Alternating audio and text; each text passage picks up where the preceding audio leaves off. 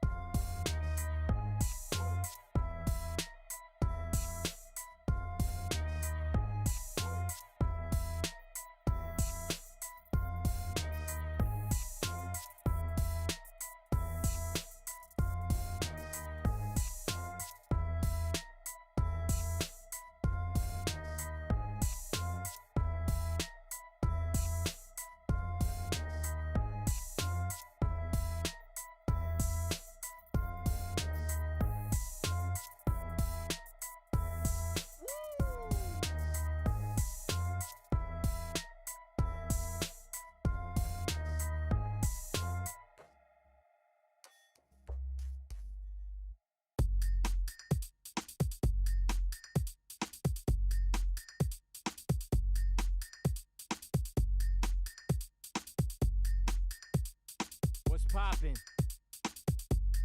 Is what it is.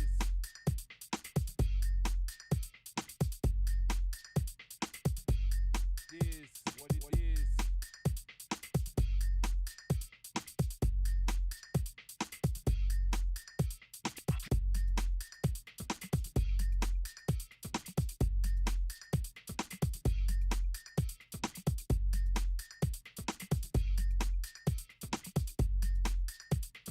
Everybody wanna be a damn MC.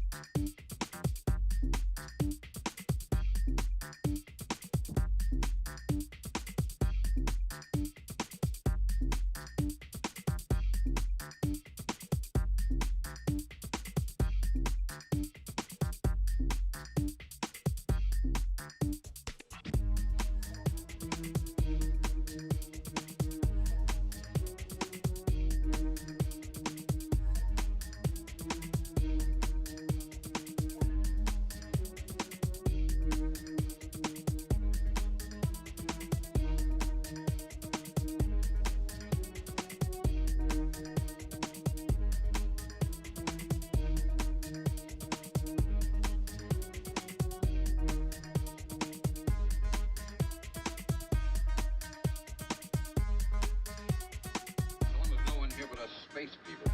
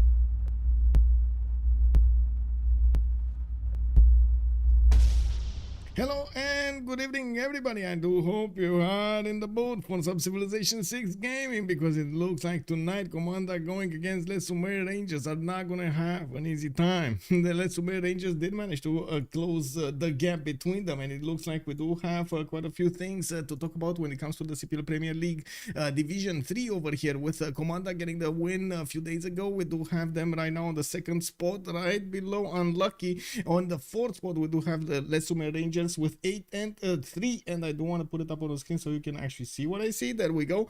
Sorry about that, it happens. 8 and 3, there we go. 8 wins, 3 losses. They do have quite a few more games to catch up to Komanda, another 2 of them, and we're gonna need to see if they do manage to close that gap considerably. I do want to say hello to everybody. Good evening, sirs, and welcome. How is everybody doing? Let me actually take a look over here on the chat screens. There we go. Helicopter Kicker, thank you so much for the sub. Kicker retained his knighthood for 14 months. And also, thank you so much, sir, for picking up that first promotion. Good evening. Yuri goes. Good evening, sir, and welcome. You can definitely check out the screen that I am watching right now, cpl.gg/CPL Premier League, and you can take a look at all of the divisions. You should have over here the brackets and the standings shown, so you can see the results in the past. Also, I do want to say hello to Shakron. Good evening, sir, and welcome. Colorado, good evening, sir, and welcome. Look, I did also notice Cleo Zin. Good Abend, mein Herr. Willkommen. I don't want to say I did leave my cat alone, so yeah, she's a little bit feisty tonight. I gotta say she's a little bit feisty. She is trying to play with stuff. It is what it is. She's not as cool as it was yesterday, as she was yesterday. Yuri goes, thank you so much for the follow, much appreciated. Yeah, we got 2 good teams here getting in, and I do have to say a lot of actually the Division 3 of CPL Premier League did show up very good skills, and I am I'm waiting to see what's going to happen until season 3. We're going to need to see who's going to advance, who's going to stay over here, and we'll have probably a bomb of a Division 2 and 1 in the next season. We do have in the active band here, I do want to say the boys have started already to go through the big pre-game band phase. They went for the map already. They are going to choose lakes for today, and we do have Scythia being banned, Hungary and Theodora being banned, and Chandra Gupta being banned over here on well, they didn't know about the map when they banned these civilizations, so they do believe over here Chandra Gupta is actually a bit too annoying in the game to let it in. That is, I should say, a bit of a surprising outcome over here. We do have Scotland also being banned in the first wave, with Gandhi, with Maya, Gol, Lotaro, and Spain taking the 6th ban over here. Well, we're going to need to see what they're going to pick. They do have 4 picks to go, and Ice Look is going to be first on the buttons. On the each team side, we do have Ice Look with Tithab, Giara, and Jofrus playing today for Les Sumer Rangers.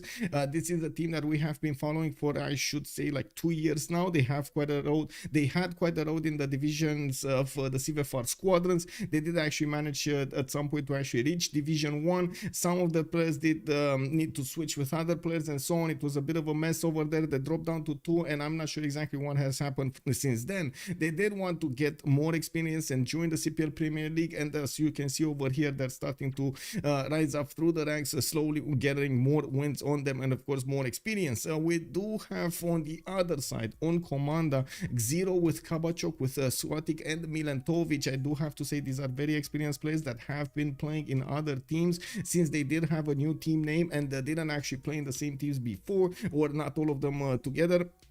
They did need to make a new one and start off from Division 3. Now they're slowly getting through the ranks over here, and as you can see, they did manage to get on the second spot in the Division 3 of CPL Premier League. Definitely a tough team to handle over here, and we do need to see if Les Sumer Rangers will be on that level also. I would actually say these teams are quite close to each other when it comes to skill, so I would imagine we need to prepare ourselves for a little bit of a longer game than usual. I would imagine usually when teams are very close in skill, they do manage to counter each other in their moves, and it's very rare that you do see them how to say, conceding quickly. We do have Isluk going for Cleopatra Ptolemy in the first in the first pick. I do have to say on the lakes map we will see some rivers, but I'm not sure if there will be that many rivers. Cleopatra is gonna get probably that spawn next to floodplains, and we're gonna need to see on each map if she does manage to get those extra bonuses from the culture points, from the resources. Miletovic going for Peter on the other side. We do have Lesumen Rangers also choosing to go Alexander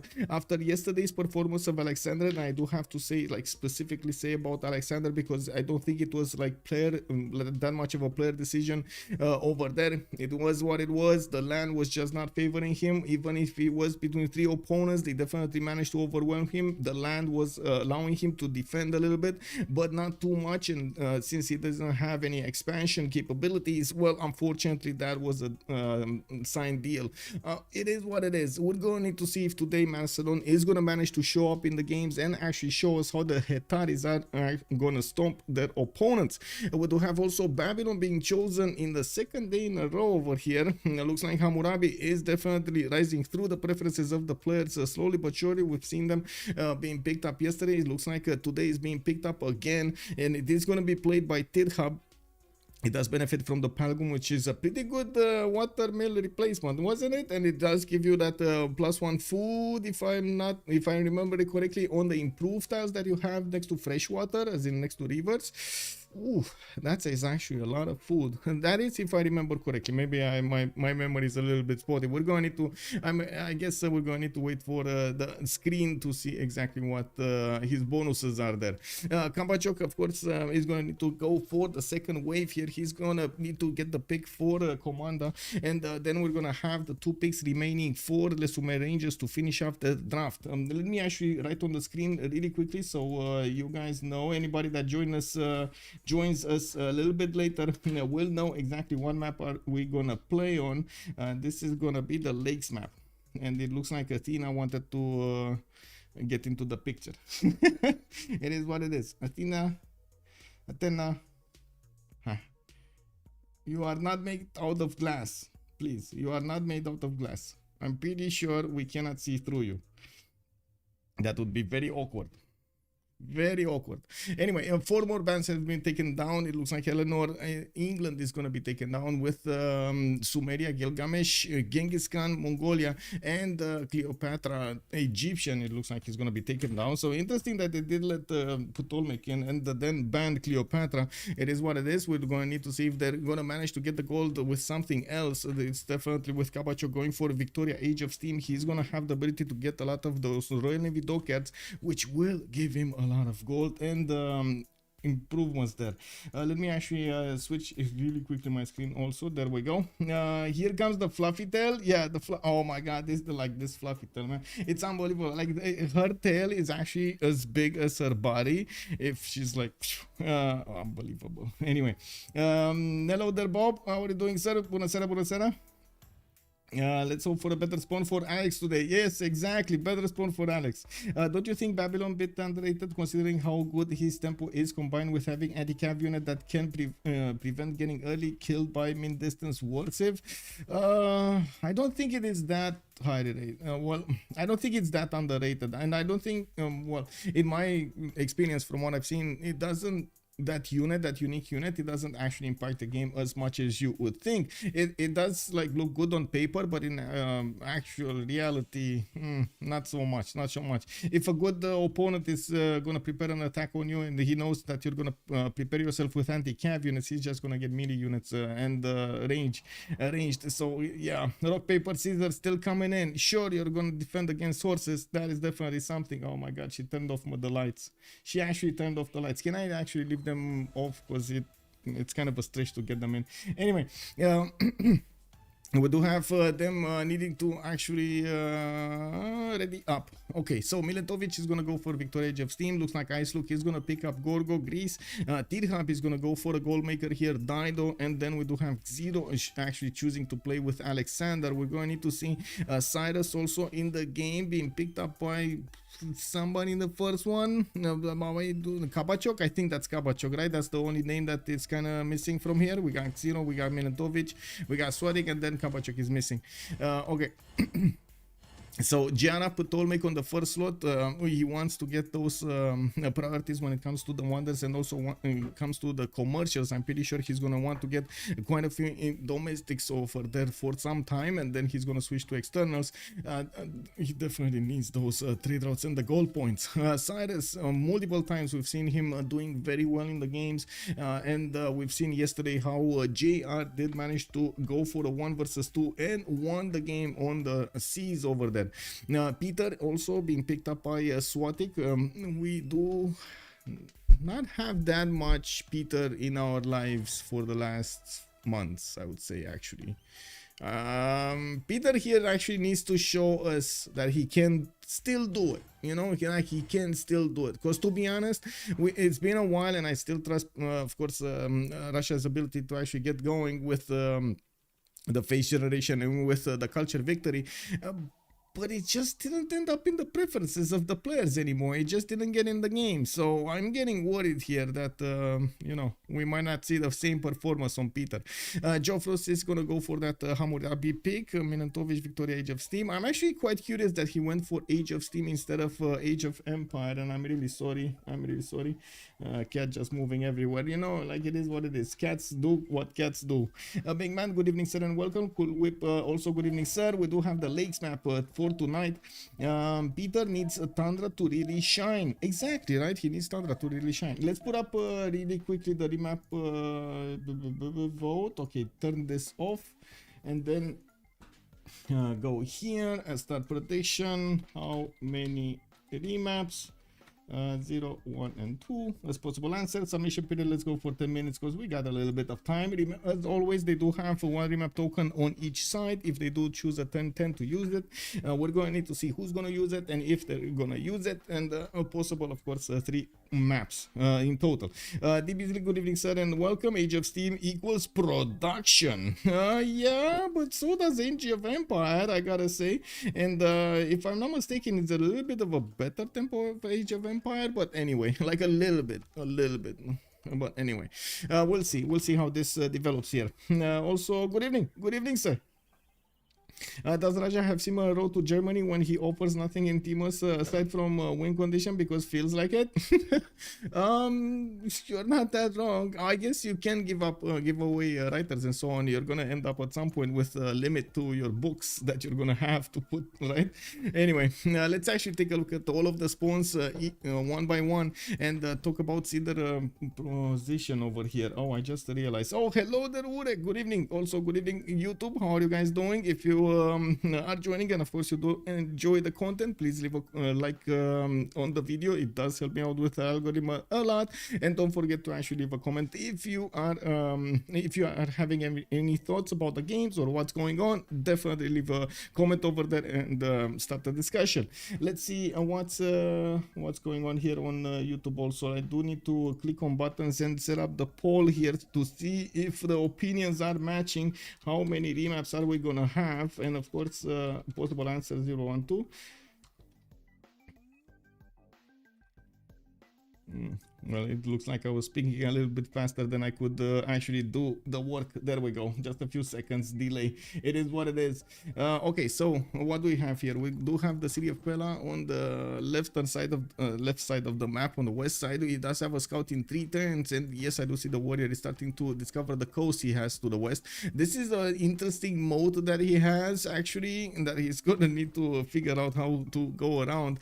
Does he have an opponent on the west? He does have over here Egypt. This is going to be Jana, and I believe they are no, they are not allies. They're not allies. Okay, it's not that bad to actually get to Jana. If you take a look over here, he can definitely go through the one tile choke and pass an army, get a trade route going, and create a road pathway for those hills to be a little bit faster to pass through. So I guess we will see some form of aggression here if there's no other opponent on the east, and it does look like he's actually gonna have an ally on the east. Oh, hello.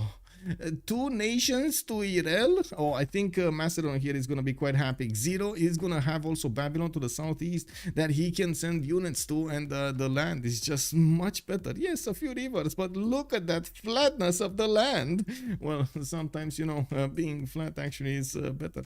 Now, we do have Pella with 3 times for a scout, and yes, I do see he's going to have a few 2-2s to work at the beginning. He's going to run out of them, though. It looks like he's only going to have a third one here on the east, and definitely needs to improve some of his tiles or keep investing in that city center to get the tiles far away. I do also notice he's going to have a possible city here next to a tobacco tile, which will give him kind of a free pantheon. He's not going to need to invest into that God King card, which definitely makes a difference. We've seen actually players in the last period more and more go for the production card instead of the faith card, not believing in the bonuses that you get back from the pantheon as much as the production that you get from working at the beginning. Well, to the southeast we do have Babylon here, and I do want to double check those bonuses on the Palgum if I do remember correctly, but I really hope I do remember correctly. It's 1 housing, 2 production farms, gain +1 production, and freshwater improved tiles receive +1 food. There we go, that's what I was missing. So you do get some extra production also on from the Palgum, which is amazing, and also the farms will get an extra production point, which does make your city incentivized to do those farm triangles. I do have to say it's not always good to do the farms. You are basically building med packs for your opponent to feast upon when he's actually taking your city, so you gotta be careful with that. You gotta be careful and ready to protect those tiles when the time comes. Now, why don't we see East versus West games? Sometimes we do, sometimes we don't. I guess it is what it is. We did try at some point to have a dedicated section of East versus West games, if I remember this right, on CCCs in the Clan Championship Cup. I think it was in the 9th one or the 10th one edition, and the players still like the randomness. And this is something that it's quite it's something to pride with, I would say, to be proud of, I should say, of the adaptability of that you have on each map, according to the civilization, according to the situation, according to your bonuses, and so on and so forth. Now we do have Jofros getting also his scout in the south. So it looks like he is gonna end up in the tundra. He's not gonna be happy about it. Well, I'm pretty sure they're gonna start pinning the map, and they will see where they are according to the north and the south pole. We do have Milatovic also with the city of London getting the scout out in 2 turns. He's gonna have 2 iron tiles to the northeast, and I do see a few amber tiles and dice tiles to the south. Not really amazing because he does need to invest quite a bit of gold into them, and I'm pretty sure he's not going to be happy about it. Could settle quite a few cities on this inland sea to the northwest, even though I do see 1, 2, 3, oh yeah, 3, 4 with fresh water. Not that bad to actually get the fresh water in all the cities and benefit from them. I do have to say this is kind of a weak city, if not for the bonus of Age of Steam to get that extra production on the strategic resource tiles. He's gonna get those sources in as soon as possible improved to benefit from a good amount of production in that city center. Passagarde immediately getting dice tiles faith per turn, and he does have some gold from the truffles. I do notice he's getting his scout out and starting to go to the east and to the west, since his warrior went first to the north. He's also gonna have a +3 campus directly in the capital, which I gotta say he's probably gonna put before he discovers the maze tile, which is a +6, but it is quite expensive. It is 3 tiles out, and he does not see this. If you take a look at the vision, he should not have the vision over that 1 tile in between the mountains.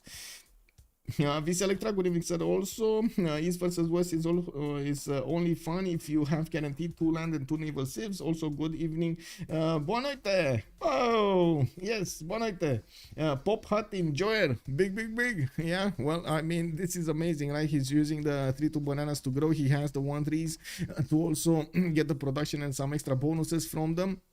He's gonna have good extra cities in the other place, and I do notice 3 truffle tiles are actually quite close to each other here. 4, 5 truffle tiles, 6, 7. Is this gonna be Goddess of the Hunt here for Persia? It might be. We're going to need to see what he's gonna choose as a bonus here.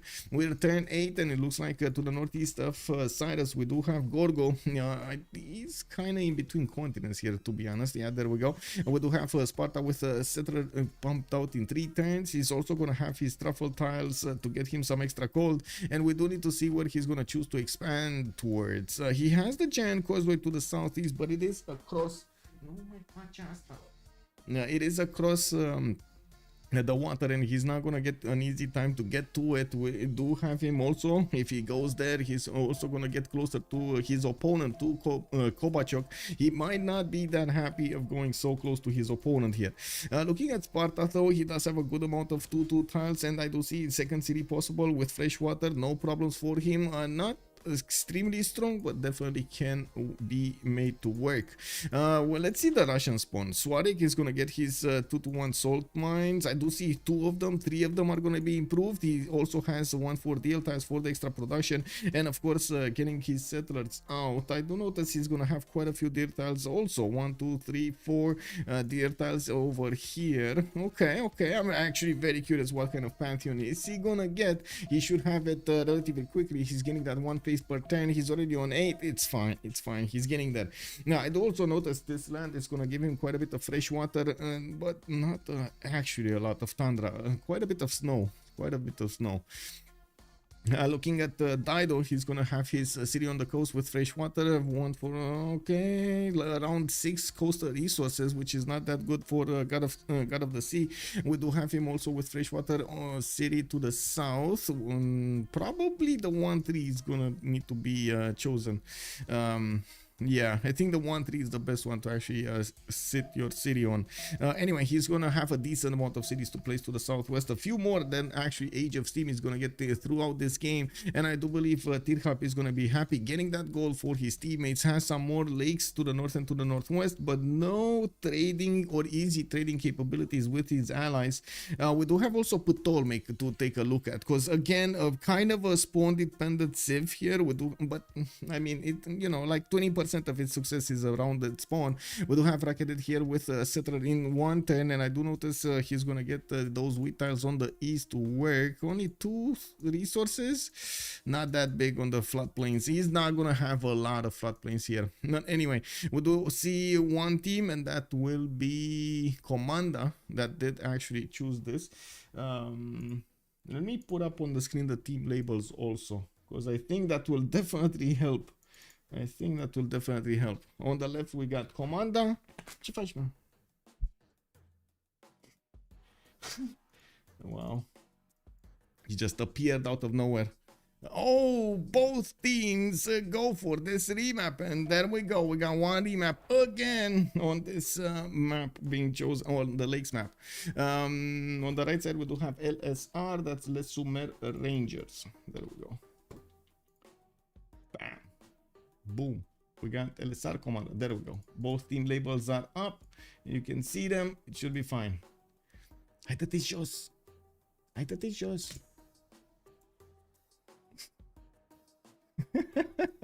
Dă-te mă jos. She sees me talking to that and she, oh my god. Anyway. Let's go. 100% is because Russia forgot BCY settings and had a 2-1-1 base. Kick W, right? Yeah, there we go. Okay, she jumped, but she jumped all over the place. It is what it is. Wait, like this. I think like this. Yeah, should be fine. Technical difficulties. Please stand by. Yes. Very energetic cat. Anyway, Russia will double down on Tundra and go for Dance of the Aurora. I'm actually quite curious about that. I would actually be quite interested to see exactly how Dance of the Aurora is going to perform. We've seen a lot of the players actually stay away from Dance of the Aurora for quite a bit of time, especially since you only get those adjacency points on your holy sites from flat tundra tiles, not all of the tiles. So I think we can actually finish the prediction right now and the poll. So because we do have our answer, it will be 1 single remap on the lakes map, and we do have any other. So it looks like actually again, you know, YouTube was on point on this. I gotta say, I'm very proud of you. We got 6 voters over here with 67%. There we go on the 1. You nailed it. I do also want to finish really quickly the one on Twitch, clicking on buttons over here to finish, choose outcome, it will be 1, and there we go, getting the points rolling. Big man and big game, good evening son. I think that's something that is Russia's least picked pantheon. Russia plays better outside the tundra. Yeah, we've seen actually quite a few games in which he did perform better outside the tundra. I do want to see where Russia is, to be honest. Like, this is a bit I would say nagging me behind my ears. Where is Russia? Oh, I see Russia. St. Petersburg with the fresh water from a fish tile. No more rivers this time. He has the Great Barrier Reef to the northeast. A decent amount of tundra, to be honest. And a decent amount of fresh water. But he's going to need to go with harbors instead of commercials here. I do not, so that's not, to be honest, that's not that bad. Don't get me wrong, it's fine. We do have him with also a few resources in the water to get some extra food, which is again quite good. 3 fish tiles in the capital of St. Petersburg with another fish tile here on the right side. He's going to have a big capital here and he's going to be happy with it. 131 also. Silk tile is right next to the capital for that, with that extra production and culture, and we don't notice him going for the scout on team 3. Definitely not a bad spawn here. I would say he's going to need to go east first. I don't really like this west. It seems kind of flat to me, and this is the opposite of how good the flatness was earlier. This is not good flat. This is bad flat, you know. Great Barrier Reef northeast. Yes, exactly. He has this one as well. This is going to make for a good campus, and also he's going to get some nice yields from those tiles. Let's actually take a quick pick on the civilizations one by one. It's going to be a bit longer than a quick pick because we do need to talk a little bit about their options, and of course we do need to talk a little bit about the strategic availability. And we do have Sparta with scouting 2 turns. He's going to get his warrior to scout the south, and I do notice he's going to get his horses right smack in the capital. He has some amber tiles, but in the water, a pretty good harbor if he actually wants to go for harbors instead of commercials, even though I kind of doubt it. We do have him with a decent amount of lakes if he does want to go there. Has quite easy to benefit from in the south, getting those extra culture points and gold points, not to mention era score will also be quite valuable. I do notice he's also going to have a pretty good city next to the banana if he wants to puddle jump some cities here towards Paititi. Nobody's going to contest him there. There's nobody that could actually put a city on Paititi, so he's going to be happy with it. I do notice Milentovic is going to be to his west side, and this is not going to be that good. They're not going to get, of course, the opponents, they're not going to get to trade through this. I do believe London is going to be happy just to block this choke over here, the 3 tile choke. That is how to say to the east of the mountains, southeast of the mountains, and keep on spamming cities on the western front. He does have actually a bit of a problem on the other side. No, that's fine actually. That's Cyrus, that's his ally. He doesn't have an issue settling cities on the west. He's going to be protected. We do have also Ice Loop with a bit better land. If we're talking about his like north and south and east, and not that amazing going to the west side. So I would imagine he's going to be incentivized because of the mountains to settle quite a few cities to the north, to the east, and to the south, kind of ignoring expanding to the west side for some time now. We've seen some rushes being done with horses and so on at some point. Maybe that is going to be an option for Milentovic. I don't want to take that out of the scenarios because we've seen some players really go for it, and I do have to mention England has a little bit of a weak spot, especially because it goes celestial navigation. That will slow him down to get to a horse technology, to like horseback riding, to actually get some useful units out. So it is all up to Icelook to actually gather, judge if he can actually pull off an attack quickly against Milentovic to catch him in that window of opportunity. 3-2 bananas will expand England, not bad. Macedon in range of Dido. Yeah. Let me keep going because you're getting ahead of me. We got Babylon here with his scouts getting out. I do notice he's also getting a settler in 5. He has both of his strategic resources in the capital and a decent amount of fresh water everywhere. These rivers are going to span from the west to the east to the southwest.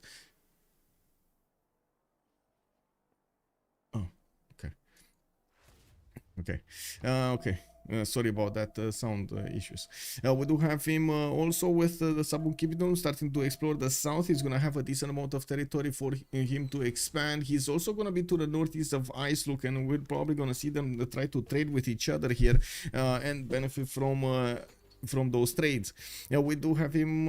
I guess we're gonna come to talk about him a little bit later, because to be honest, this is a pretty good spawn. There's not that much that I could say bad about it, and I'm pretty sure we're gonna see him for the most part of the game being just casually simming away, because he doesn't have any opponent. Like he does have to the southeast, for example, Jara. That's gonna be another ally. Northeast is gonna be Russia, but it's back behind Mogadishu over here, and you can see there is quite a bit of distance between them. The water is gonna be prohibitive from actually getting units there for some time, and I would imagine Russia is gonna get some cities, but as you can see, the quality not pretty good here.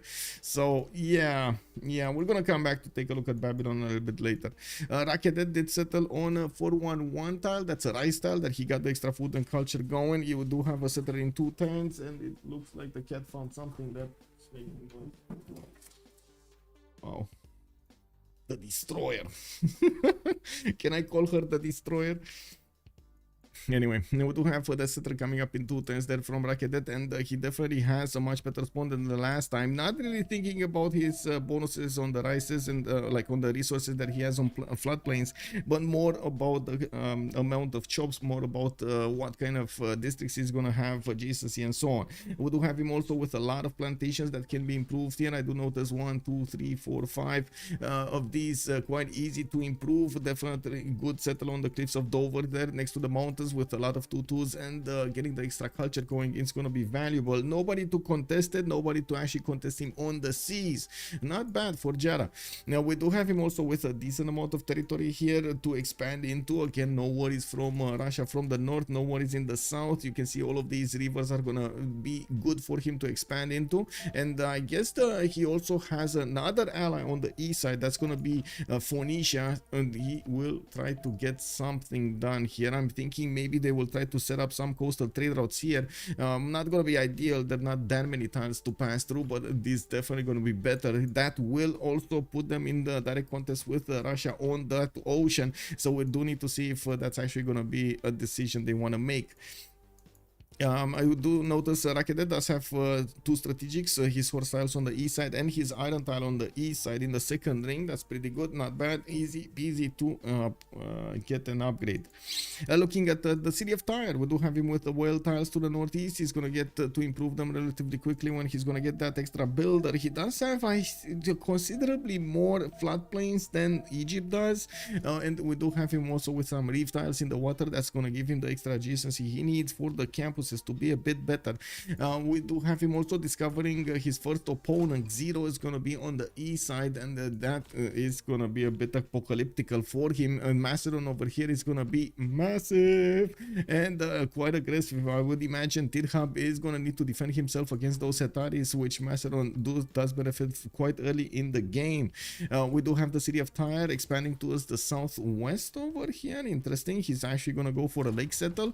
I would have imagined he's going to want to get this settle over here or this one. Does he not see this to the north? Maybe he doesn't see this. No, he does. Okay, he does. Anyway, now we do have him with another settler in production in 7 turns, and I do notice his horse tile is quite expensive to the southeast in the 3rd ring. Maybe he does actually want to get a little bit closer to that horse tile so he can get the strategic resources strategic resource improved at the correct moment in time.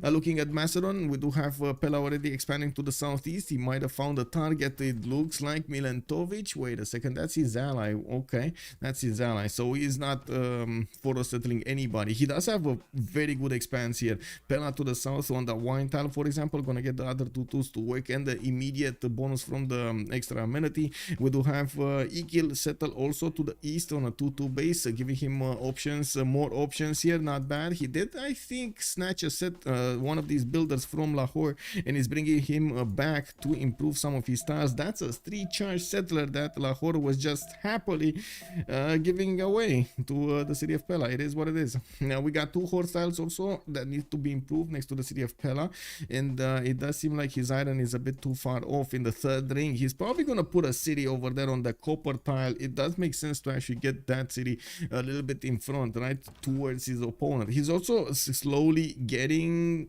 to see the tiles of Phoenicia and where, of course, Phoenicia is gonna go.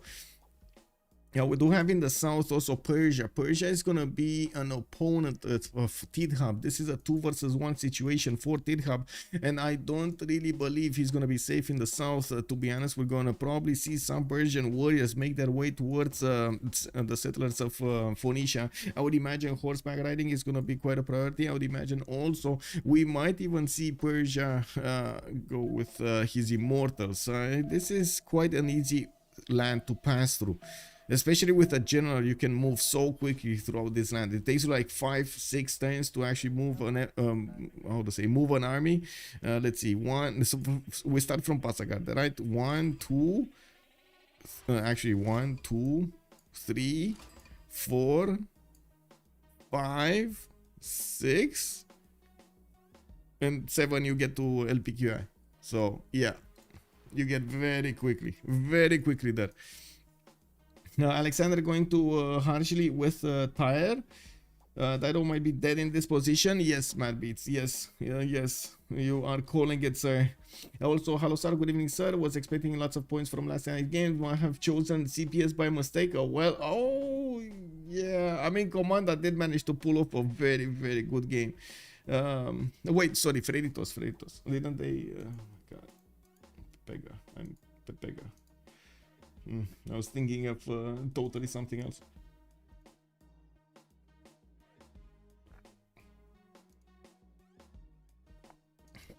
Okay.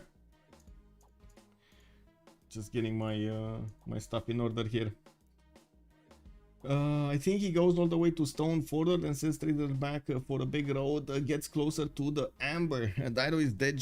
So you're talking about the Amber tile here? Which Amber tile? Or which civilization actually? This, Russia? Maybe? Anyway. Yeah, Macedon Photo Settle. Oh, the Macedon Photo Settle. Okay.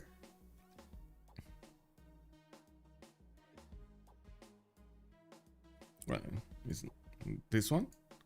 Oh, you mean this one to get as close to the Amber tile. Okay, but you can put 2 cities, right? You can get one on the copper and one a little bit closer there if you really want to. But yeah, you're right. If he does get one and gets the road, it will be amazing for the Hetaris to pass through, or even Hypastis could actually make appearance here. I don't really believe in the Hypastis. They're not really fast on their feet. Let's call them like that. Cyrus is gonna also be hit by some floods here in the city of Passagarde. We do have the first trader joining the fight here from Gordian to Passagarde, and the third settler just popped out of that city center. We will probably see him choose a destination here relatively soon. I would imagine he's considering going to the west side here, and probably that's why he had a scout in his city. We did have him discovering, well, LPQI did settle. That's his opponents and neighbors' second city. While there is a scout from Tirhab moving through the forest, he might actually catch that settler unescorted. We're going to see if Kabacho here is going to be on point with this. He has his extra culture from that sill tile to the southwest. He also has a geothermal fissure in the south of the city of Passagarde, giving him options to actually get the very good campuses. That's a +4 on the Niter tile or on the 2-2 forest between those geothermal fissures, and of course that reef tile. We do have him going for the monuments for the extra culture, so he discovers his next tier governments pretty quickly, gets to get his government plaza improved with a building quickly, so he gets over it. He gets the bonus quickly. I do have him choosing a destination. This is I guess a much more defensive posture here from Kabacho. He's going to want to put a city to the southeast. I would imagine it's either the stone tile or that cattle tile that he's going to want to settle, and we do need to see what kind of setup is he going to go for. Since Zero is already going for bronze working, we do have Oleg going for currency, wants to get his commercials first instead of some kind of war units against his opponent here. Okay, I mean, yeah, we will see. Yeah, we do have a horse tile in the second ring on the left side of Passagarde, and I do notice his iron is in the third ring. It's a bit too far off from that city center to, how to say, get to easily improve it. We do have to take a look also Manchester and London. What are they doing? Looks like Greece did figure out what Milentovic is up to. He's sending a settler towards him, and I do notice Ice Look here is trying to block him from actually settling that river right in his face. We do have Ice Look. There we go with a second scout coming from the east side, while Milentovic is bringing a warrior with the settler. He wants to escort it. He definitely wants that place.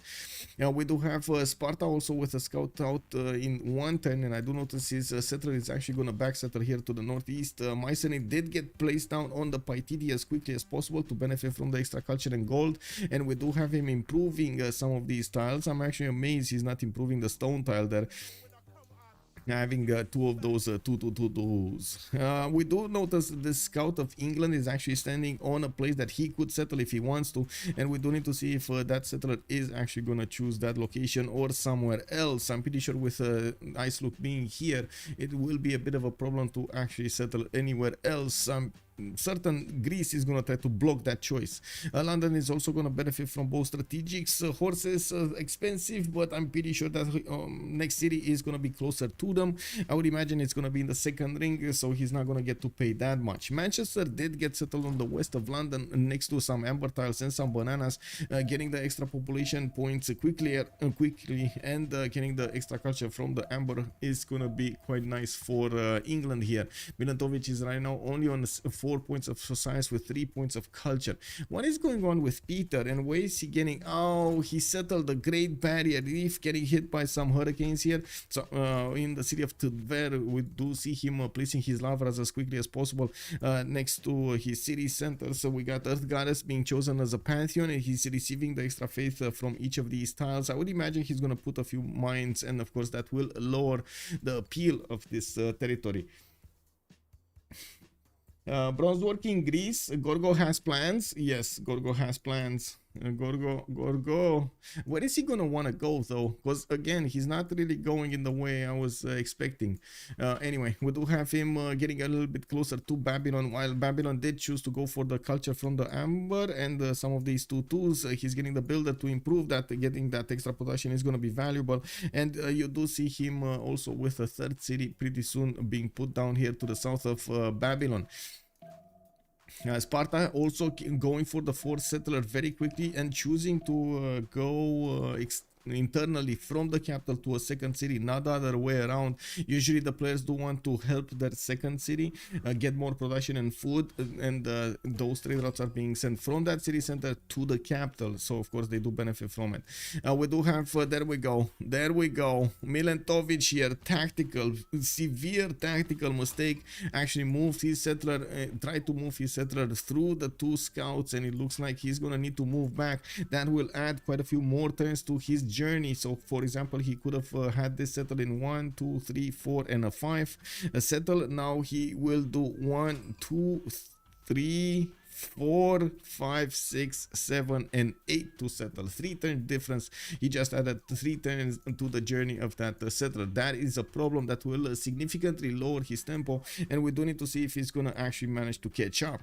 Looks like Macedon is photo settling his opponent here, Dido, to the west as fast as he can. We do have his settler moving, and he might actually get the settler on the stone. Is that what he's choosing, the stone or the hill? Which is it? The stone or the hill? Also 2 encampment setup here. We do have Zero getting his monuments, and I would imagine he's gonna want to get his Basilico Epeids as quickly as possible. I would also imagine we're gonna see quite a bit of an army here from Zero. Oh, he is actually going okay, so Phoenicia, Tirhab, third settler to the north, getting slingers. Also LPQI starting to get the traders. Didn't activate it yet though. Hello. Fluffy. Yeah, looks like Phoenicia scout is getting attacked here by 2 of these Persian scouts, and well, that's not looking great. Tirhab is desperately trying to keep that scout alive. Hey, please don't push buttons. Don't push buttons. Hey. Here comes the destroyer. Yes, the cat is definitely photo settling me. Oh my god, she has no patience, man, no patience. It is what it is. Anyway, Magnus internals here for Kabachok. We do have God of War and Plunder as a pantheon being chosen, and I do notice he's getting some more builders to improve his territory. I don't really see him on a warpath though, so I would imagine it's going to be all up to Macedon to try to get the war going against his opponent here, while I guess on the east side he's not going to get to do anything about this. We do have also Milentovic. There we go, sending that. You know what I'm actually a bit surprised about? How Milentovic actually kept on escorting that settler with the warrior instead of keeping the warrior on the horse style and getting another unit in. I'm pretty sure these scouts of Greece cannot get into the lake and actually get the settler, so yeah. They couldn't have gotten there. Anyway, it is what it is. We do have also a scout from England getting to the borders of Sparta. Magnus in 3 turns is going to get in there, and well, I guess this trader is going to need to be flipped to benefit from some Magnus points. That's not going to help that much unless you take into account the extra production that you're going to yields that you're going to get from the chops. Solpor 123 has joined the round table. Thank you so much, Solpo123. Much appreciated for the follow. I was just reading through this. Bob makes cool pace. The cat, it helped Michael. Oh, yeah. I mean, to be honest, it does keep me up at night. She is, well, she's getting very annoying when she wants to. What wonder was built? That's a very good question. I'm not sure if it was built or it is in the build queues. We did have Lavras being put down here. No.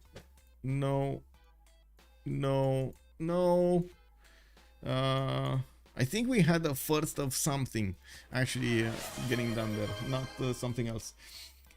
George Truman just got a sub, anonymous gifter. Thank you so much for the gift, much appreciated. Also Rafifi, bonsoir monsieur, bienvenue. Lakes and still no potato. Yeah, no potato. No Wilhelmina. Bonsoir monsieur, bienvenue. Yeah, Bartolomeo, the cat is photo settling me. Yes. Hey, Musra, starting off the choo-choo. We got a hard train going. Good evening. Thank you so much, Musra. Thank good evening, sir. Etemenanki with Cleopatra. Let's actually take a look here. Etemenanki, yeah, it was built. Yeah, you're right. You are correct. It looks like also he's putting down Stonehenge from the city of Ces. He did get the Lady of the Reeds and Marshes, and I do notice he has 1 and a 2 and a 3 and a 4 and a 5 and a 6 and a 7 and an 8 and a 9th and a 10th. That's it. 10 tiles. Okay, maybe he has somewhere else. Not really, but at least Temeraki is going to give him some points on the marsh tiles also. And yes, he has some extra marsh tiles over here in the south. I do notice to the west of him, let's actually see, Jara did discover the cliffs of Dover, and we're going to need to see if that settler is going to go there. We do have him also placing down the first holy site. Wow. Well, I guess he does want to get Stonehenge religion with a holy site from Rakedet. That city of Rakedet is going to be quite high in population. He can afford to put a holy site. You know, it's fine. He worked so hard for that at Temenanki. He can afford to do something for himself. Get a holy site, right? A place of worship. Now we do have also to take a look at all of the other pantheons, with God of Craftsman being chosen by Ice. Look, getting that 4th settler is gonna be hard to actually put down somewhere. He does need to escort it with a unit, and well, he did have his 2 scouts in the 4th settle of England here, well, in the vicinity of England, I would say. And we do need to see if he's gonna manage to get those builders to work, and if he will buy a unit from Sparta. Otherwise, he's gonna need to delay the journey of the settler towards his location of a new city. Now we do have to take a look also here. A religious settlement chosen by Babylon. He knows he's gonna have all of this territory for himself, and he does need to place as many cities as possible. I would imagine we're probably gonna end up with a 10-12 city Babylon here, and we do have him getting his pilgrims from the southwest. Not to mention his Magnus is establishing in the city of Babylon. He did choose to work the trade route from his 2nd city to the capital there, not the other way around. Now we do need to see also how quickly he's gonna get to improve and get to the 4th and the 5th city, because yes, Babylon is getting around the settler in 1 turn, but that's only 4th city. Russia did get a religion, the 1st religion. Okay, feed the world for the extra food he's gonna get for the shrines and his temples. We do have raid ministry for the holy sites or 3 other squares districts, getting +2 faith or +2 culture respectively. Well, it is kind of a I will say a go-to religion here for Russia. We do have him getting his builders out and building up his faith per turn. He's already on 29. This is a very good number going into the first turn, especially since he has been banking on this number for quite some time now. The wonder to north of Babylon. Wonder to the north of Babylon. Which wonder? Am I missing something? Hey.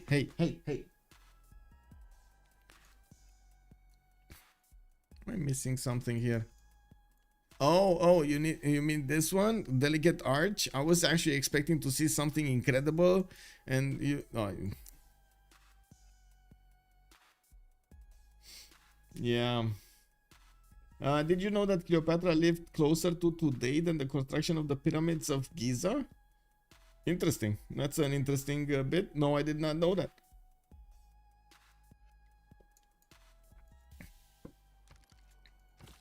Okay, fourth city also from Babylon going to the northeast. There is a Russian scout just waiting over there to stop him from doing that much. Stonehenge in 3 turns. Like they're gonna get that whole set in 2, and the settler is gonna actually bypass the cliffs of Dover. He doesn't want to go there yet. He is gonna go to the southwest and get settled on the river, and desperately wanting that fresh water. We do have Greece also back settling over here with his next settler, because he did have the scout of England also. Wait, is England? Yeah, the scout of England next to him. He was a little bit uncomfortable, and as you can see, he did get back his scout so he can try to defend himself, especially that builder that he has coming out of Sparta. There's a trader coming from Mycenae, and as you can see, the scout is trying to figure it out. After he's gonna pass through the forest, he's gonna see the princess, and he's gonna snatch it. We got Ice Look also needing to improve his strategic resources. He's gonna have the opportunity right now to get that horse style here to the west of Sparta improved. Well,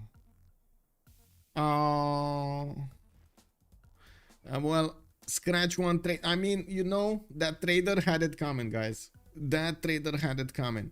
He was so confused. Instead of actually going the correct way, he was going the opposite way. You know, like that's a big no-no. That's a big no-no. You gotta stay on the right side of the street, not on the left side on the street. The right side on the street. You go for it. Well, unless you're in UK, when they kind of want to be different.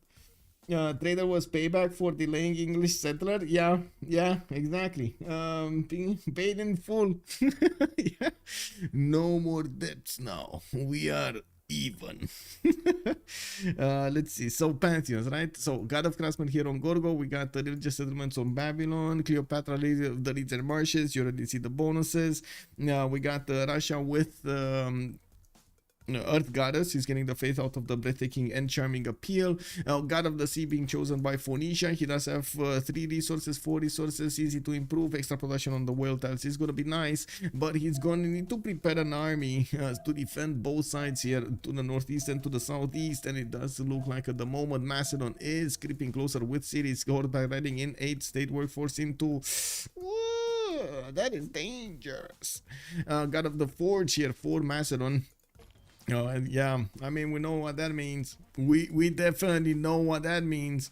We got a trader coming from iGuy, and that will connect the cities to the capital and the main cities over here, Pella and Methone. I would imagine that is exactly the pathway those horses, those Setaris, are gonna use to get onto the front line. Looking at Persia, he did go for God of War and Plunder, getting the extra points for merchants, for the generals, for the admirals. We will have him placing down his commercials, 3 of them, and I do notice he's starting to chop a few of his tiles and improve the others, getting his plantations quickly improved so he can manage to get some extra happiness here in his cities. We do have him not going under.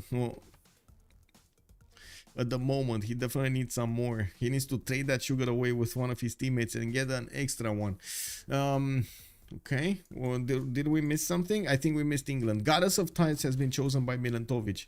He doesn't have a lot of resources on the coast, and since he is kind of being blocked by Ice Look here to keep on settling the south, you can see it will take him quite a bit of time to get the 4th city in place. We got Royal Nevidokas coming out from his cities. He's gonna get the production of gold rolling, and we do have him getting his monuments for that extra culture, benefiting also from the amber tiles and and Goddess of the Hunt is helping Milantovic here keep up with the necessary culture he needs.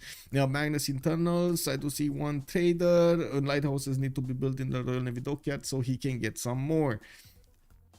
Is it fleet first? Because that can help Dido. Let's see. It's not fleet first, it's the quadrim one. Well, I guess that quadrim one is gonna help him out more. It's gonna help him also, but not enough. I don't think it's gonna be enough.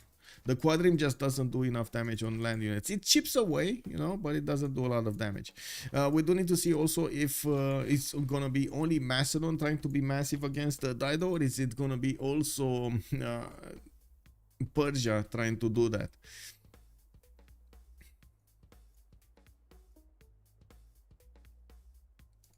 And let's take a look at the city-states. We got Armagh as the faith city-state in the game, religious bonuses. Lahore as the only one for military bonuses, and of course you do get the extra production towards units.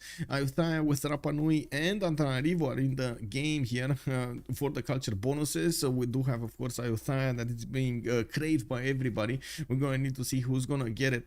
Mitla, Taruga, Fez and Bologna will be providing the science bonuses. This is going to be quite a science-rich environment with so many of these science city-states appearing here. I'm pretty sure we will probably gonna see a split of 2 and 2 on each side. If anybody gets an advantage on those city-states, that is gonna be a problem. There are so many points of science that you can get with those extra bonuses. Now we do have another religion being chosen by Giara, and I would imagine it's going to be sacred places with divine inspiration, so he gets the extra science, culture, gold, and faith for each of the city following the religion that has a world wonder, while he's also going to get the +6 faith from each wonder. He already has 2. I'm pretty sure he's going to get the 3rd one here, Hanging Gardens in the city of Abydos. The cat actually slowed down. She's sitting in her chair right now. Yes, we're talking about you. Yes, yes, I'm talking about you. Yes. And she's actually about to sleep. Unbelievable. Unbelievable. Anyway. Wow. 2 of the blue CS are below Gorgo, almost pocket, but Persia should find them eventually. This is going to be interesting if we're going to have any pocket CSs. We do have England being pushed into the southeast, so I would imagine he's at least going to find out Mitla. If they ever choose Mitla, they're probably going to find out about Taruga. I'm pretty sure these city-states have met. Now we do have also Ice Look having a lot of these horses to improve in the city of Mycenae. 1, 2, 3, 4 horse tiles, and of course with God of Krasmer he's gonna get an extra production point and faith point on each of those resources. Going for the Acropolises, he did settle the city of Athens to the north, and I would imagine he might actually try to put his Government Plaza in between these cities. We're going to need to see if he's gonna chop that stone tile to put it there. Talk about Jin screen, Jin Chin stuff right there. The cat has slowed down. Yeah, exactly. I mean, you know, there was a change in the matrix, guys. It glitched out, you know. Oh my god, I had an experience a few days ago with a friend of mine playing Escape from Tarkov. We were trying to get out of a raid, and the server was so laggy that no information was being sent. So we just ended up every few seconds, like we were running, and every few seconds we were being reset back to our original position when we started running. And this happened for like 15 minutes straight. Oh my god, I did actually get the footage, so I'm gonna put it up at some point on YouTube over there to make a few fun points of what we did encounter with the game, because yeah, it's still early access and it's still kind of like some things are kind of stupid in them, but it is quite a challenging game, and of course that is something good. That Dover city is bad, no tiles to work. Ave Machiavelli saying, why are you running? Exactly. And did you see the black cat? Yes, I saw the black cat. We saw it so many times. I've been watching Lyric play Tarkov, and to be honest, this reset the server seems rather stable. Yes, Redmire, actually, across the board, they did so many improvements. I was thinking of actually doing an update video about it, because definitely feels like so many differences between this wipe and the previous wipe. We do have to take a look what kind of bonuses they're gonna pick next. I would imagine everybody's gonna get the golden. Yeah, everybody's getting the golden. They're fine. They're fine. We got quite a few slingers prepared here by T-Hub to upgrade into archers, and as you can see, he's getting his government plots out Magnus internals here for the city of Tyre, while Macedon is gonna need to prepare his Basilico Pates and getting his units out. We do have him keeping that copper settle. You can see he's right now gaining it. The city of Aigai is gonna get the amber tile to get some extra culture and the food from the bananas, while it's gonna take him a while to get the encampment finished. We do have the builders getting out from Pella and Methon. This will help him chop some hectares if he needs to. He did build, I believe, in only one city. This Methon city did build the Basilico Pates, did not finish it in the city of Pella. He should have more than enough horses per turn with 3 tiles improved to keep on getting them. If I do believe, wait, hectares do require horses, right? Hectares. Yes, they do require horses. Okay, Moksha is established in the city of Methon, and we do have him soon getting the 4th city. Okay, so Zero did choose to go for Exodus of the Evangelist, which is going to give him more horses, more item per turn, and 15% production towards military units. Unit maintenance is reduced by 1 gold, and you do get the +1 production, +1 culture for encampment and their buildings. I do want to point out the Hetari over here has a base cost of 100 production, and if you do take a look at the horseback riding, which is gonna give you the horse, the horse is 80 production, so Hetari is a little bit it's 25% more in production. In terms of production, you do need the help of all of the buildings and all of these dedications to get faster units out. This will actually make Macedon a beast. This will make Macedon a beast. I want to see how many horses he's going to keep on pumping out. And of course, with his encampments, the culture, the gold, he should be able to do a significant amount of damage against Phoenicia. He's close enough to apply that military power and keep on applying the military power. New 58 retained his knighthood for 26 months. Smiley face. Hello, New 58. How are you doing, sir? Good evening, good evening. Welcome. With Exodus, big game, 5 pop city with a Magnus trader can, more production but less horses. A wait, Alex looks to want revenge for yesterday. Yes, he does. He does. You can settle the city of Helms did near the cliffs of Dover. Let me see. What are those cliffs of Dover? What do you mean no tiles to work? Look at the tiles to work. He has 1, 2, 3, 4, 5, 6, 7 tiles to work. It's fine. Woo! New 58. Thank you so much for the 2 gifts. We got Hollows 42 and we got Floor Nick. Welcome, sirs. Thank you, sir. Thank you. Getting me closer to that sub. Much appreciated. Okay, so let me take a quick peek here. Keep on watching. Victoria, Penbrush and Voice Goldenish, 3 cities. Goddess of the Hunt, 4th city going to the south. It looks like, yeah, that river over here might be the last one to go for. And we do have Ultra giving 100 biddies. Much appreciated, sir. Thank you. Alex should be banned after Exodus. Alex Dogus, I hate Alex. Did you think is definitely like do you have some PTSD with Alex? I'm so sorry. And yes, Alex can actually have that effect. Yes, I totally can understand, relate. Yeah, very bad memories, very bad. Anyway, we do have Milatovic here with another settler in 3 turns, and yes, he did choose to go for the Penbash and Voice Golden Age. He's gonna need to get an army out to defend himself at some point against Greece, while Greece is getting his sister hall right next to him. Swatting, Monumentality Golden Age, getting now his settlers out of his cities. He is choosing to go for a sister hall quickly, and he of course bought immediately the builders whenever he did activate his Monumentality. He's on 14 science and 18 culture with 327 faith right now in his bank. You can imagine he's going to be quite happy getting the extra builders from Ancestral Hall, while he can build hard build or buy with faith some more settlers to keep on expanding. He's also starting to get his what is this? What did he put down? Oracle. He put down Oracle from the city of Tver, where he also has Governor Pingala already deployed. I would imagine he's going to want to get those double points as quickly as double points. Double points. Yeah, as quickly as possible. Now we do want to take a look at Cyrus also with its 3 cities. He's getting the 4th one to the west side, and I do notice he is building his 5th one from the city of Gordian, where also Moksha is getting established. Hamatana is going to build the 6th one. While he does have an extra district slot, he did not choose to put one extra district down. He has campuses being deployed from Gordian towards Pasagarde, while his government plaza is going to give some bonuses. It will only make it a +2. We do need to see if he's going to manage to add some more to that. Well, I really hope actually he did not squander this. Yeah, he didn't. Okay, Gordian is the one with the campus, and Pasagarde needs to get the campus here, but it also requires the 7th population point for that extra district.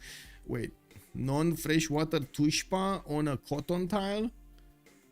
Oh my god, this feels... I think, guys, I think Kabachok got to train a little bit with middle student. It seems like middle student is starting to rub a little bit on Kabachok here. Is that true? Do we have anybody that knows a little bit of information? Because this feels like 100% what middle student would do. This was actually a pun at some point like 2 years ago. The middle student way, you know? Very sus, yes, very sus. Why is it Tushpa there instead of the coast? That's a very good question, Admire. That is a very good question. Oh my god. Anyway, I guess we're going to need to see if he's going to manage to counterbalance that lack of housing over there. As you can see, Tushpa is not growing. It only has a maximum of 2 pop because it has 2 housing. That's it. It needs to get the greenery. He needs to get more improvements there to get more housing and keep that city growing. Now we'll see how Russia's pop looks like. Yeah. We got another settler actually coming out from Pasagarde, which will come out and lower the population. Actually, wait, did he get the promotion? I think he actually got the promotion, right? So the settler staying in the city gained the +1 movement. Yeah, and the provision do not cost a population point. I think so. I think he got it. Anyway, now let's go further. We got Tirhab here with 10 science and 20 culture. He's preparing for the upcoming war against Macedon with a lot of slingers. He's also going to need to get the highest strength units. You do see the spearmen, which are of course anti-cav units, are starting to come out from LPQI. He's also getting his encampment training project going in, so he can get a general, while Macedon did a project here. He's gonna need to pick up Buriga quite quickly. He didn't manage to actually get second one.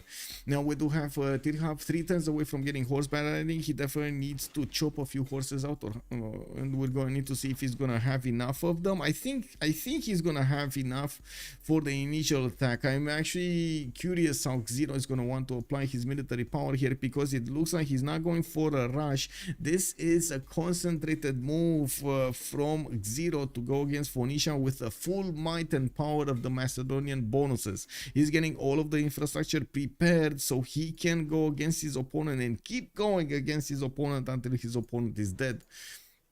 We got Ice Look with a Penbash Voice Golden Age, and it seems like Ice Look here is getting his corporations going from multiple cities already with the 7th population point in the city of Sparta. While he has some amazing cities in the south, you do see the settler is in danger right now. We do have a settler that still needs to move, and that will reveal him to Milentovic's scout. Is this... Yeah. Now that's some quick moves right there, man. That's some 360 no scopes.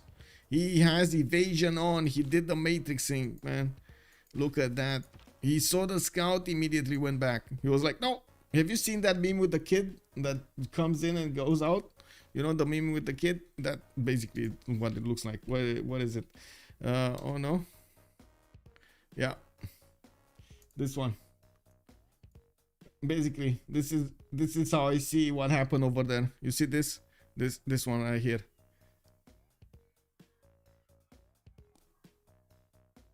Yeah. Like the scene from Monty Python and the Holy Grail. Bravely run away. Yeah. All triangle. Good evening, sir. SF 613. Tirhab getting kind of greedy to go for 6 cities with Macedon this close.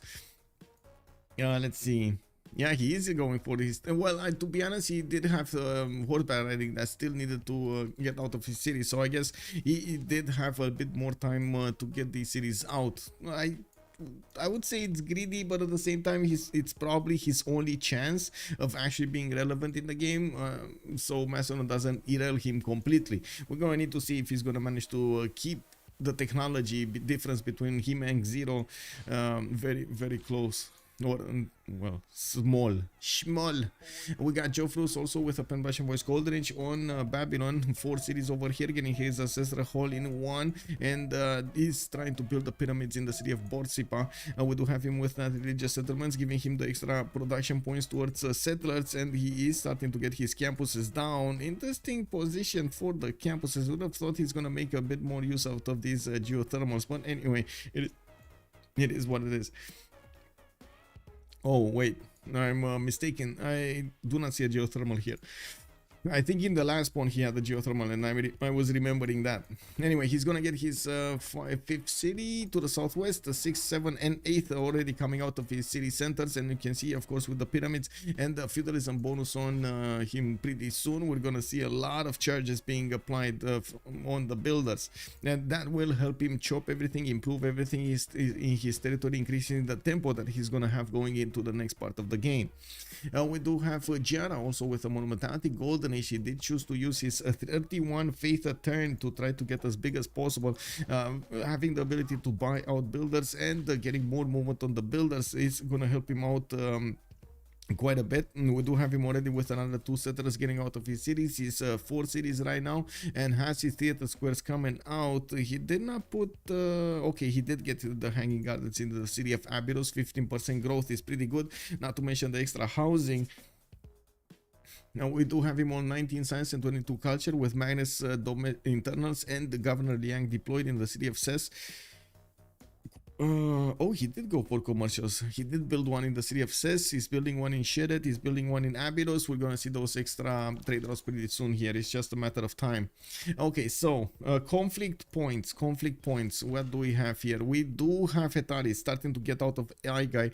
I do see Alexandria busy building the encampment. He did finish the Basilico paints in the encampment of Aigai. Definitely will get the extra science. This is one of the things that you want to get on the Basilico paints. And why do you want to get the Basilico paints? 25% combat experience for all melee ranged land units and Hetaris trained in the city. Gain science equal to 25% of the unit's production cost when a non-civilian unit is trained in this city.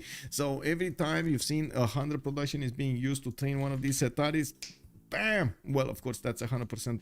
That's 100 production on normal speed. That would be 50 production on online speed, and of course, 25% of that. What do we get? 12.5. Anyway, word of nutrition doesn't sound that bad. Yeah, the word of nutrition, yeah. A Mediterranean diet is great from a nutrition standpoint. Okay. The magic number is 21. 21 production for Hetaris, 1 turn with Exodus and Warlords. Okay. So you need 21 production in the city to 1 turn Hetaris. That's what you want to say. Let's see his production capability. 7.5 here. Pella is 23.7. So this is going over that mark you're telling us. 18. Methone is going to be very close to getting it. And of course, he's going to get some more production here in these cities. He's starting to chop the Hetaris. One other thing that I do want to mention about these units, they do have a promotion on them available, which can help them heal on the front line, or of course get some extra bonuses from being promoted initially. We do need to see also on the other side if Gorgo is going to start moving towards the west side, because he's giving time to Milentovic to get his things going. And you do see campus in Bradford with Pingala getting established in that city center. That's a +4 campus, sorry, with Nordian's Chamber also giving the bonuses to his upcoming campuses he's going to put over there next to London. We do have him also with a pretty good place for industrial zones, I gotta say. He can conduct using the mountains or the rivers, and I would imagine he's gonna get a lot of production with those adjacency, of course. Newcastle upon Tyne just got hit by a flood. Sugar tiles are going to need some plantations. Getting the gold in, not gonna be a problem for Monsieur Milentovic. Oh, look at the Hetari spam. Getting the great general. We do have Trung Track deployed to I guy. We do have a second one, Hannibal Barca. While I do notice Phoenicia did not get his. Wait, he actually did not get his? He actually did not. 1, 2, 3, 4.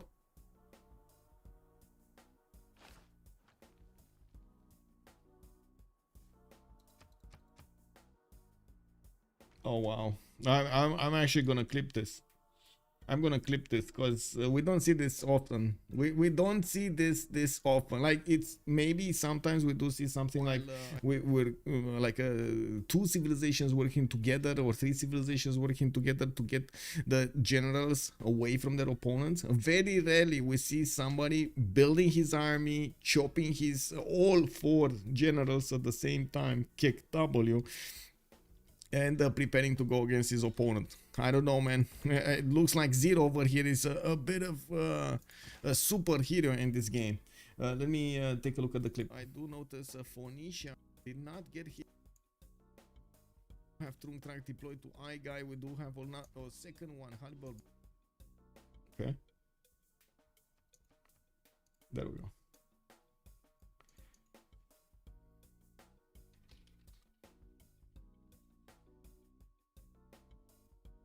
Okay. Got it. Yeah, man's gotta pop the million engineer too. Yeah, exactly. You gotta use them. Maybe a prediction for who will win. Colorado, thank you so much for reminding me. Let's go for it. Okay, so who will win? We got on one side the Komanda, on the other side we got the Les Sumer Rangers. There we go. 30-minute submission period. Start the prediction. Let's go, let's go. I don't want to put it up also. Give me a second so I can share the clip on my. I need to put it somewhere because otherwise I forget about the link. Kick. There we go. Also YouTube.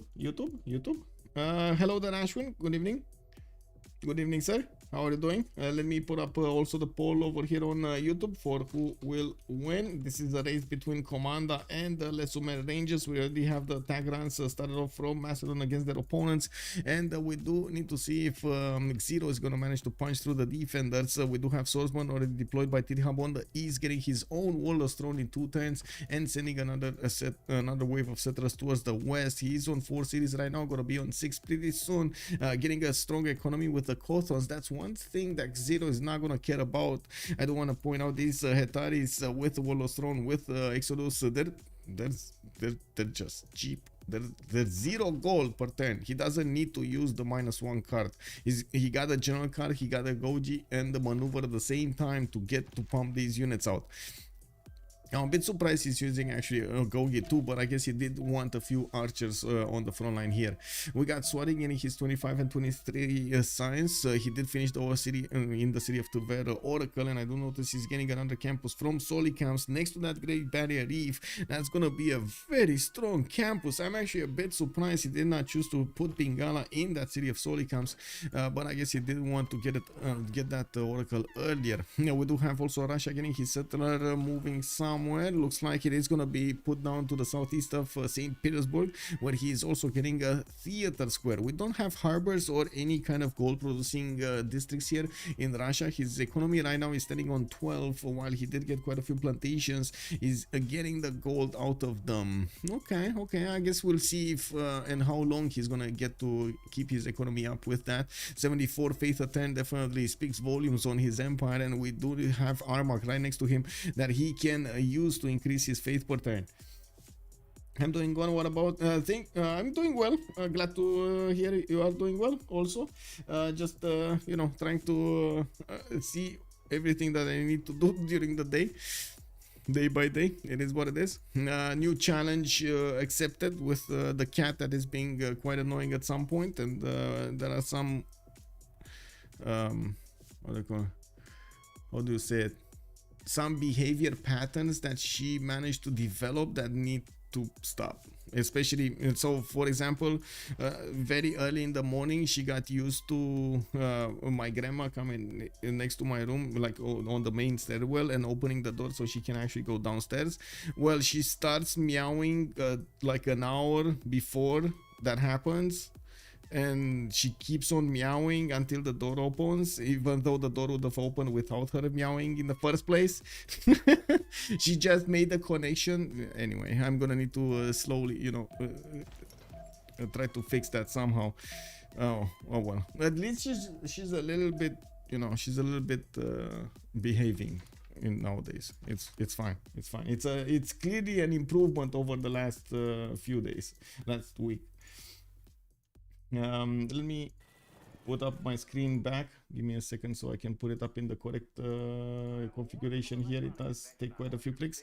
Okay, never forget you're not a CAD master. You're yeah, exactly, right? And Hetari start with promos. Smile. Yeah, let's see. Hetari's over here will get their promos, and they did choose to go for barding, combat strength against ranged attacks. I'm actually a bit surprised he went for barding. Usually you do want to get a +10 against units that are fortified. Most of the time you do catch these units actually in a fortified position. For example, this one is fortified here, and this one is not.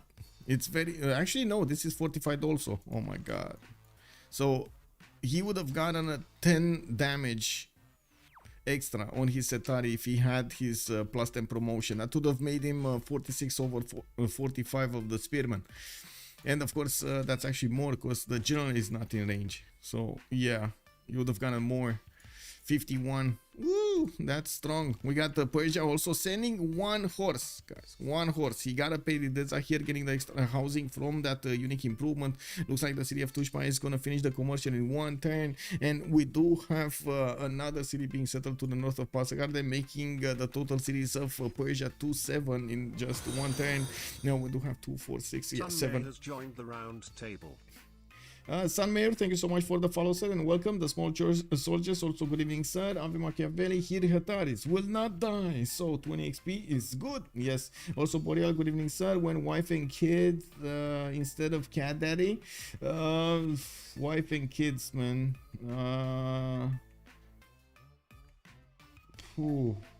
Yeah, I believe you can take a look at my face and see the reaction on that, you know, like, I don't know about that, man.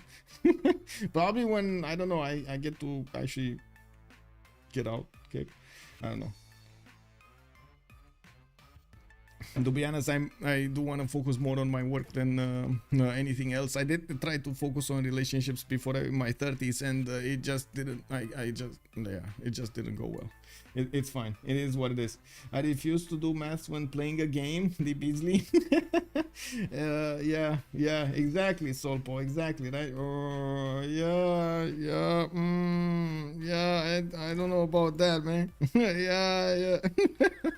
Anyway.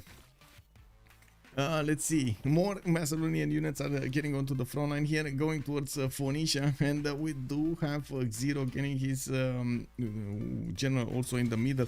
I do notice he does have his second general actually deployed in Alexandria, which, yes, it might help him push a little bit the Hetaris with an extra movement, getting them a little bit faster towards the front line. He does need actually quite a few turns to go through the forest and the rainforest. Now, while I do believe over here he might actually just go full force from the east side into two of his opponent cities, LPQI and Tyre, the city of Tyre.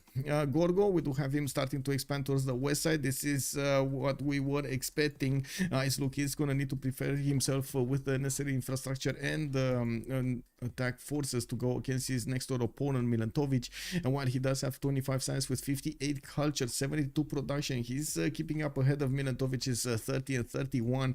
We do need to see if the next districts and the next cities are going to give him the necessary edge he needs to go and take over some cities from Age of Steam here. We also need to see if Cyrus is gonna want to flex a little bit more his military power against his opponent. Looks like he's coupling together his units with the Hetaris of Macedon, trying to bank on the weakness of Phoenicia from the underside of LPQI. The south is barren, devoid of units, and Tirhab, by the looks of it, is yeah, it is what it is. It's almost 10:43. Isn't Macedonia a bit late? Not too late, but a bit. Yeah, I think. I mean, yeah, yes and no, yes and no. I would say Macedon actually is not really a rusher, even though you do have the Hetaris coming out quite quickly. If you do want to get the perfect setup with Macedon, it takes quite a bit of time. You do need to spend time to get the Basilico paints, which do require a lot of production, and that slows you down. That's the slowdown. He also does want to keep on being relevant after this attack against his opponent, and I gotta say he's also kind of putting Tidhab in field safe situation. I don't know how to say it otherwise. It's a field safe situation. When you don't see an army coming against you, he doesn't have vision over his opponent. He does know about his opponent's military number, which is of course 360, and he should know that his 222 is a bit too little to actually see that. He's trying to get the walls.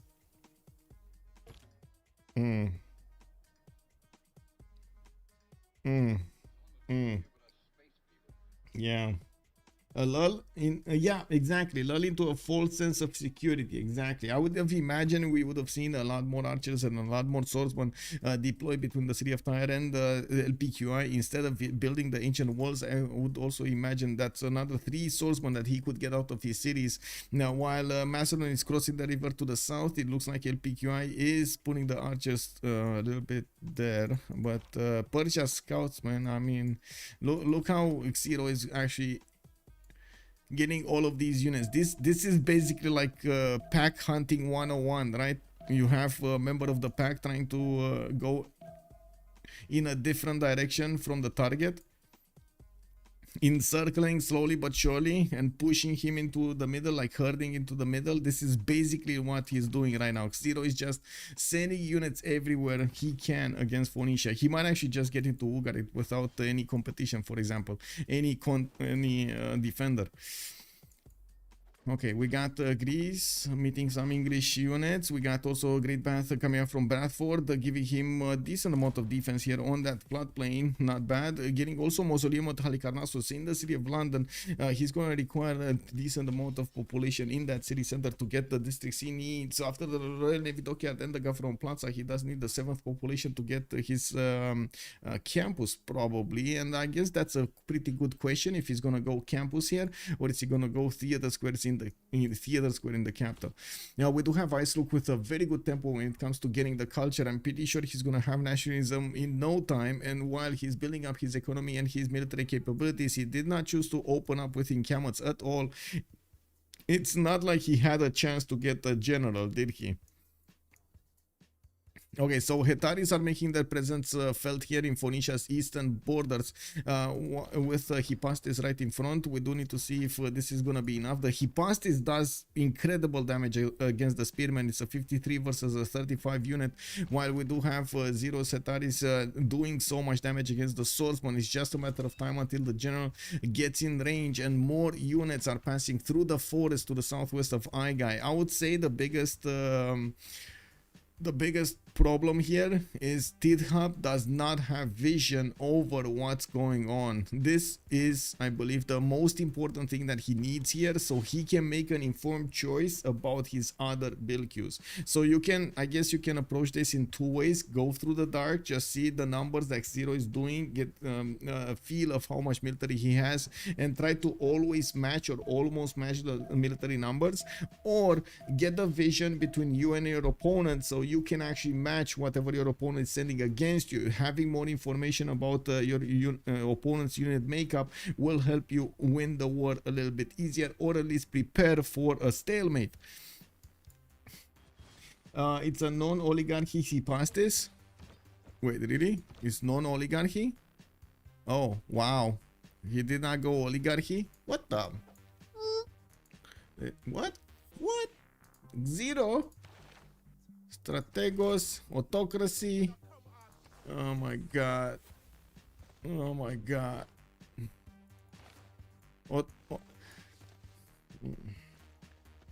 He got autocratic legacy, didn't he? Yeah. Battery ram incoming. Kick. Yeah. It's based, yeah.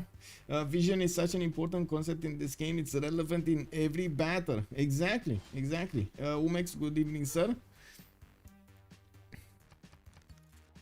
Okay, let's see what's going on here. Still, the Hetaris are stronger than those Phoenician units. No extra general, no extra defense here for the Phoenician units. We do have Governor Victor deployed in LPQI, where he does have these walls up anyway, and he did build the walls up in his capital. I do notice the two Hetaris moving and flanking the south are gonna get to Urgarit unchallenged. Doper, thank you so much for the follow, sir. Much appreciated. He can swap into oligarchy for now, though. Yes, it will. He will actually get the oligarchy bonus from that. He's not gonna get the card though. When he reaches monarchy, it is what it is.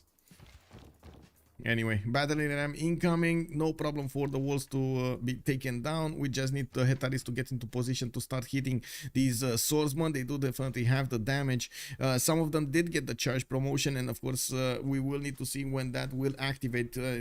Thinking of adding another +10 to these points. Oh my god, that's a 56 Hetari coming at you. That's a strong one, man. Two-ton horse running through the street. Anyway, let's actually take a look at the other war conflict, or this conflict. This is a brewing conflict. This is a conflict in the making. You know, we're seeing the little steps way before the conflict actually starts. Now, Militov is getting a great path. I'm pretty sure they're going to try to get the era score right now. And I think the only action we have is here. Anyway, now we do have Exotic getting to 38 science and 42 culture. I do notice Jerry is also 39-39, while Ice Look is getting quite big over Milentovic, 32-76 to 36-46. Same amount of production, very nice to keep up with that. I cannot help but notice that Exotic has significantly more production than everybody else in the game, and not only that 113, but also the conversion from the faith into his production points. You can still convert them into builders and settlers, and of course when he's gonna get a Grandmaster Chapel, he's gonna get to buy units. So yeah, best production capabilities here. We do have Cyrus also with 124. He's on 2468 cities already, getting his entertainment complex from the city of Gordian. It looks like he will look to add the Colosseum to these cities. He can actually put it on the cattle tile and give all of these cities the bonuses.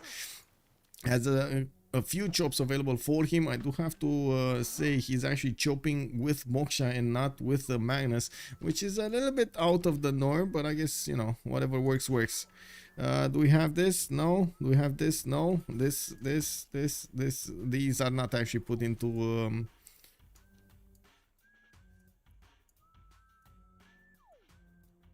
they're not put into Fortify. He needs to be extremely careful to not put them into Fortify.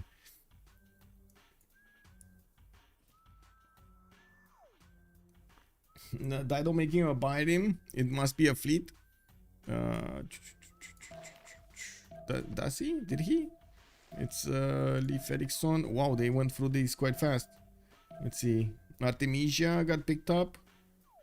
Gaius Dullius is actually on Victoria, the fleet one, so it's not there. I do notice Zankian has also been picked up by Cyrus, and he got Marco Polo, and so 2 extra trade routes. So we do have Ibn Fadlan being picked up by Jofrus, which already actually settled so many cities. We do have him on 2, 4, 6, 8, and 9 cities already on Jofrus.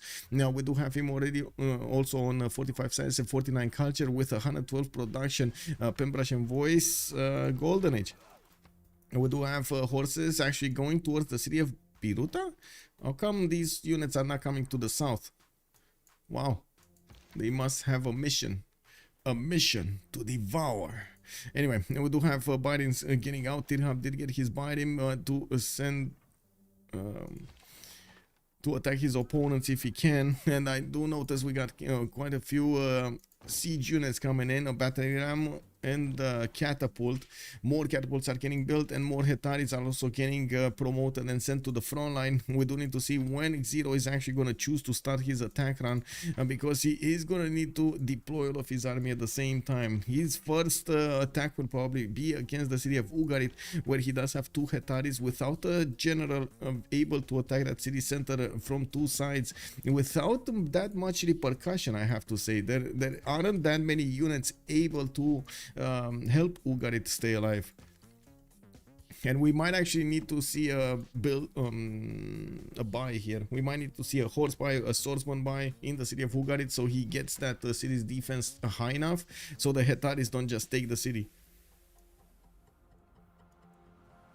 Hello there, and good morning, Honey Dave. How are you doing, sir?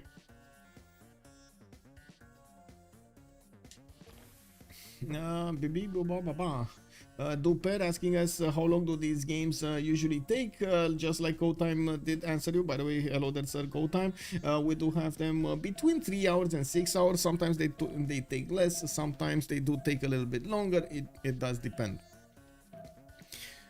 Usually the beginning of the stream is actually filled with the pick and ban phase, and we got like usually like 20 minutes or something like that, 30 minutes of intro, so it takes quite a bit of time for them to gather and get the game going, actually get the game going. I'm trying to give you that information, by the way, when exactly the game is being played, on what map, with the help of chapters on YouTube. That actually helps me out, set some waypoints for you, some time stamps, so it makes it easier. I do notice from the Northwest, Peter is also going to have the opportunity at some point to go against Phoenicia, and we do need to see if Swanik here is going to try to use that opportunity. He's getting his Mahabharata temple from the city of Tver, while we're 4 turns out from the next era. I do notice Swanik is 66 out of 67 points. He is probably going to get his golden age. And we got Zero also getting his golden age, Milantovic getting his golden age, Cyrus 6 points out. Cyrus has a problem. He's gonna try to get that. Wait, he got his arena. Okay, he got arena, so it's just a matter of getting Colosseum. Wait, did anybody build Colosseum? Why is he not placing it down? What is this? What is this mischief? Did anybody get Colosseum in the meantime and we just didn't see it? Oh, there we go. We got the Uno being placed down, and Temple of Artemis to the south of Abydos. Mahabharata temple is going to be taken away from Jara. Not going to be allowed to finish that. Still no Colosseum. Swarik is building the Petra. No Colosseum here, no Colosseum there. I do see a first industrial zone though. That's gonna turn into a +4. I'm pretty sure he's gonna aqueduct it from the city of Mycenae. So we didn't have Colosseum here. Gorgo didn't build it. Egypt didn't build it. There aren't that many options, guys. There aren't that many options. Maybe here. Oh! There we go. Joffrus. He got it. Yeah, he got it. And he's getting some campus research grants here. He's probably looking to get a very important scientist. We do have Zhang, the next one. He does have 27.3 points. Okay, the attack has started on the city of Ugarit. We did have a unit buy. That's a spearman, and I gotta say that's a very weak unit to use. 6 turns for ancient walls to finish. He might actually chop the silk tile, so he gets them immediately.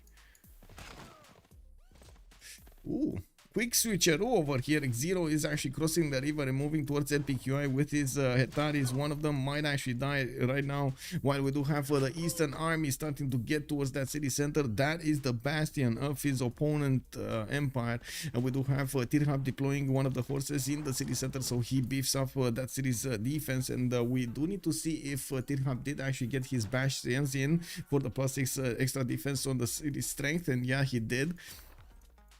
Now we do have so many units. Like, this is a sea of units going against Phoenicia, and I gotta say he has enough units to just keep on attacking and not caring about the health of those units. Oh wow, these swordsmen are very strong, very strong.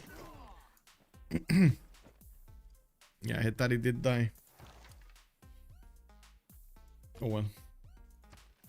What's happening here? Tidham 45-55. He's not gonna get his golden age. Ice Look is 4 points out from getting a golden age. Very close, but not close enough. Let's see if he's gonna manage to get the points in the next few turns. He does have a great writer, more amphitheaters, libraries, builders. No wonder though. And we do have him with a horseman, so I guess he's gonna get 1 point from that, and maybe he's gonna manage to get another writer. Can he? No, he cannot. No, that's not an option. What is this commercial? Is this a +3? No, this is a +1 actually. Okay, that's not there either. Did he just switch to monarchy? He did switch to monarchy. Is he getting something else? Yes, construction, military. No, maybe a city-state levy or SUS. We'll see. We got also Joffrus with 62 out of 64. He needs 2 more points, and looks like he's getting his industrial zone in Borsipa. That's gonna be a +3. Okay, not good enough. Not a splendid one. We do have him also getting his setup going with aqueducts in the south and getting a few more of these industrial zones. While he did settle so many cities, he did also start off on getting his trade routes to his ally here, to Egypt. That will help them make so many gold points.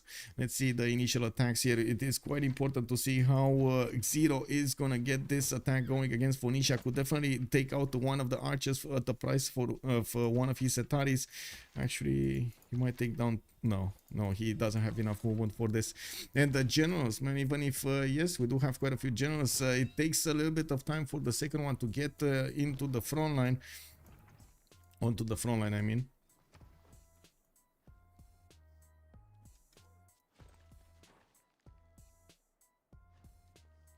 He can make a galley.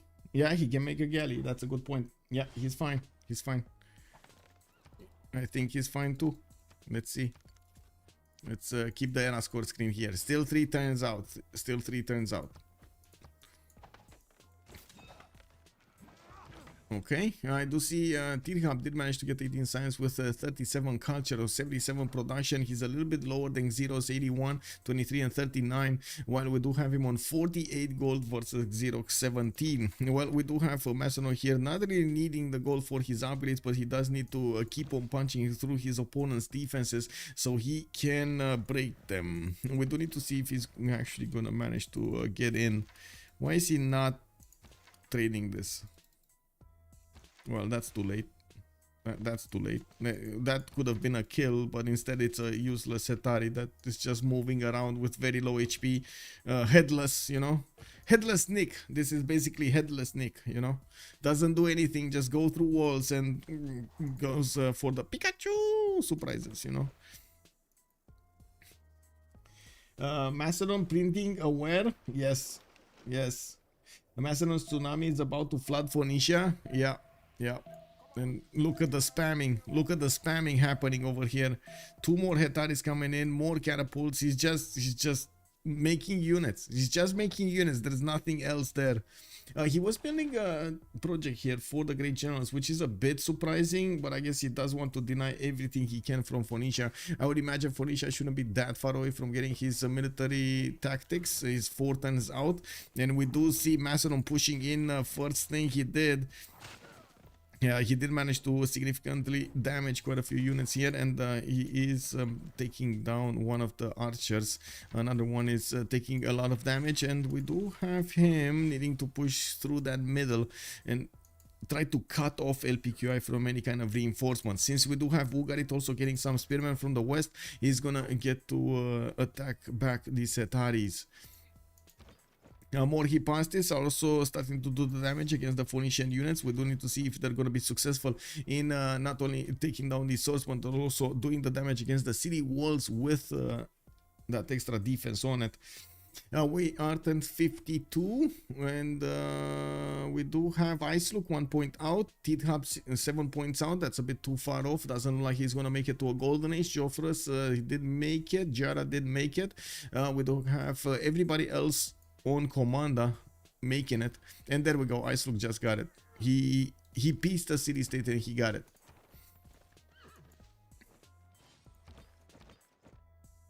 Oh wow, this Hipastis actually takes down the spearman. He should actually take down that spearman, not gonna lie. He should take down that spearman. That Hipastis is dead anyway. You might as well get a win with it somewhere. Okay, so let's see. Two hoplites fighting a warrior to the west of Corinth. It seems like a joke, to be honest. We do have Eritrea with a horse coming in. So there are two hoplites in a bar with a warrior from England in the same bar. Then it's gonna be a horse jumping in the same bar, and we're gonna need to see if they're gonna get to talk with the galley outside also.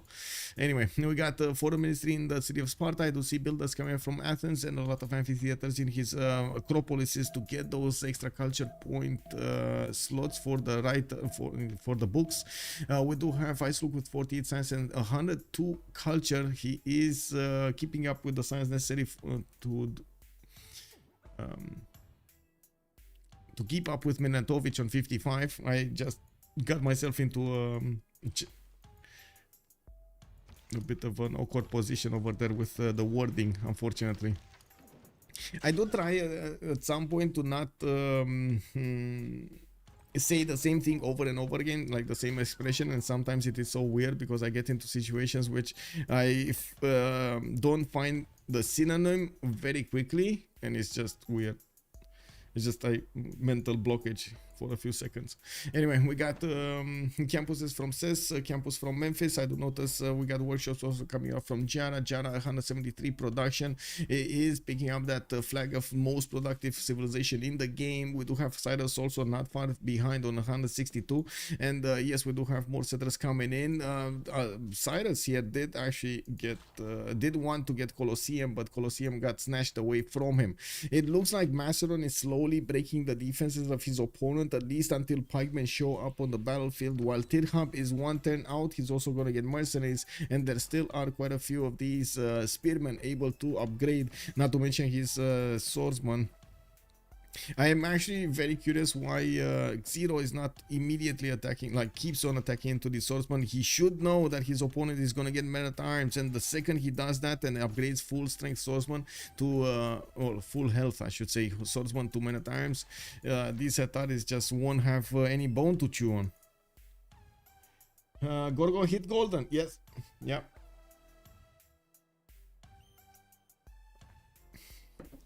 Gorgo got it. Everybody got it. Oh no, Tirhab didn't get it. Yeah, well, I guess he was getting attacked, so no wonders there. We will have a pause of 2 minutes while they do go through the World Congress, and we're gonna come back after this. Let's see what they do get to do.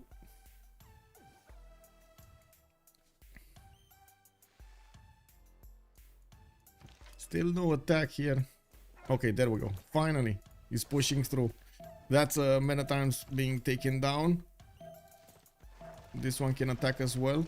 We got Zero trying to use his last moves and successfully doing the damage against the Phoenician units. Okay, 2 minutes as a pause.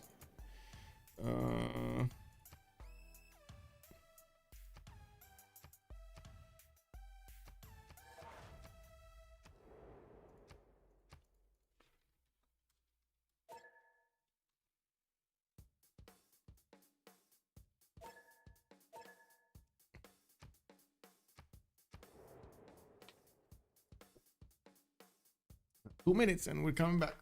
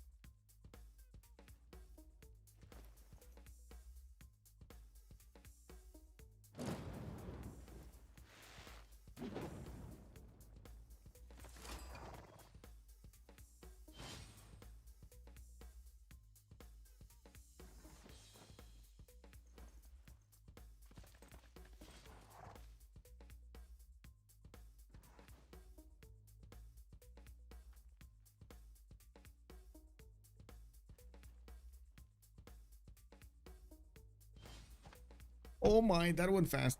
Sorry. So it looks like Macedon did manage to punch through, but and did some hits to the walls. Did not manage to take the wall down entirely, but that catapult is definitely working on it. Let's actually take a quick peek here. Culture systems do not provide a unique citizen bonus. Monarchy gaining a wildcard policy slot, and Joffrus did gain the 2 Diplo points. We do need to see if Tirhaf is going to manage to survive over here, because it's definitely going to be a challenge withstanding all of the damage of his opponent here. Hetaris, even if they are not as strong as they were against the classical units, they still pack a punch and they still will do damage. Pillaging tiles, taking out some of these archers, and maybe even taking over cities. We do have Macedon ready to face these pikemen, and we do need to see the gold generation here. Gold generation 101, 70, 31, 51. It's a pretty good one. I do see Persia 170, 15, 132 on Milantovic, and 10. What's going on here?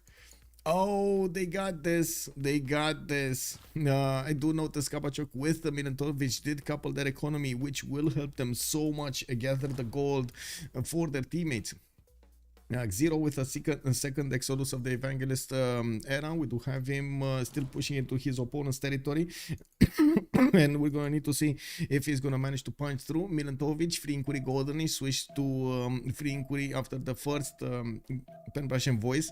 We do have him on 90 science with 53 culture and 132 gold 10, 115 production. Not bad, especially next to Ice Looks 56 and 114 culture. He's getting his theater squares right now, getting more industrial zones, and building up the Colossus in 2 turns in the city of Manchester, so he gets an extra trader of capacity with a free trader.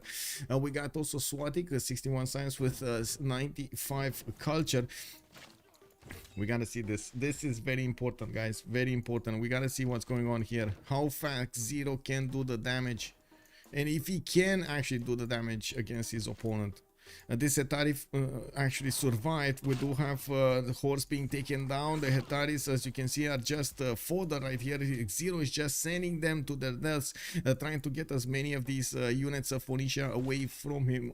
It's much more easier for Macedon to replace the Hetaris than it is for Phoenicia to replace his units, especially now that he has a higher strength units. It will take him considerably longer to build them, train them. We do have also to take a look at Swatik right here. He ended up with 2, 4, 6, 8, 9 cities, and he did manage to also conquer the city of Armagh. That was his faith city state. That is a bit surprising. He would have gotten a lot of faith boost from that city's bonuses. Great lighthouse being built in Smolensk. I do see harbors from St. Petersburg is starting to discover the southern coast, and I guess nobody will contest him over here. Even though we did have Egypt with a significant opportunity to do this. We do have Cyrus with a free inquiry golden age, and by the looks of it, Cyrus did stand on his city count, stood a little bit on this city count. We got him with multiple campuses coming around, another wave of settlers, and the industrial zones are being set up. Not the best industrial zones, I gotta mention. And that's only a +1 with a possible aqueduct. Okay, at least that, but still not gonna be amazing. He got his campuses, his campus here next to between Pasargade and that geothermal fissure. Interesting choice. It is what it is. +8 commercial, not bad. And yeah, we do see these men at arms are still taking a lot of damage from the Hetaris. That is a problem. It does look like Macedon's catapult is not getting hit by anybody, is not getting stopped from applying the pressure. He has a +3 intel on opponent's movements. Did he get printing rush? He rushed printing, didn't he? He actually got printing by killing off his opponents and getting the science points. 11 science points. Oh my god, these pikemen are juicy. They're very juicy. That Colossus is quite good given the value of each trader when trading on water. Yes, plus. I agree. Did Vala transition to full-time casting, or is he still playing? That's a good question. I don't know. I don't know. But I'm more than happy to see more casters getting around. More content is good. Okay, we do have the encampment being taken down, and Macedon does manage to push through the Phoenician defenses, also getting another catapult in range of hitting the city of Tyre, and we do see the walls are taken down entirely. Yes, there is a pikeman inside of that city center that cannot really get out of there.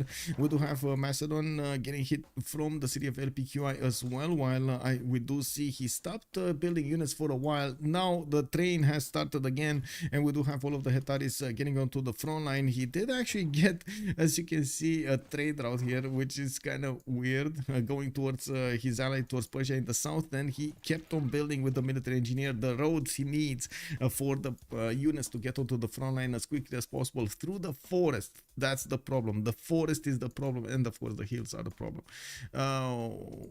Oh wow, Tirhab is actually not standing here still, and he wants to do something against Swatik in the north. Swatik getting his machinery in 1, Reformed Church in 1. I would assume he's actually going to have Grandmaster Chapel pretty soon if he doesn't have it already.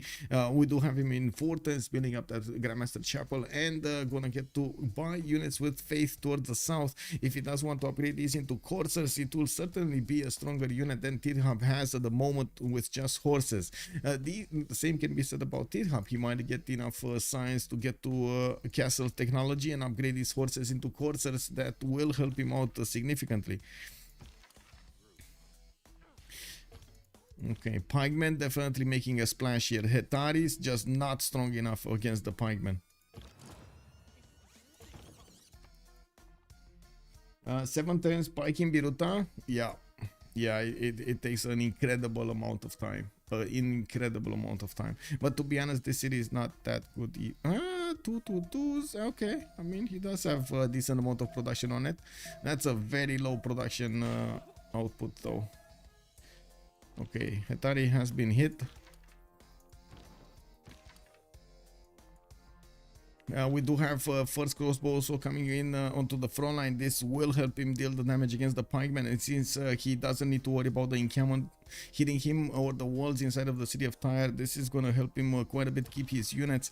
We do need to see what's the damage. Looks like Hipastis did manage to get more science from killing a unit, while we do see the counter attacks being done very quickly between Tirhab and Macedon. Macedon is still hitting the city of Tyre with both of his catapults, and it looks like the Hetaris, his Hetaris are slowly being taken down. We will probably see a follow-up with knights getting upgraded in the city of Guy, while he's bringing to the fight 2, 4, 6, 7 of these Hetaris and hard building knights all over the place. You can imagine this is gonna be quite damaging to Phoenicia. Now we might actually see Persia needing to clean up with a higher technology unit. He has 122 science. This is already 5 times, almost 5 times the amount of science Tirhab is benefiting from. You can see the difference in production. 208 production on Kabachok, while Tirhab is on his 78. We got new campuses coming around from Tushpa and Susa, while in the capital he's getting his foreign ministry going. Oh, first night. There we go. Let's see the night damage. Well, certainly a little bit better.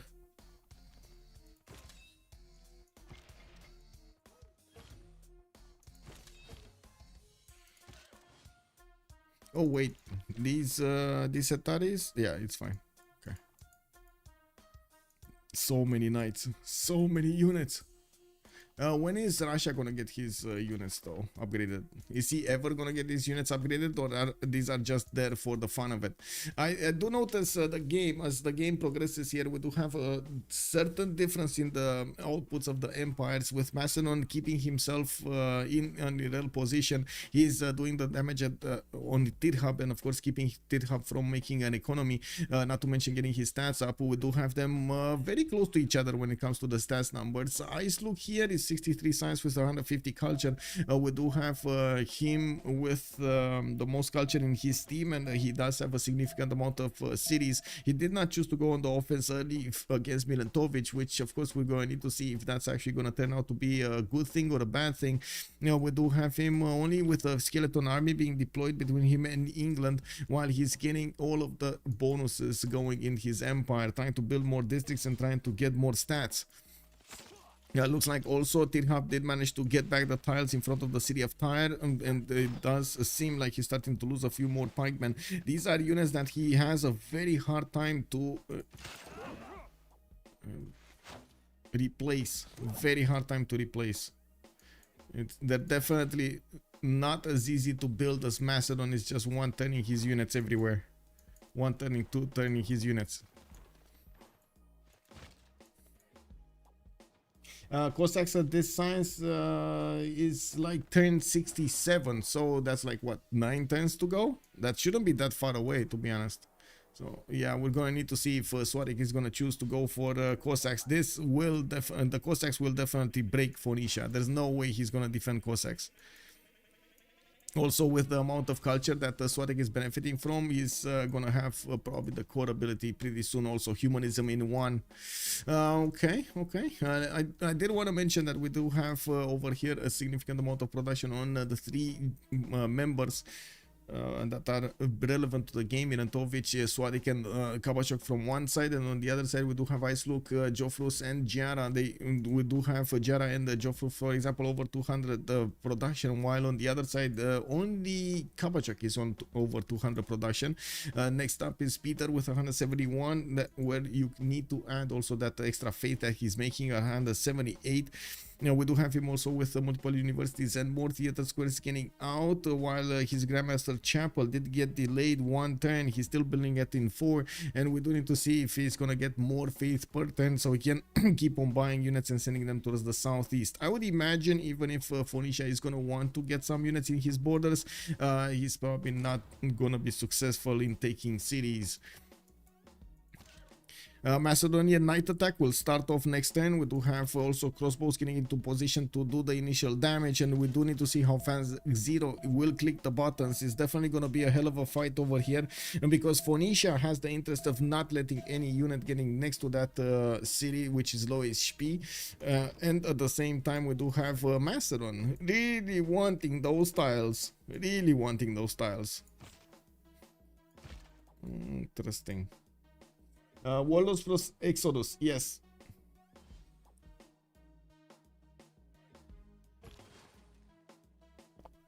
Can Macedon unstack iron and keep building Hetaris? I don't, I really don't think so. He's just gonna have so much iron per turn that he probably cannot do that. Okay, so it looks like he did win the initial engagement, pushing back the catapults of his opponent, but now he's gonna face these knights on the battlefield, and we do need to see if Zero is gonna manage to punch through with the help of the crossbows that are getting around into position. He will certainly have the damage. It's just a matter of getting the units in the correct placements. Now we do have to see also if Kabachok gonna wanna do something. No, he's not doing anything. He's just carefully building up more advantages on his nation. 138 science and 164 culture, 225 gold per turn. Getting more of these settlers go. Oh, wow. I just saw something. Icelook actually upgraded 2 coursers and is sending them to England, while England is getting a lot of knights out. Okay, well, I did notice the heavy chariots, but I guess yeah, England is getting pushed by Icelook. A bit surprising, but he's getting to push England. It is what it is. We'll see what he actually gets out of this. By the looks of it, he's only going to get like maybe 1 or 2 kills, 1 pillage here on the mine, maybe another pillage on the plantation, and that's about it, right? Oh, another pillage on the mine. So 2 mines. Man, these hoplites are weak. These hoplites are just so weak. I remember the days when hoplites were used to defend tanks. Those days are long gone, boys. Long gone. It is what it is. Who has the blue CS control? Any good scientists are up? Let's actually take a look here. We do have Taruga being kept by Icelook. Kabachok is keeping Mitla. Fez is pocket. Yeah, Fez is pocket. Fez over here to the south of Dido is pocket. Interesting. And then Bologna is being kept by Jara, by their opponents. So wait, no, Jara and Icelook are in the same team. They have 2 CSs, and then on their opponents have 2 as well. Ayutthaya is also being kept by Kabachok. That's gonna give him a massive boost there of culture. Okay, let's see some first moves. First move gaming here. One Macedonian knight did win the game, did win the move. I think that was a pikeman that attacked into it.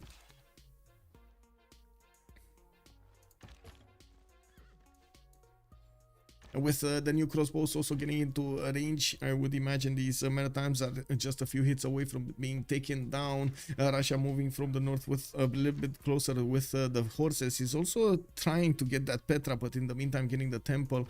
Abu is there to give him some points. We do have Ibn Khaldun as the next scientist, and by the looks of it, Newton has not been picked up. Ibn Khaldun is going to need to be projected out, and we do need to see who's actually going to want to race for him. We do have, I think, Babylon here with the most interest to actually get that going, so I would imagine we would need to see some projects being started up here. Now, we didn't talk about that much Geoffrey's improvements, but he did switch to a free inquiry golden age, and he does have 161 science already with 62 culture. He's getting a few more commercials and getting the projects here for the campus research grants. Forbidden City in the capital of Babylon, he did get that Colosseum for the while he did also get pyramids in the north. That's a lot of builder charges that he just added to his empire, to his total growth. Okay, stalemate. This kind of looks like a stalemate for a while. We do have England pushing out Greece. Greece did manage to get the pillage on the mine, the pillage on the plantation, and it looks like England did upgrade 1 minute arm. That is a bit too tough to handle for any kind of hoplite next to it. So yeah, not enough production. I gotta say, 5 turning a night. No, that's just not enough over here on Icelook.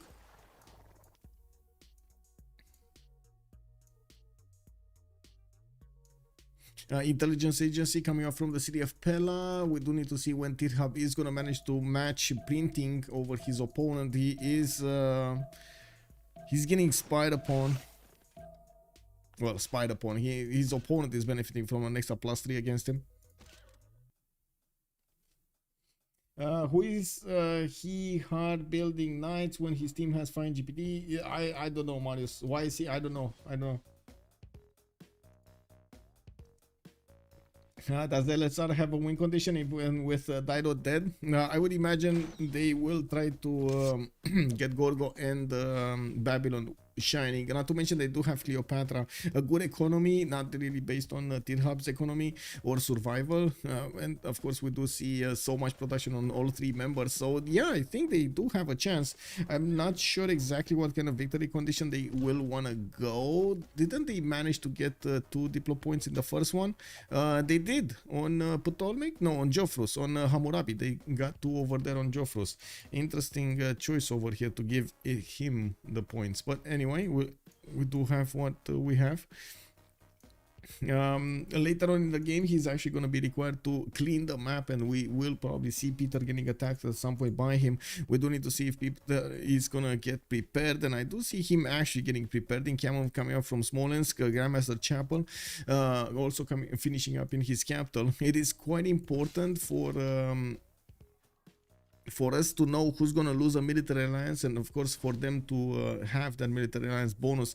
If they do lose a member, you can imagine losing a step +5 on your units is going to be a problem.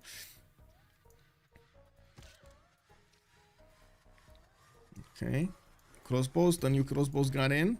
Yeah, they're starting to get in and getting the promotion points. They do need to get into correct tiles. They're not onto the they're not yet on the best tiles they could. The city of Tyre hasn't been hit in quite some time, and the repair outer defenses project has started. It looks like he can rebuild the walls, forcing Macedon to do another wave of attacks against that city's defense.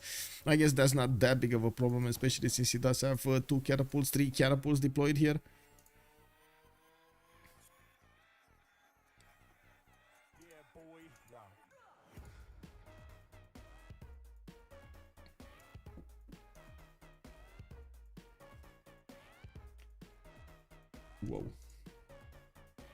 Whoa. Okay. Okay. Wait, did we have somebody desync or something? Did I see that correctly? Wow, 2.6k. Anyway, maybe it was a mistake there. We do have printing on SWATIC, industrialization, by the way, and Jeffrus turned 63 industrialization for Hammurabi. Looks like Macedon did manage to repair the walls, and looks like the city of Tyre has been stopped from doing so. We do have another wave of units getting killed here in the Phoenician borders, while more Macedonian units are making their way towards the front line. Some of them do have promotions and will need to get them. We do need to see if Macedon is going to manage to punch through the city of Tyre, while yes, we do have the knights getting ready for an upcoming attack against that pikeman. We do need to see if Phoenicia's allies are gonna show up to help him with a lot of gold. He's getting his archers improved into crossbows, making them quite deadly against these knights. Trebuchet is also coming up from iGuy. Intelligence agency gonna finish in Pella. If he's gonna finish and get the spy next turn, it's gonna take him a few more turns until he deploys them in Phoenicia's territory. Probably another 3 after that. So 4 turns. He's gonna get an extra +3 against his opponent. That's how much time Tirhaba actually has, but he's getting printing in 9. So there will be like around 5 turns of +6 damage on Macedonian units against Phoenicia. What is Big Boy doing here? Kabachok, Campus Research Projects, Ib Khaldun, Babylon looks like he's gonna get it. We got quite a few projects already finished. More are getting into the production queues. He's using 3 cities to get that. 4, 5. Oh my god, 2 more projects gonna finish next turn, and another 2 after that. In the turn thereafter. Okay, it is what it is. Also, Jofrus is on 316 production at the moment, while he is gonna get his oh my god, this is amazing, while he's gonna get his industrialization next, and he already has most of his territory improved with mines, as many mines as he could spare. He could find the hill zone, I should say. We got Forbidden City also finishing up in 6 turns, and still can put down cities on the east if he wants to, but I think this is probably the number he's gonna stop making cities at. 2, 4, 6, 8, 10, 11. That should be a good number.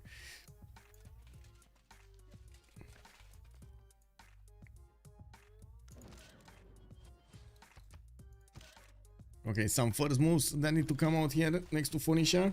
Come on, let's see how this goes. Boom, another unit taken down. Tirhapi made enough room for these other knights to start attacking the pikemen. And we do have another one of these Menatans being taken down at the cost of a knight. I guess 2 knights, right? He lost this one too. Yeah, he's just trading units. That's what he's doing. Trading units.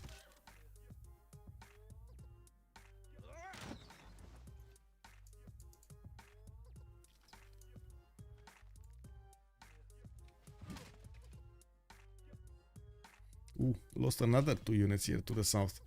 Well, to be honest, if he doesn't keep on building units, doesn't look like he's breaking Tyre anytime soon.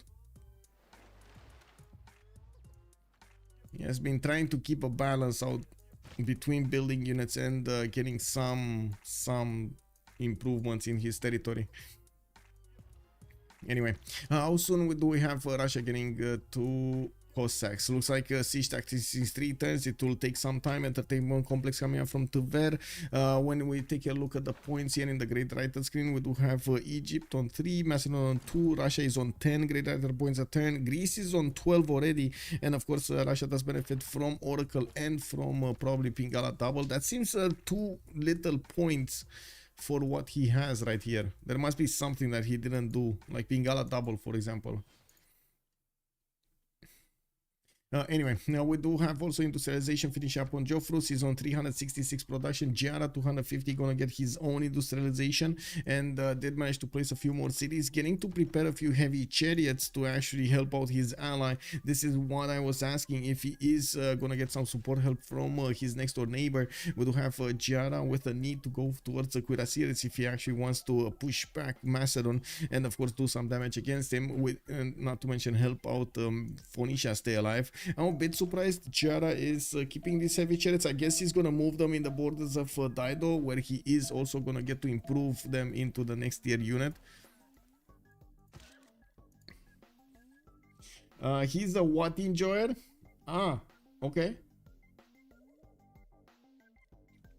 No temples, I'm guessing, or just a couple of temples. Yeah, maybe he has no theaters. Oh, he has no theaters. Wait, he has one theater, two theaters, third one getting built. Oh, I see what it is. He didn't spam out theater squares. Okay, I mean, he didn't want to get a strong economy, and I do want to say I really like how he actually tried to get everything done here. He is positive in the gold with a good amount of science, culture, and faith at the same time. I do really like this balance between the stats he needed to get at the moment of the game.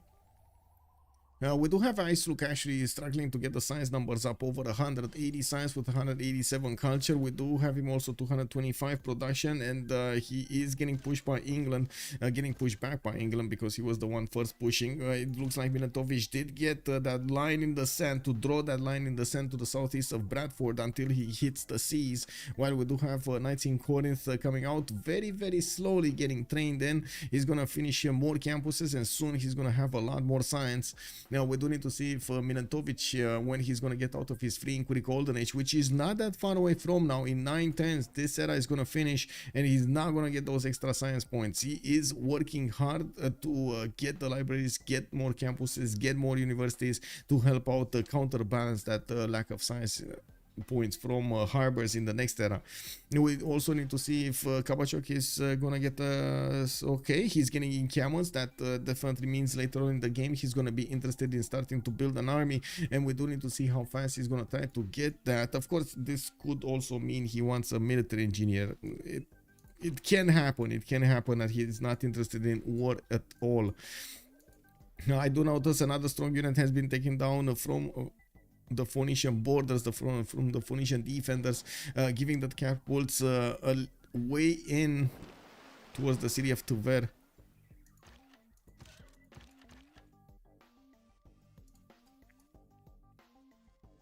One, two, three, four, five, 6 knights, 4 crossbows, only 1 catapult remaining. Okay, he desperately needs the trebuchet. He desperately needs to trebuchet to get onto the front line. I'm a bit surprised we didn't have it already. Like I think I saw it earlier beginning build. I'm very surprised it didn't pop out yet.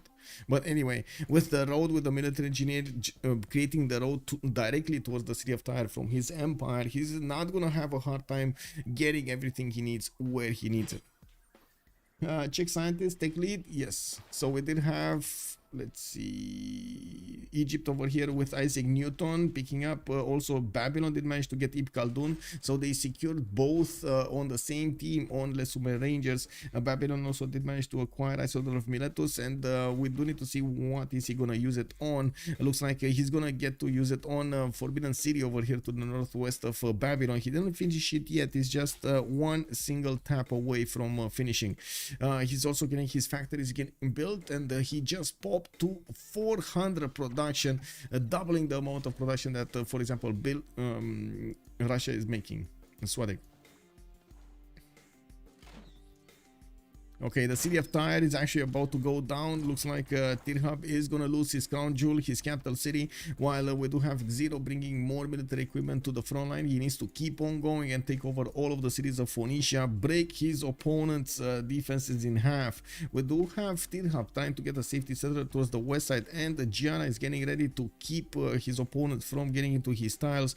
He does have the knight promotion, but he did not choose to spend the gold yet. I do also notice we do have Cyrus here managing to get over 200 science with 200 culture at the same time, getting a lot more universities to give him the bonuses, while he's also building Jebel Barkal in the city of Hag, Montana. Okay, we got the industrial zones from London. I do see universities. London did manage to get an advantage over Icelook when it comes to the science, 137, 110. Looking at the total tab, he is significantly higher in science acquired than Icelook from the beginning of the game. Looking at the tech lead, right? You want to see the tech lead. We do have the tech lead difference, I guess. Oleg, the most productive one, 24. While Gianna is on 31. Wow. And then Jofrus is on 29. 31. Am I seeing this correctly? 31 on Jara? Wow, Joffrew's 29, Icelook is 25. So all three of the members of Les Sumer Rangers have more technologies discovered than Cyrus.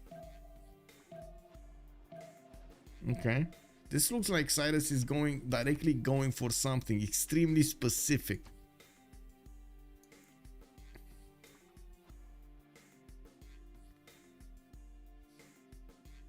I don't see industrialization or something on him. But anyway, nationalism getting out next turn. They will start making the points of the era score for the next golden, and we do see the capital city of Phoenicia being taken down. Macedon did manage to punch through the defenders and took that city away from Tirhab. We do need to see how quickly Macedon can actually reposition to take over MPQI and the other cities. Yeah, bringing trebuchets to the front line is going to allow him to do more damage against any kind of city center defense. While he did deploy the spy in the city of Biruta, he is benefiting from a +6 against his opponent movements, and whenever he's killing some of these units from Phoenicia, he's taking the science back to his empire.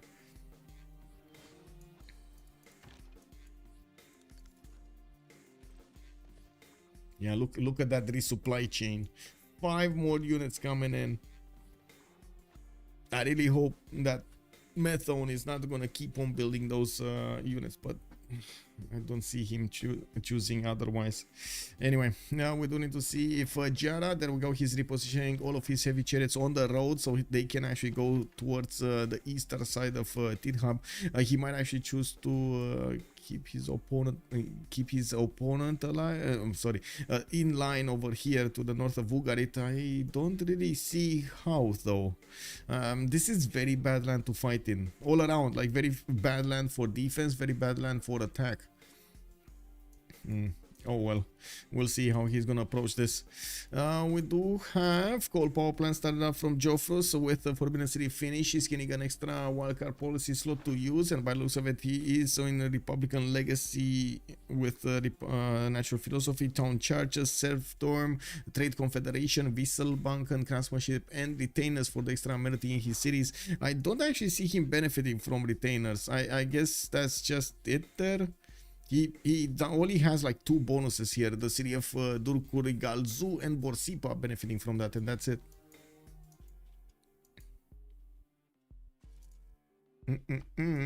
Gold per turn, did anything change? A little less gold per turn right now on Joffros and Jara. But we do have Oleg getting more, 327. We got Milentovic also on 180. Of course, as predicted, Peter is not making a lot of gold, but he's making enough to upkeep himself, which is very important, I gotta say. We do have more theater squares getting out. He did upgrade at least 1 courser, and he has the opportunity to go against Phoenicia from the northwest. I'm quite actually amazed he's not doing so. He's probably waiting for the Cossacks, which are coming in 2 turns. Might as well wait the next 2 turns, right? You want to guarantee overwhelming force against your opponent. Tirhab only 22 science with 25. Doesn't seem like he has enough strength to even get to printing, unfortunately. His empire has been bullied from the beginning of the game. Macedon how to say, relentless, I believe it's the word, relentless in his attacks against Phoenicia.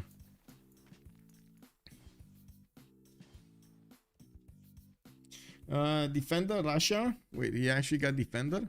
What? Oh, he did get defender. What and defender? Wow. Okay. And to get some juice.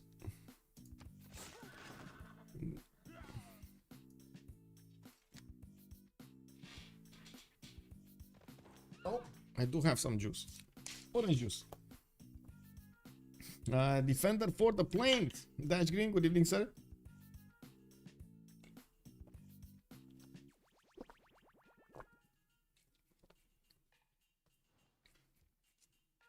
Mishui, good evening, sir.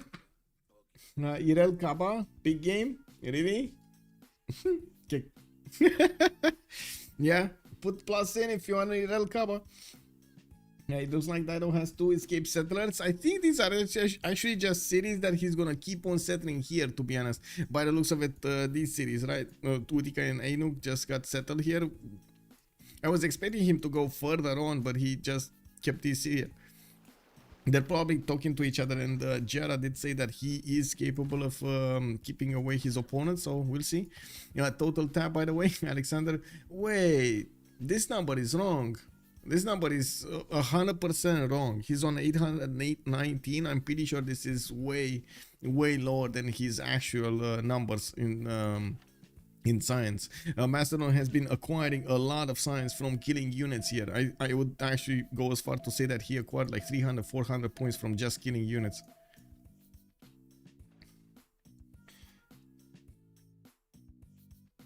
Defender for the deny of Egypt. Yes.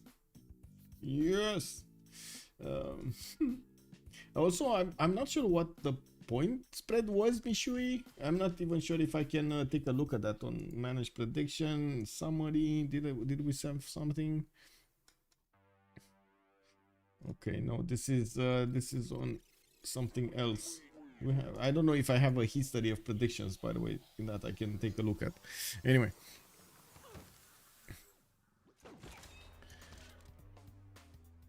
We do have trebuchets. Oh, Musketman coming in. Musketman coming in from Zero. Okay, that's gonna be very strong unit going against whatever Phoenicia has remaining. And while we do need to see Egypt getting to a very strong unit like ballistics technology for the cuirassier to keep his opponent away. Jara is 1 turn away from metal casting and 3 turns out from nationalism. He is gonna get the cuirassier course to attack counter over here his opponent. There is a significant possibility they can liberate the city of Tyre, which will give them very good options to get that 100 Diplo favor. This is gonna be quite nice. That's easy peasy 100 Diplo favor. Now I'm actually quite curious how fast Zero can get with Macedon to cuirassiers to ballistics, but by the looks of it, it doesn't seem like he's getting there quite quickly. Metal casting in 8, he needs to kill more units to get more science, to get more like faster time on metal casting. Babylon going to hit turn 77 lap timing or faster. Yeah, and Cossacks next turn. Yeah. Cossacks here are starting to get ready. 246 and by the looks of it, Swari could have actually bought some more. Did he buy some more? I think he bought some more. He bought one in every city, right? I don't see 1, 2, 3, 4, 5, 6, 7, 8, 9, 10, 11. Yeah, he's gonna call them up and send them on their merry way. Bought as many as he could with his faith. He's down to 66 faith in the bank. Let's see. 5 more turns until the next era. Zero going Dark Age. Milantovic looks like he's not gonna manage to get to the Golden Age, or maybe. Let's see. Does he have something nice coming in? No, not really. I was thinking maybe he has some, you know, wonders or something getting built, but he doesn't. He's focused on defending himself again from Greece. And while Greece has Night Cores, these are very strong units to flex against his defenders. Anyway, Peter also going dark. We got the Cyrus, which is not getting a golden, but he's getting a normal, which is not good at all. We got Tirhap also going dark. Ice Look gonna go dark. Joffru's gonna go dark. Jara gonna go dark. Any major moves here happening? No. Zero getting closer, hitting that other encampment. He's gonna take it down. Needs to be careful with the general to keep him alive there. While I do see him slowly getting into the borders of LPQI to take that city.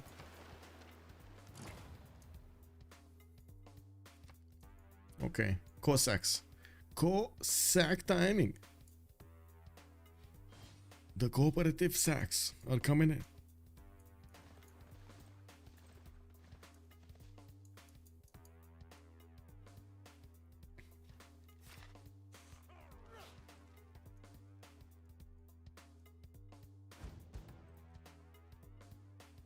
Milantovic, first frigate. Oh, that's gonna be nice to defend against the Greek units. He's also gonna get to attack that encampment. We do need to see if the trebuchet cores are doing enough damage, but since they did already shoot, I don't have the damage numbers, unfortunately. A little bit of a bug there, but it is what it is.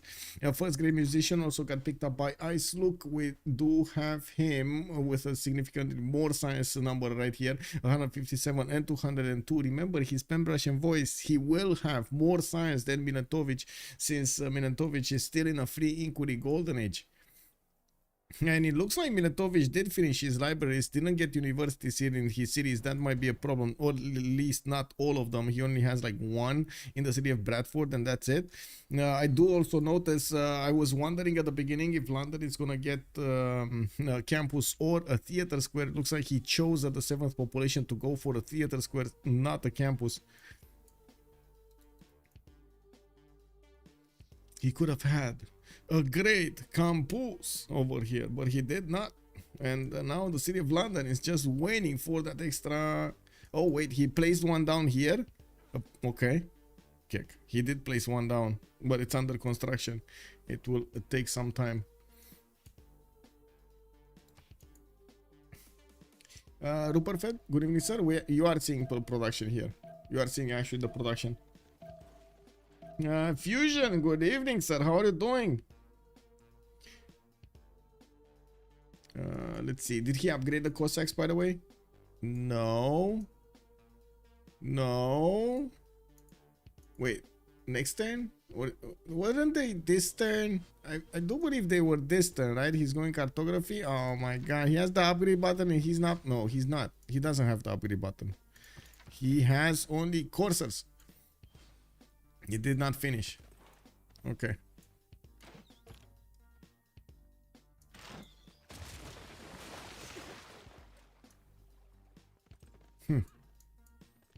Okay, well.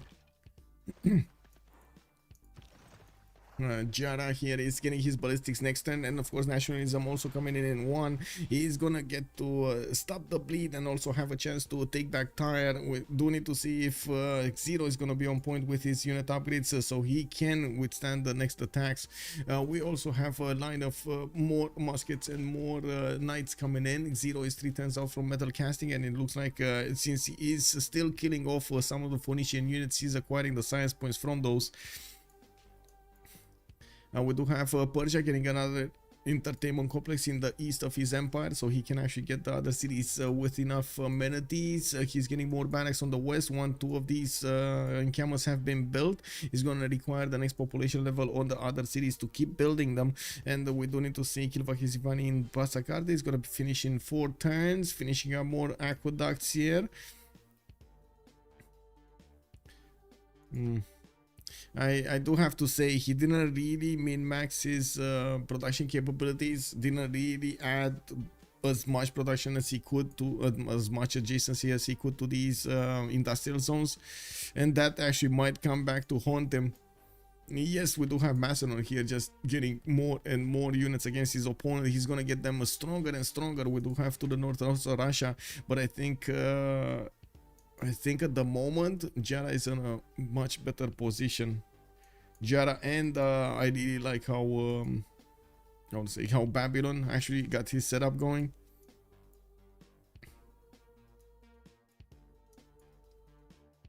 Babylon city is 90 production versus, let's see, this city. Let's see Pasagarde, which I know is not the best city. It's 70. Okay. The thing is, he's using these internals, but of course that is not gonna give that many points to Pasagarde. How many turns do we have? 3 more turns. 3 more turns.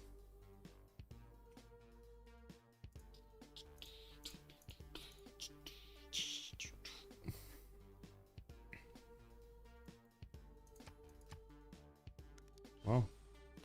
Oh no, the cat's all alone in the other room. What is she gonna do? Anyway. Macedon getting knights. Musketmen need to get right next to LPQI. Looks like Macedon just has a bit of a problem with the trebuchet not getting in. He needs to upgrade it to a bombard, to be honest. And I do notice he just actually got metal casting. Kick W. He did get metal casting. 16 turns away from getting ballistics. He just needs to keep on pumping units to get the science, and boom, he got to the technology he needs. Yeah, look at that. Closer. It's happening, guys. It's happening. We will see Macedonian cuirassiers here. Do we have a general from Egypt? He's getting a lot of these encampments. I do like how he's preparing his territory for a full-on war. 1, 2, 3, 4, 5 of these encampments are getting out with their improvements with the barracks in each and every one of them. Armories in some of them, and I would imagine he's going to follow up with military academies when he's going to have the chance. We do have the cuirassiers deployed in the cities of Dido to stop the bleed and the counter-attack against Macedon.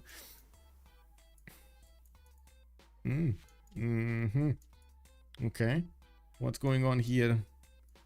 Nothing much, as in England did push back a little bit. Gorgo's city of Corinth encampment is going to get attacked, but again, not that big of an issue. We do have a Trebuchet core that can get some more production from that, as in some more experience from that. While I do see Greece is having a hard time to punch through the English defenses, even if he does have the core ability, there are still strong enough units from England to make the passageway hard, especially since Miletovic did get ironclad strength cities. This is going to be very hard for Greece to punch through. Later on in the game, of course, Greece will just keep on adding points of damage on his units, and this is gonna start to get deadly. We do have industrialization from Ice Look in 2 turns, and since Miletovic is gonna lose his free inquiry golden age in the next 2 turns, the size numbers on Victoria are not gonna look that great. He's desperately trying to build more campuses, finally got the extra population level in Leeds and Portsmouth. It's just gonna take a little bit of time to match those numbers. While Ice Look is gonna keep his 174. There's a significant risk here that Gorgo is gonna get to tank technology way before Victoria is gonna get close to it. Both of them went industrialization. I do see factories coming in from both sides, so yeah, they're not that far from each other. Who did manage to get the heroic though? We got Miletovic. Golden, he's gonna get a golden. We got 7 more points needed for Persia to get there for Cyrus. We got Tirhab 71 is this. He needs 11 more. Doesn't look like he's gonna get it. Also LPQI does seem like it have seen better days. Zero is still 13 turns away from ballistics. He definitely needs to pump out more units. 1 turning knights from the capital will definitely help. We do need to take a look next. Okay, Tirhab 71, Ice Look 8991. He's gonna go dark. Jofrus looks like he's 3 points off getting his heroic age. No, he's golden. He's golden. And Jara is gonna go dark.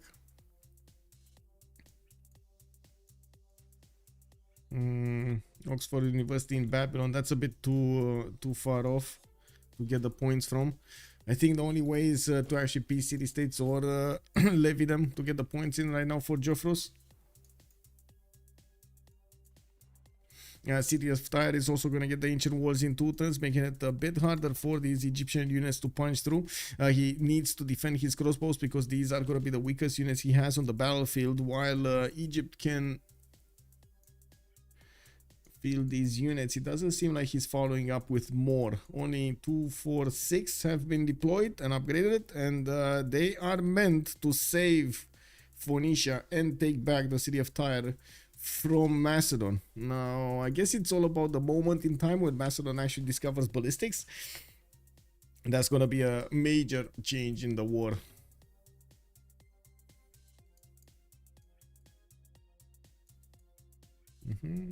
Ikel. Wow, Pella actually never settled the city on Ikel. Okay, interesting.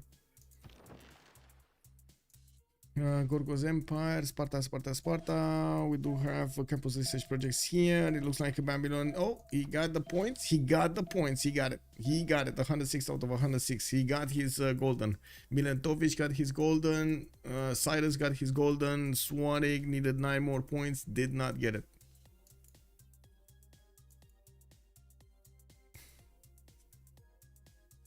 Zabijak, good evening, sir, and welcome. What happened to Dido to be so behind even when losing just 1 city? I mean, yeah, he got bullied hard by Macedon. He got bullied very hard by Macedon.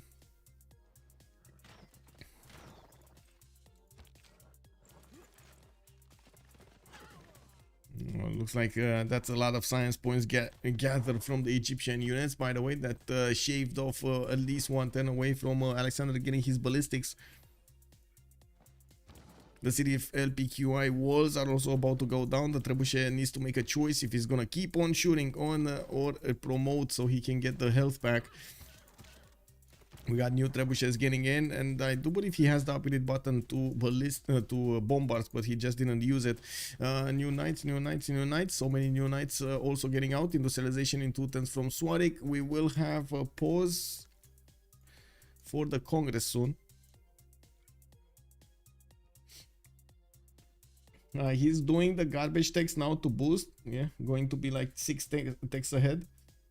I thought that was the case, but still surprised how many cities he settled. I mean, maybe that's actually the reason he managed to keep up against Macedon here, or keep being alive against Macedon. Nobody on over 300 science from Komanda, while we do have Jofrus and Jara, both of them over 300 science with a decent amount of culture on their side. They're in a reform the coinage, one in the golden, one in the dark. Ice look is dark. Tirhab did not go there. Looks like Cyrus did go for his own reform the coinage. Russia normal age, and Victoria reform the coinage. The gold per turn, we do see it quite a lot on Komanda, 301 plus 446, but they are losing 22 and 34 on 2 nations, while on the other side Tirhab is on 98 gold a turn, Ice look on 33, and then Jofrus with Jara making 287 plus 110. Strong economy on both sides, a little bit stronger on Komanda, but I wouldn't say that's I would say crucial, I should say. Anyway, we do have the Cossacks also starting to get into from the north into the borders of Phoenicia. It will take a little bit of time for them to travel from his cities, and we'll see this after the World Congress.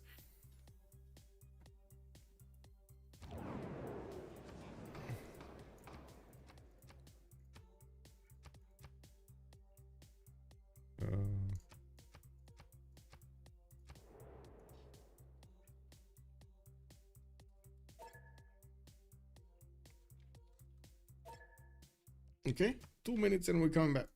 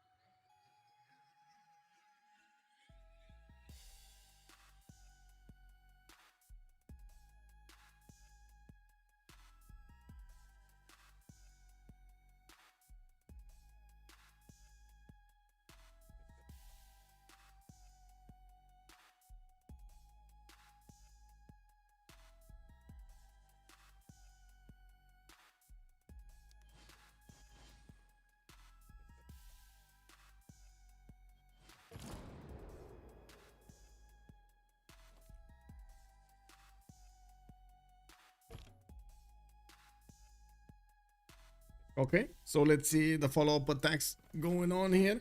It looks like Jara, after losing one of his coursers, he decided to choose to make one step back We do have Zero still 10 turns away from getting his ballistics while he is leveling up his crossbows against his opponent. He does need to get the promotions in for the level 2, level 3, level 4 field cannons. And we do have also in the World Congress light calves losing 5 combat strength. That's a bit of a problem over there, but it is what it is. Light calves are not that big of an issue. Wait a second, I'm pretty sure the knights are heavy calves, so and the cuirassiers are heavy calves. Oh, Cossacks, they want to slow down the Cossacks. I mean, that's not really that bad. Anyway, I guess we do have Babylon that needs to worry a bit. No, he doesn't. Wait a second. He's yeah, he does. Yeah, he does. Never mind. He does need to worry a little bit on his east. He needs to get a few units. He's getting a few knights. He's getting his Oxford University in Babylon also. Wasn't it built somewhere else? Or yeah, no, it wasn't. Now looking at the science number, Milentovich is on 149. Itzluk is on 170, and he is 157 culture, while Milentovich is on 132. We do have another city that is about to be taken over from Hub. Zero is managing to be successful in his campaign, also bringing new units to the front line so he can upgrade them, keep on upgrading them into cuirassiers. Yeah, we do need to see how fast Kabachok can actually get his war moves going. He has to have 3 encampments already put down and working on getting the population on his other cities so he can play some more. He did finish the kill of Akizivani and secure his advantage in the city-state of Mitla. Swatik did also take over Fez, and by the looks of it, Antananarivo is also Kabachok city right now. Peter 200 signs, 256 signs on Kabachok. Looking at the total tab, Jara is a little bit ahead, but not that far ahead of Cyrus in the total tab of signs, while Babylon has definitely an advantage, 5300 versus 4500. We do need to see if that advantage is actually going to turn into a win condition for him here, because he does have Cossacks bearing down Mogadishu. He knows about this, and we do need to see if he's gonna get enough, if he's gonna muster enough of an army on the east to help him defend. 36 envoys, yes, 36 envoys in Bologna. Yep, that's a money double. That's a money double in there, and that's a 83 defense city state right now. Wow. Anyway, looks like LPQI gonna die here. There's no way he's gonna save this city. Jara is finding it hard to actually push in even against the Knights of Xero. Did we have Xero getting another spy? No, he's not getting a spy on his opponent here on Egypt. Yeah, he's not getting a spy. I was actually expecting Egypt to get some extra diplo against his opponent here, but he's not. Cuirassier technology has been activated. Ballistics has finished on Zero. We do have him with the ability to upgrade these crossbows into field cannons and get the cuirassiers upgraded from his knights. This will be significantly impactful here, because now then he's gonna have the damage to go against even Egyptian armies and clean up as fast as possible from Phoenicia here. Even from the north, Russia is pushing in with the Cossacks, trying to get into the borders of Sidon, and you do see he only has a 1-tile choke to pass through. That unfortunately is not that easy to go through unless you actually have a trebuchet right there or a bombard, which guess he doesn't have. Okay, factories coming in, Rakedet, Abydos, military academies everywhere. I would imagine Jara is getting up for an all-out war against Macedon, which will imply a lot of tanks. We do have Jara 2 turns away from refining, 1 turn away mercantilism, while Zero is barely getting through castles and of course going towards military science and steel walls. It's gonna take a while to get there. It's not like he has a lot of science. He has been relying as much as possible on the science he's getting from building units here. Good thing is he's building them quite fast. And killing units, not only building but also killing units. I do want to point out when Milentovich is going to get battleships, he is going to get the opportunity to attack into Corinth directly with the battleship from here, and I would imagine Greece is going to need to get some defenses at that point in time. We do have more production capabilities, civil engineering, sorry, in Milentovich's territory in 2 turns, while he is jumping up in science, 214 right now. Very nice advantage that he's getting. Now he did finish in the city of London. The campus doubled it, and also got the library and the university, which helps him out so much to get that extra science he needs against Icelook. My worries have been for nothing here. It looks like Icelook is gonna have a problem to keep up with the science of Age of Steam Victoria. LPQI has been taken back. We do have who got it here. That's getting some support help from Egyptian cuirassiers now with the Macedonian cuirassiers getting into the front line. Same strength units going against each other. Egypt is gonna find it hard to defend against this, especially when the Macedonian field cannons are gonna get into the fray. We don't have any ranged units from Egypt to help him slow down a little bit the Macedonian units.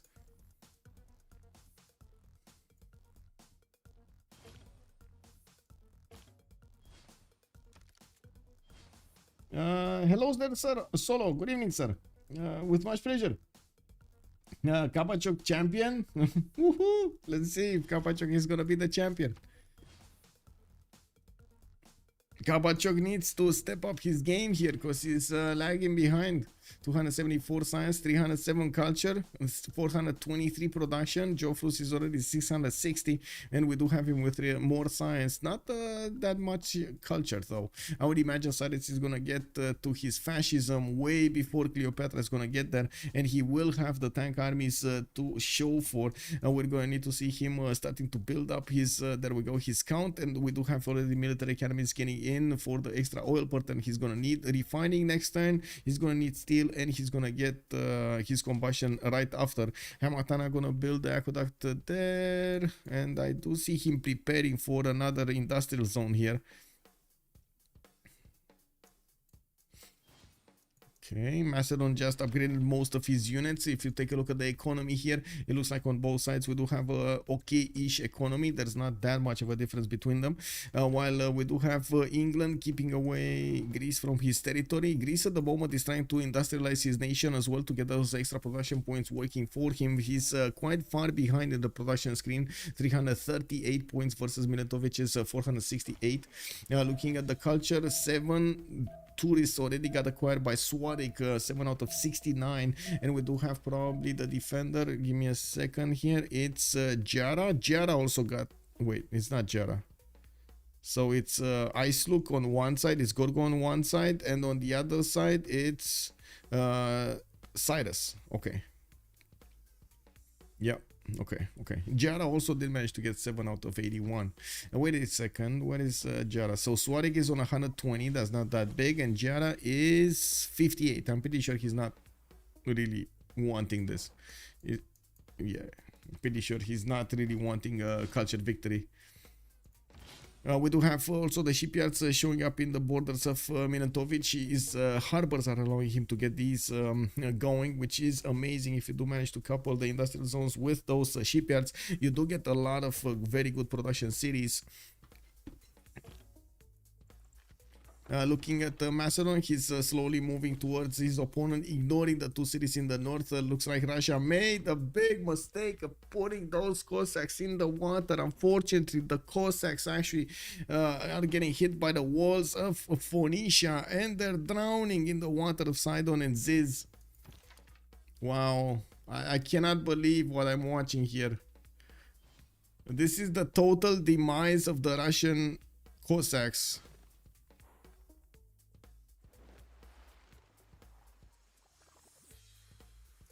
I might have missed it, but how does the tech lead look?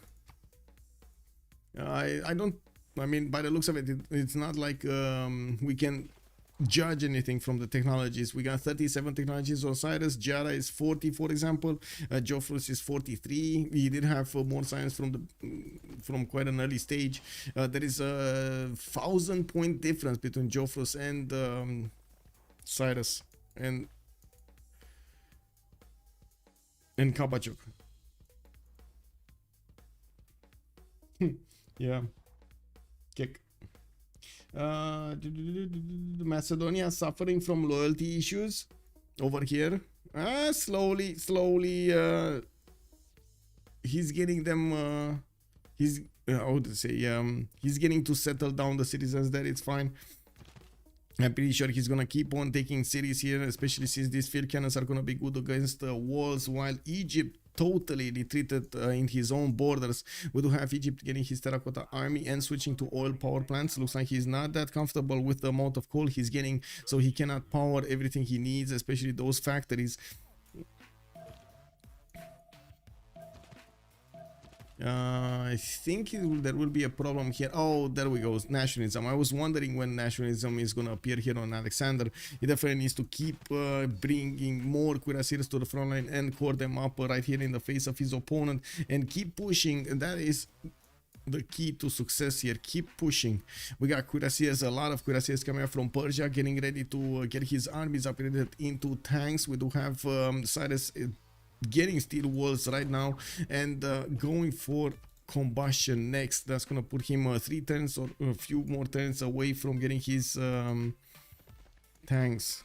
And looks like Macedon is not even taking a bit of time to take Ugarit. He just keeps on going.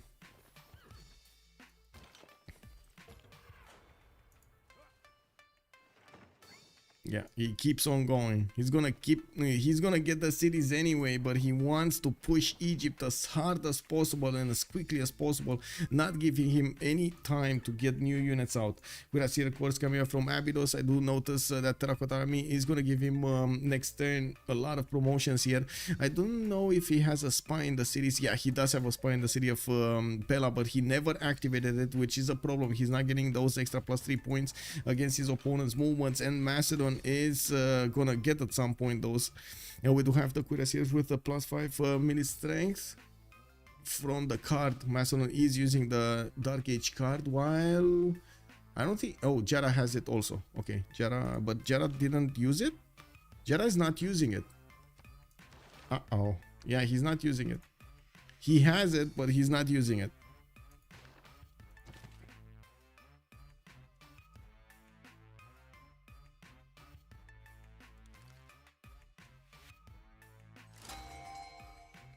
Whoa, somebody found a wonder or something, but we didn't get the notification because I just heard the sound.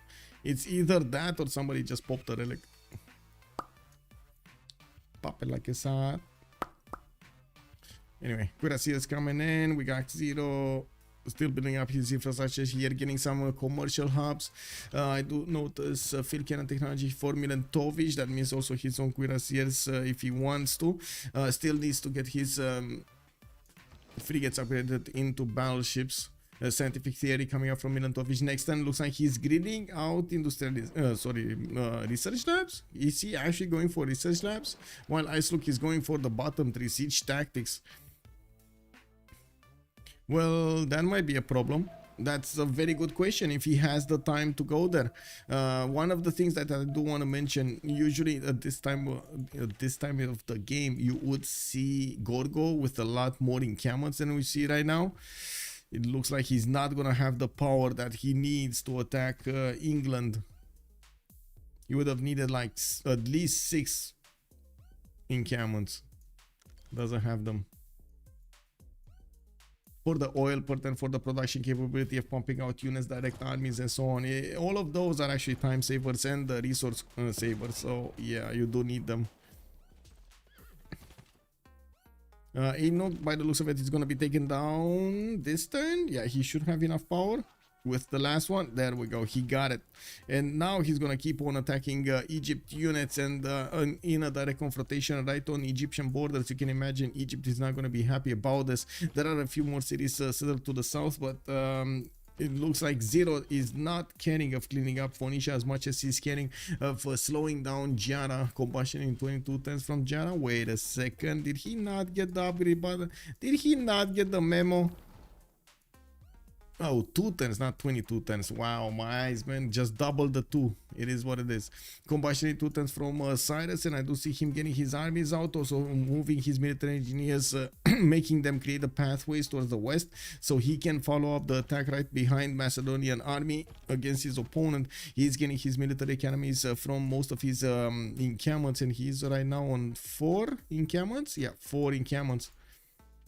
1, 2, 3, 4.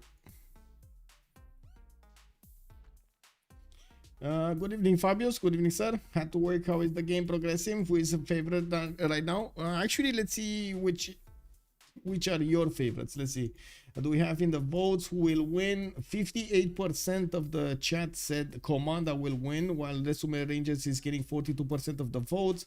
On YouTube, we got a different approach here, actually, a different result. Komanda getting 83% of the votes, while Resume Rangers are 17 only. Interesting difference. All hail the champion, Kabacho. Hello. Good evening, sir. How are you doing? Yeah. The champion Kabachok. We'll see. We'll see if he actually gets the championship title.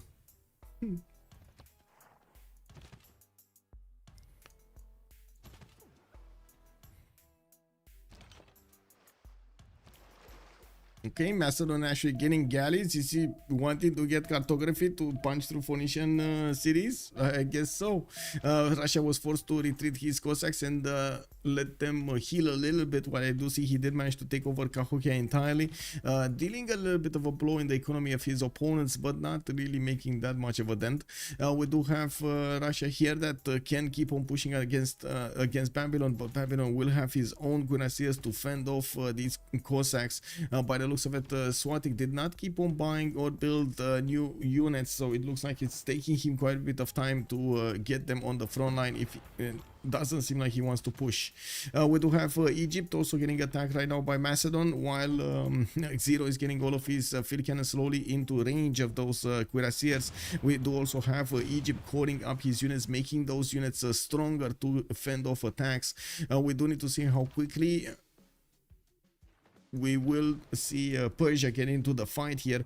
It does look like Phoenicia cities are dying very, very quickly here. I'm pretty sure we're going to see tank armies getting updated and being sent to the front line as quickly as he gets the order here. Cyrus is on Astronomy in 1 He doesn't have the upgrade button. He's delaying a little bit discovering combustion, even though he could have discovered the next turn to get a few more cuirassier armies. I do see 2 more running production queues in Pasagade and Gordian. Okay, that's a lone cuirassier, unfortunately. Another one here, so yeah, he's gonna get another. So he has 3 tank armies already, 4 and 5 are getting trained. Another cuirassier coming up from the east, a 15 Camon getting out from Hamatana.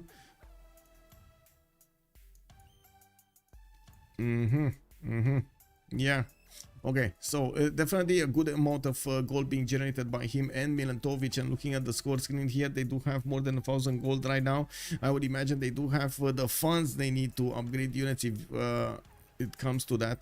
Looks like also a few of the units of Zero have been deployed towards the north to fend off all of the Phoenician remaining army. There are only horses and maybe some heavy chariots that he needs to go against, so it's not that high in his priority list.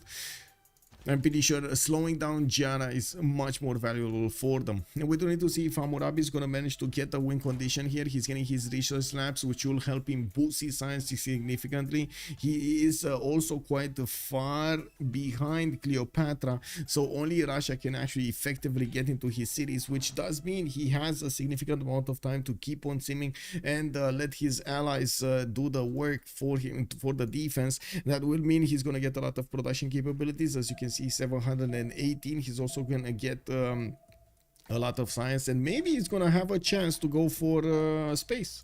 What do you think, guys? Is he gonna go space? Because I think that's probably their only win condition, going to space before they're gonna die to Cyrus. Or at least that's my take on it. Moja Leka, I believe. Good evening, sir. Where am I from? I'm from Romania, sir. Romania, Bucharest, Romania. Kaba wants a railroad. Yeah. Also, Chillbrains, good evening, sir, and welcome. Macallian, good evening, sir. What is passed on the north of the Babylons? What is passed in the north of the Babylons? This like these units of Persia, you mean? They're trying to get in there. And I do notice we got already airplanes from Jeffrus. Not enough science yet on Kaba. Well, I would say not enough science on Kaba right now. Yeah, well, it is what it is. Looks like Birota is taken down. Macedon is making headways towards this. And from the north, we do have the Cossacks pushing into Sidon. I'm actually amazed he doesn't keep on smashing into those borders to get the points lower. Anyway, Encampment training projects coming in. Theater Square festivals from Russia. He wants the general and he wants it now. While I do notice Jara did manage to get a significant force here on the east side to stop the Macedonian push. He is also starting to lose the cities of Phoenicia next to him. He has Byblos to the west side, so he's going to keep Phoenicia alive for as long as he can. While we do have the Persian Cuirassier army starting on the roads towards LPQI, they will get to upgrade into that border of his neighbor of Xero. He can actually pull off an attack a little bit faster. Jara, 11 cities, 89 population, 316 science. Astronomy going in 1. I'm really curious if he is very, very close, but I think he should be very close to getting his combustion, and I would imagine that's the reason he's actually getting a lot more cuirassiers, or I should say delaying his technology for combustion to get a lot more cuirassiers. He's quite lower in culture versus Cyrus, and he's not gonna get to fascism. Taking a look at Cyrus, we do have 3 turns away ideology finishing, and then he's just gonna need to click on fascism and get the extra +5 against his opponents on his units.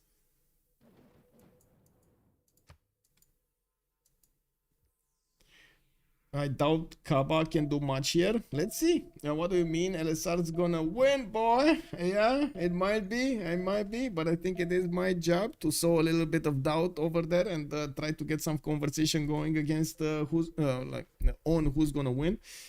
You know, I'm thinking that's what I should do.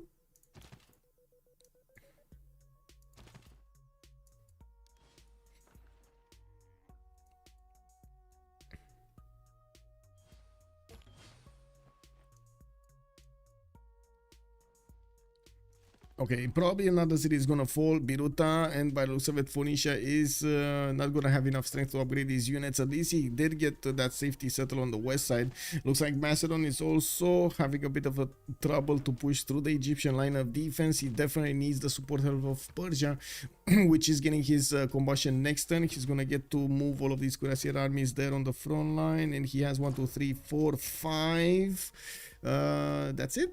5. And where's the general? Does he have a general? He doesn't have a general. Encampment training project finishing up next turn. Where is this? Oh, they passed the general. So Greece needs to get something. England needs to get something. Phoenicia, no, Phoenicia is not gonna get something. He has 0 points. He doesn't have an encampment anymore. He lost it right in the city of LPQI. Looks like Biruta is going to be spared for another turn, and there are attacks going against the city of Ziz. We got even galleys getting into that fight. Yeah, I mean, you know, you gotta do what you gotta do. In the Diplo screen, let's see what's going on. We do have Joffrus with 9 out of 20. He's definitely defending that, if not attacking it. Since we do have him finishing up his research labs, he's significantly going higher in science, 480. And I gotta say, he does have a decent amount of culture that should be more than enough. Than he needs. He does need to get to space race if he actually wants to get to space. With rule value also finished in the city of Eshuna, he's gonna get more production, 113 production city, while Babylon is on 117. Very, very strong cities here from Babylon. He did manage to push back all of the units of Russia, while Russia is getting his Cuirassier armies. Oh, he has 2 Cuirassier armies here. What is he gonna do with them? Is he actually gonna attack Joffrus? He might. Joffrus? I mean, he definitely might. There are quite a few times for Joffrus to plug to the east if he actually wants to use planes to defend himself here. He does need 5 planes to plug the chokes to the east. I do see he's getting the first one in 2 turns from Borsipa. Okay, where tanks? I think that's the question. Where tanks?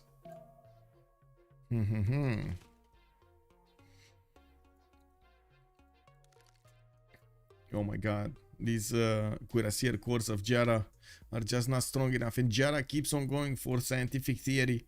While he's getting his cuirassier out of his borders, he has one single military. No, one, two, three. He has three. So he has enough oil per turn. No problems for him. One turn away from combustion. He just finished another wave of cuirassiers for another possible army. Even though it does look like he's not going to get that army ability soon.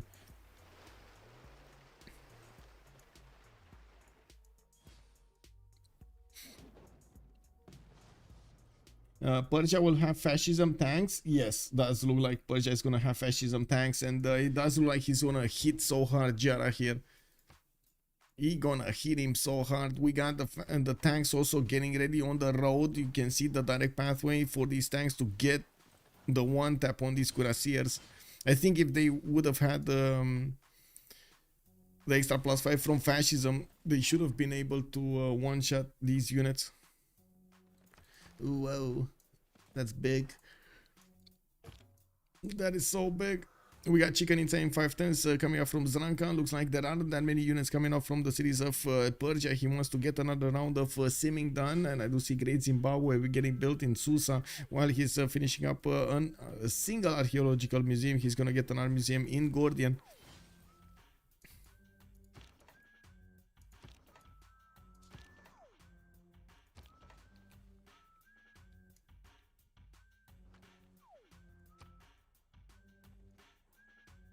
I gotta say, there is a significant army from Jara to defend himself. I don't know if he's gonna have enough strength on them, but he does have a chance with these amount of units. He did manage to snatch Tandara as a general, and Persia, I don't think he has a general. That's a problem. Oh, he does. Rani Lakshmi Bai. We do have Rani here. Okay, he just needs to get onto the front line. It's fine.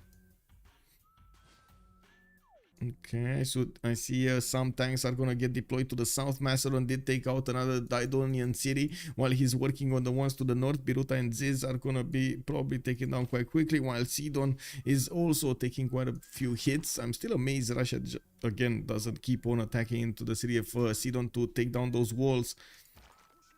It's not like he has anything better to do. Sidon also might be sniped a little bit later on with some helicopters. There's a decent amount of territory to the south that is in the fog of war. I'm pretty sure there will be an opportunity for somebody to get some sneaky helicopters through. Sneaky fast helicopters through. I would imagine also we're gonna have some fast moves here from Persia going against Jara, not letting him upgrade anything, but this is the perfect moment that Jara gets his combustion. He's gonna get that upgrade, the unit, the tanks on those cuirassiers is going to make them much stronger, and might even make them defend against their opponents here. 310s for Cyrus to get his fascism. We can take a look at the damage points here. He can one tap the cuirassier, and that's still without a general. He needs to get the general. This general just needs to get onto the front line. We got one tank here. We can take a look at the damage. 118.97. Okay. Now Biruta got taken down, Ziz got taken down, Sidon is getting wrapped around, and it looks like it's gonna die quite quickly. We do have Russia building up his military academy count and getting some zoos for some amenities here, and I do notice he's getting theater square festivals. He did push back the remaining Babylonian units from the initial skirmish, while he did not get to push at the cities of Babylon anytime soon. He does have a Cossack corps behind enemy lines, which might actually give him the opportunity to see what's going on in the Babylonian cities. Jofrus is going to get his combustion in one turn, but of course he doesn't have a lot of encampments, and it is going to be very hard for him to actually get armies immediately. That's not a problem on Russia. Not a problem on Russia. He has the encampment, and of course 2 encampments actually where he can buy them out. Now we heard a lot of upgrades. Who upgraded what? Oh, tanks. Yeah, there we go. He upgraded the tanks. And now we do see Russia. Oh, if this damage is even before fascism, oh, that's a problem. That's a problem. 118 strong tanks against the 111 of Jara.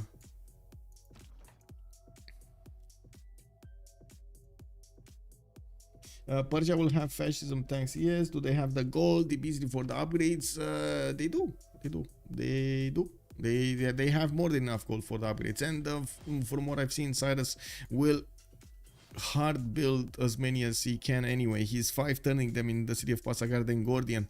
That's not bad actually for armies. Not good, not amazing, but not bad.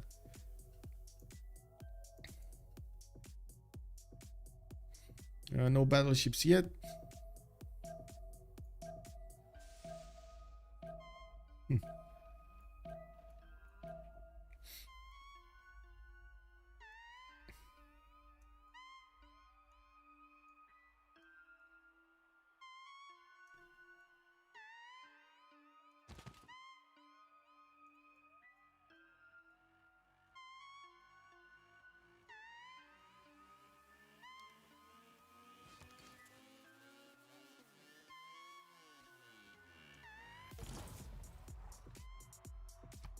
Gotta say, Persia did stabilize his science and culture. He has almost 300 of both, and I do see him 2 turns out from fascism. He is letting Macedon get pushed back here by Egypt. His units are getting hunted down, while we do have him focusing his efforts to attack the city of Thebes a little bit to the south, where Egypt did put the majority of his army. But of course, since Egypt does benefit from tanks, it shouldn't be that hard to move to reposition them in that southern front. City of Sidon is also slowly being taken down. That looks like it's gonna live for another maybe 1 or 2 turns, and that's about it. Now we do have Greece getting more military out, and it looks like he's preparing with calves on the west side. Okay, where is Cyrus looking? He's still getting his mobilization. It's gonna take a long time if he's just at steel to actually get to a unit to upgrade from these calves. That would be the helicopters, and those are quite a few columns ahead. So he's here, right? Military science. Well, he needs this synthetic materials. It's quite far ahead. He did manage to jump up to 300 science. He's still not managing to keep up with Victoria's 334, and I do see Victoria did manage to get enough culture to match Ilux's culture output. We got aerodromes already coming off from the city of London, while Greece at the moment, I don't see him benefiting from that technology from flight. We did have him building a few more encampments though, and we do need to see if the English fighters are going to be enough to fend off attacks and even help him to punch through the Isluk defenses. We got already 2 aerodromes set down, and of course with the production capabilities of Milentovic of 588, I would assume Gorgo is in trouble.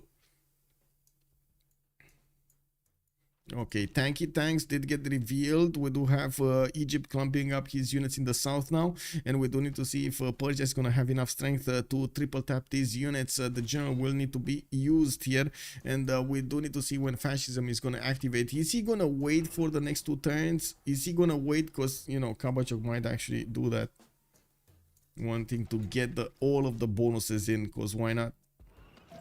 We do have observation balloon coming out from Rakedet, and also some artilleries are getting out from Egyptian territory. He wants to have the ability to shoot back at Persia's tank armies well before he gets these artilleries in the front line. BBG, it affects the nationwide. Wait, is Persia building Chichen Itza solely for the air square? I don't think so. He has a decent amount of rainforest, so I would assume that will be important for him. That's a lot of production and culture that he will get from Chichen Itza. It is empire-wide bonus, just like Thundorius is mentioning over there, and it's very, very powerful. Let's see what's going on here. Okay, tank army cannot pushing to tank core from Egypt. Again, that's outside of the general, and where Egypt does have the strongest defense.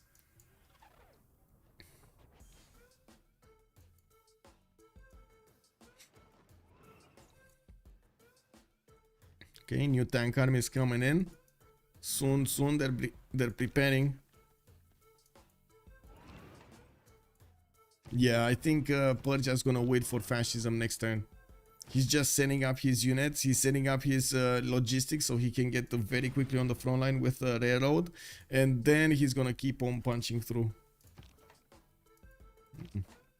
His units are not getting countered here. There's no way he can push back against the tanks of Persia. He can do damage, but that will also give him... oh my god, he just got a charge promotion. And that tank, guess what? It's fortified. That tank just turned into 130 strength. Uh-oh.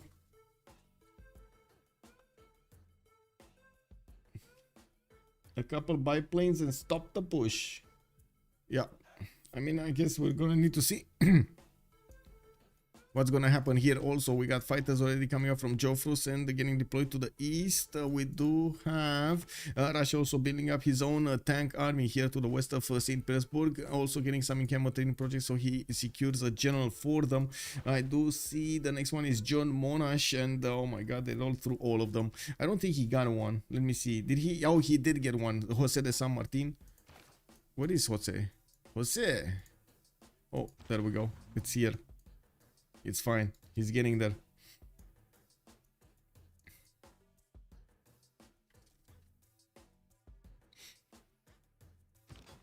Oh my god, can you imagine 135 strength tank army?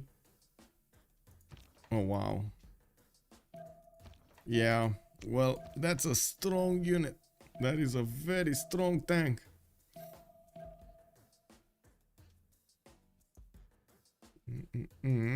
I'm wondering if Icelook is gonna manage to get what he needs when he needs it. Milatovic is gonna reveal he has planes pretty soon whenever he's gonna get some planes on the east side. He only needs 3 of them to stop any kind of attack from the east, and I'm pretty sure he's gonna need to defend this part of the empire also. We're gonna need to see if Greece is gonna get to his higher strength unit. At the moment it looks like he's not getting there. We do have fascism discovered on Cyrus, and he is gonna get to switch to that government. He's gonna get extra +5, and you can see the 135 strength tank army going against the tanks of Egypt. Ooh, two tapping them quite easily.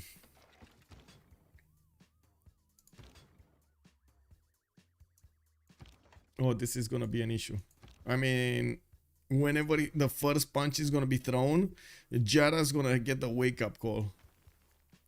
He's gonna sound the alarm in his comms. Where are the other... Wait, there were 2 tank armies getting built here. WTF, bro? Where did they go? They're not on the way there. There are only like 2, 4, 5 of them here. These were the initial ones. Where did they go? He did not finish them? Commercial. What is so important that he's switching? Oh, I see what's important. Mary Catherine Goddard. He definitely wants the extra +3 on his units, doesn't he? Yeah, he definitely wants it. 840 points. He's just switching everything to commercial hub investments to get that. Yeah, makes sense. Makes sense. Okay, let's see the attacks. This one can attack here. This one can attack here. Here. This one has moves. Yes. Could actually attack there also. Triple tap. So 1 tank core should be dead with another one in half HP after the last moves are gonna finish. I would imagine the attacks will come at the last few seconds of the turn here.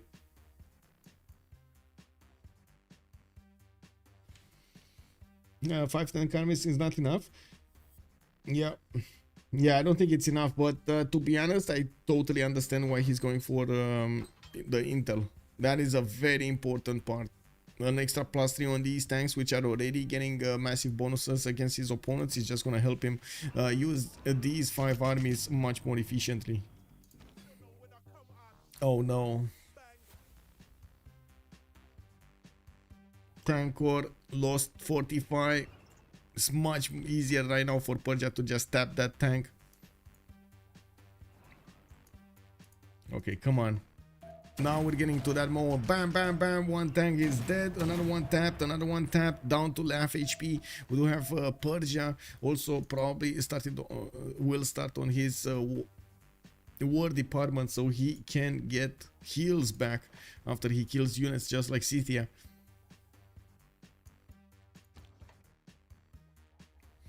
Okay, another 2 tanks possibly dead next turn with an artillery. Yeah, now that is a very bad trade for Jara. That is a very bad trade for Jara. If he starts losing 2 or 3 units with... Oh, lost the balloon as well. Underneath that artillery, looks like indeed we do have a trade. One of the tanks of Persia might be taken down. No, it does stand alive here with very little health on 16 health, and he does have a promotion. He just... Oh my god, this is a disaster. Even another tank attacked into that one. The invincible tank army of Kabachok. Oh, and another attack. We can't even see his health.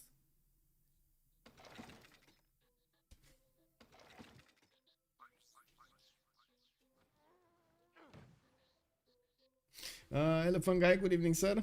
Does Persia have level 2 spy? Let's see. Level 1. No, level 1. He does not have a level 2. When is Macedon gonna get tanks? I think that's a big question. Never, probably. Rifling in 13 turns, that's gonna take a while. He stopped making units. No, he doesn't. He didn't. Actually, he's getting some more. Okay, getting back on the science train there. Okay, now we do see the tank armies are getting finished in Gordian. We do see War Department is also going to finish in Pasaka. There, I do notice Mary Catherine Goddard is also getting projected by Babylon. And Persia is making 246 points. It looks like he's not considering that he's going to have the chance. He's not going full into this new commercial hub investments. Only 3 of them are going into the northern cities, while he would have needed at least probably like 6 projects. We do have Babylon getting Big Ben, and also one turning all of these projects everywhere. Oh my, okay, 4 cities, 1 turning projects is more than enough. We got bombers coming up from Borsipa. We do need to see if he's actually gonna want to go on the offense against anybody here, especially against Russia to the northeast, which I guess might be a chance of breaching through. We do have biplanes deployed to the east side to stop any kind of attack from Greece. Of course, in the meantime, Milatovic can use the strength of these biplanes to get some promotions on them. Just tap, getting the damage done on the Greek units and acquiring experience.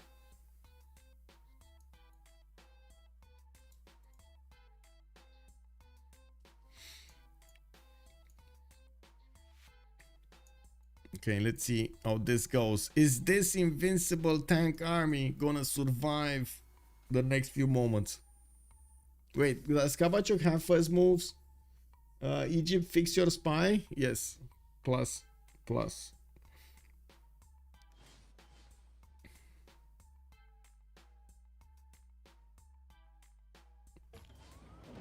Oh, he got out. And he's gonna get a promotion, and he's gonna keep on chewing through the Egyptian defenders. Of course, there are a few farms also, and we did talk about how farms can actually become med packs. They can be detrimental to your empire's health. I think we just saw Babylon. Man, somebody in this house actually put on some perfume right now. I can smell it from here. There's an insane amount of perfume just pouring through the windows or something. I don't know. Oh my god.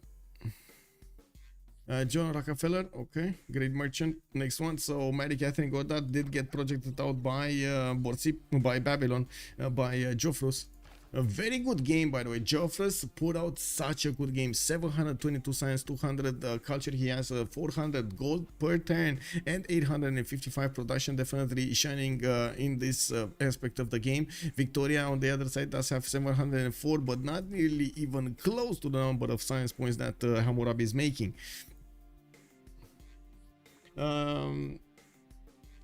Macedon tanks next game. Yes. Does Egypt have vision on Persian cities? Yes. Tushpa and Susa. He has a spy here that's awaiting assignment. This guy, I think this guy has been forgotten.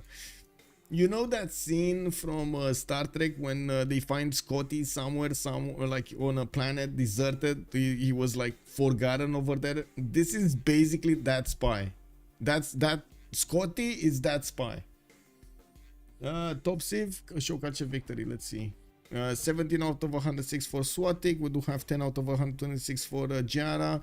Looking at the tourism per turn, we got 180 tourism on Swatik, while on the other side it looks like 91 for Jara, 96 for Isuk. I don't really believe they are going for a culture victory here. Doesn't look like it. Like, this is war preparation. Yeah, this is war preparation and not really culture victory preparation. This is again war preparation, and it does look like Egypt is gonna have a very hard time to defend himself. He's trying to get AT crews going. Jara is gonna discover the chemistry next time, and he's gonna have the upgrades on these spiky shots to turn into AT crews. No gold. No gold. They have Joffrus on 400 gold. I'm also curious if they have any spies, spies actually doing the missions here. No. No. I mean, he can't really do missions anyway. And there's no commercial on Russia. They cannot spy. The only one they can spy is Persia. War department in one turn from Pasagarde, giving another important advantage to these tanks of Persia, the ability to heal after a kill. And we do have AT crews. Oh, wait a sec, boys. AT crews are useless. What is this? A tank army, 118 strength, AT crew only 97. I mean, that's too little, too late, too late.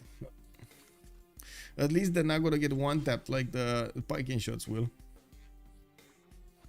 400 gold per turn is no goal. Team GPD is 829 versus 300. Chill is calling out. Did the numbers over there? Yeah, looks like Joff just gonna raise the map with GDRs, I guess. Baraklov is giving us a little bit of a sneak peek into what's gonna happen. Well, we do need to see if he's gonna clean the map. He is computers in one turn, and I'm pretty sure he's gonna get to I would say to robotics pretty quickly. And my question is he wanting to go space, or is he wanting to go robots? Beep boop. Or vroom.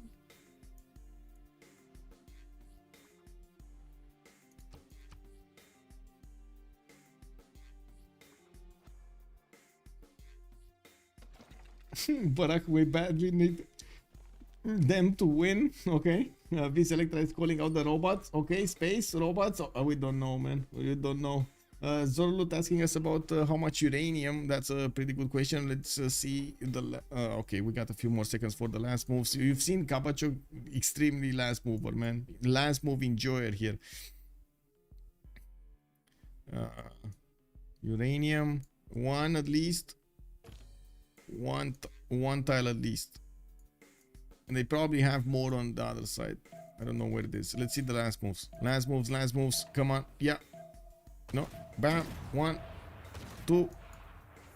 No wins though. Did one disappear? Did I miss that? It felt like one went ahead and just disappeared into oblivion. Anyway, it is what it is.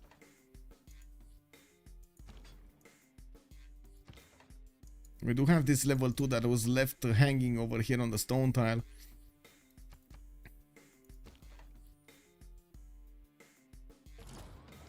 What money promo on Joffrus? I cannot really see the money promos, but he did have the double, I believe. Wait, no, that's Jared. He had the double. Joffrus. Oh, yeah, Joffrus has the double also.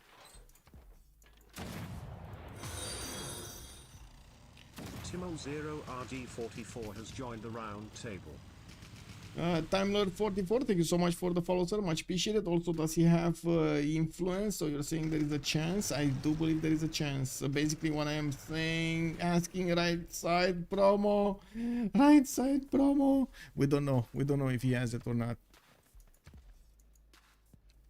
But looking at the army tab here, we do have uranium already gathered on Icelook, and uranium starting to gather on Cyrus. We do not have, oh, we do have Hammurabi getting 4 uranium also. So Icelook, let's see. Icelook, he should have his own uranium. Just give me a second.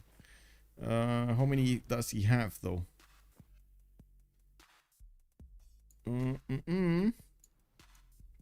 One here is about to improve it. A decent amount of coal also. Okay, so he has at least 2. That makes 3 with what we've seen in his next door neighbor's territory, Babylon. What do we have here? Do we have a 4th one? We might have a 4th one. So to be honest, that's a lot of uranium being generated every turn here. No, I think he only has 4, right? He got the 1 plus 3. Yeah, he got the 1 plus 3. Oh, planes deployed on the eastern border. Jared's getting some help here from Jeffrus, and it looks like the fighters will do the damage against the tanks. We do need to see if Persia is going to manage to keep on pushing into this. He can definitely keep on doing damage and getting some pillages off of this, but he's going to have a harder time now that the planes are there, that the Babylonian fighters are on the front line. You do have Macedon also moving to the south, his army, and well, he might be thinking of going against Byblos. I was thinking he's gonna go like this, but I was thinking helicopters are gonna be the way, so they are faster. We do have Persia also deploying more of his tank armies to the west. He definitely has a bit of a weakness when it comes to how many units he has. Looking at this, no more improvements. And we do have Persia getting a great profit kick.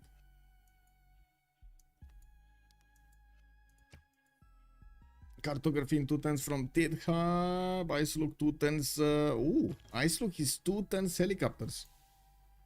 2 turns helicopters. Where are his helicopters? And wait, why is he? Didn't he have a lot? Oh, he armied them up and he, well, doesn't have that many anymore. And it looks like these, even the biplanes are doing enough damage against these units.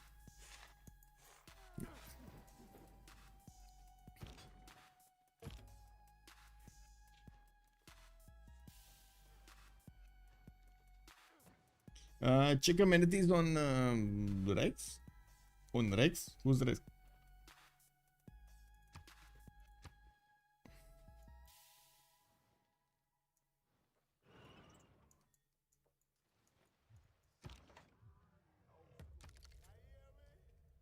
Oh, on Persia. On Persia, let's see.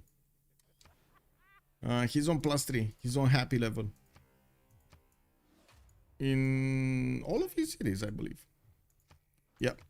All of his cities +3. And it looks like he is making headway into the borders of Egypt, even with the 2 fighters being deployed from his opponent's ally. He is managing to do the damage here. We do have some planes from Jara also getting a few more of these aerodromes down and working hard to get his advanced flight going. Radio in 2 turns, mobilization in 3. We do have new AT crews also taking the spotlight here, coming up from his production centers. We do need to see if these will be successful in deterring Persia from pushing through. It doesn't look like it. It does not look like it. These units do seem very, very squishy, and I think one of them is gonna be double tapped here.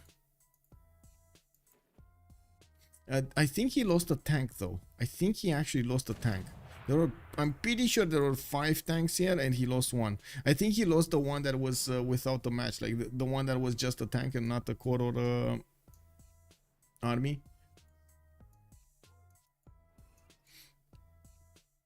Yeah, we do have a military engineer getting back to finish the railroad towards the cities of Persia, while I do see research labs are starting to come online here from Persia. We do need to see if he's going to have enough production capabilities to keep on putting units on the front line and smash through the Egyptian defenders. Egypt, okay, also military with 362 science, 141 culture. Looking at the era score screen, Cyrus is actually going to get his golden age. Tirhab Norma actually going dark. Icelook is gonna go heroic. We do have Jofrus keeping his golden age, and Gianna is gonna keep his golden age as well. Actually, no, he's gonna get a heroic. Sorry, he's just gonna get a heroic right now. That also means the -5 just got will get lost here. The light caps will get their 5 points of damage back. What's going on here? He's moving back. He does have the upgrade button, so he just got the helicopters. It's a matter of gold here, and we do see less and less gold. Less and less gold on Les Sumer ranges.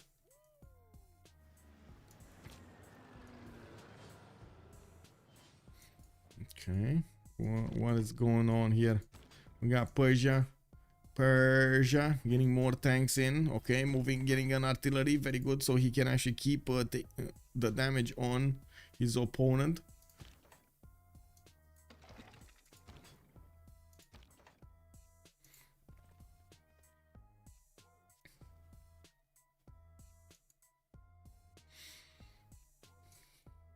Helicopters, and anti-air guns from Eritrea. He needs that. I do see Russia stop making units to the west side, but they do have gold. They have gold, not a lot of it, but they have some gold. 290, 100, 182, and 32. Now I do also notice Babylon is gonna get another wave of uranium from the northeast of Karshamash. He's getting another city over there, and he's gonna get that going. We do have him getting his airports, and I do see some drones are getting out as well. Broadcast centers for the extra culture. While Jofros is in monarchy, he shouldn't be that far off getting his fascism, his 4 turns out from ideology.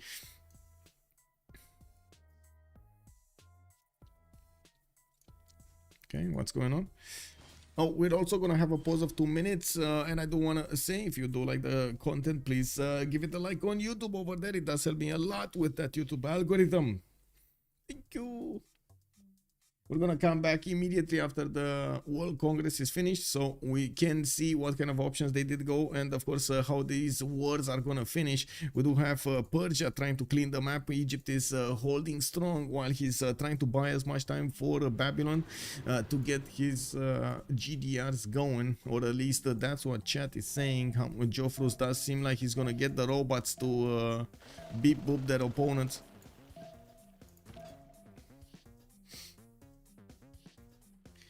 Jet damage to Persia's tanks, yes, 112 against 121, and that's without how to say, give me a second, that's without anti-air.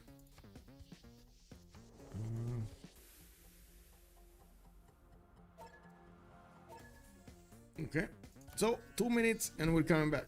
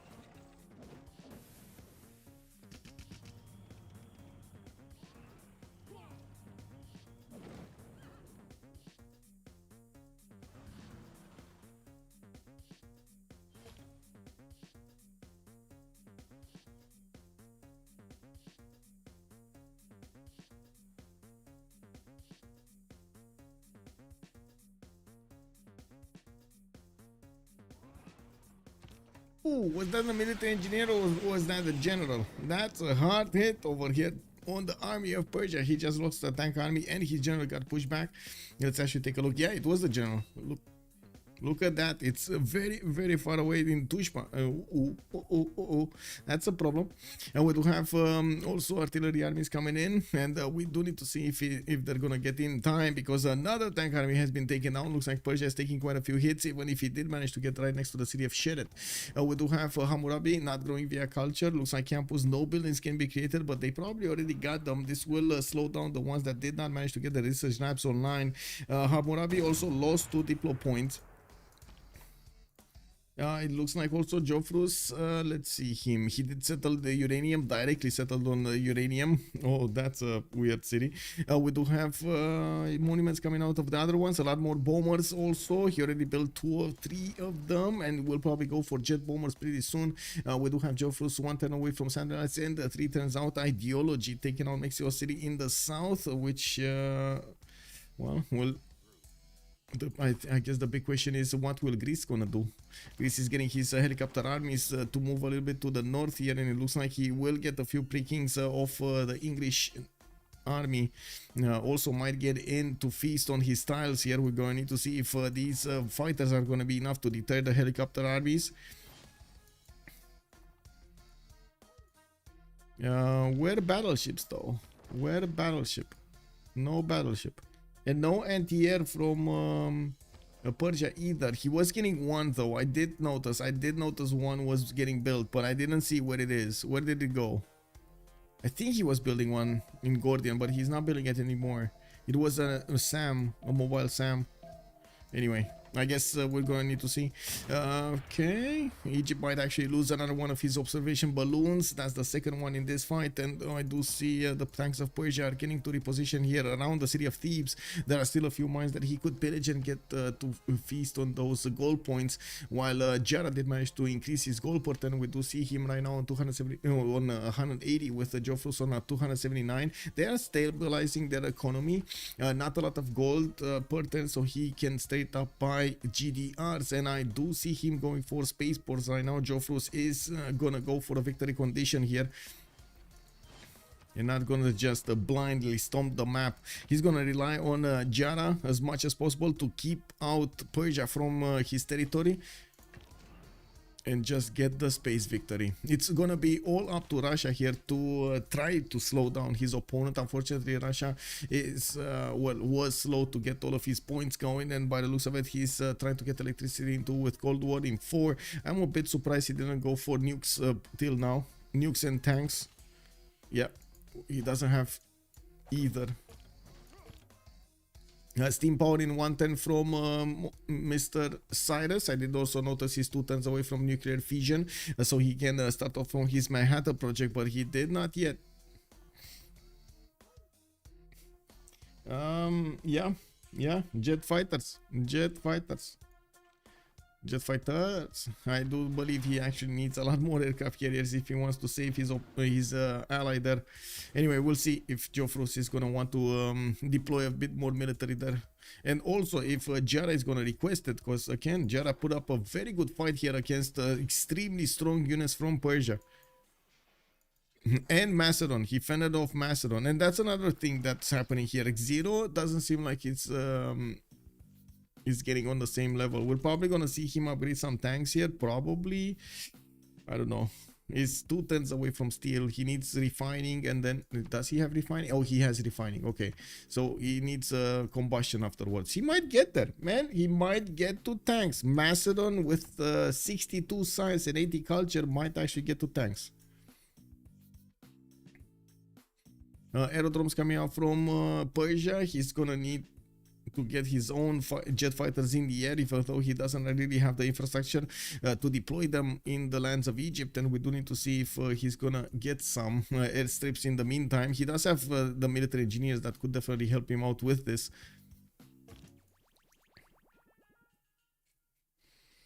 Okay, what is going on here? Main cities, Forten, Spaceport, another industrial zone in Deriptum, airports in Borsipa. We don't actually see any counterattack from Russia, any kind of flanking attack, any kind of pillaging attack. Oof, nobody's slowing down Joffrus here. Nobody's slowing him down.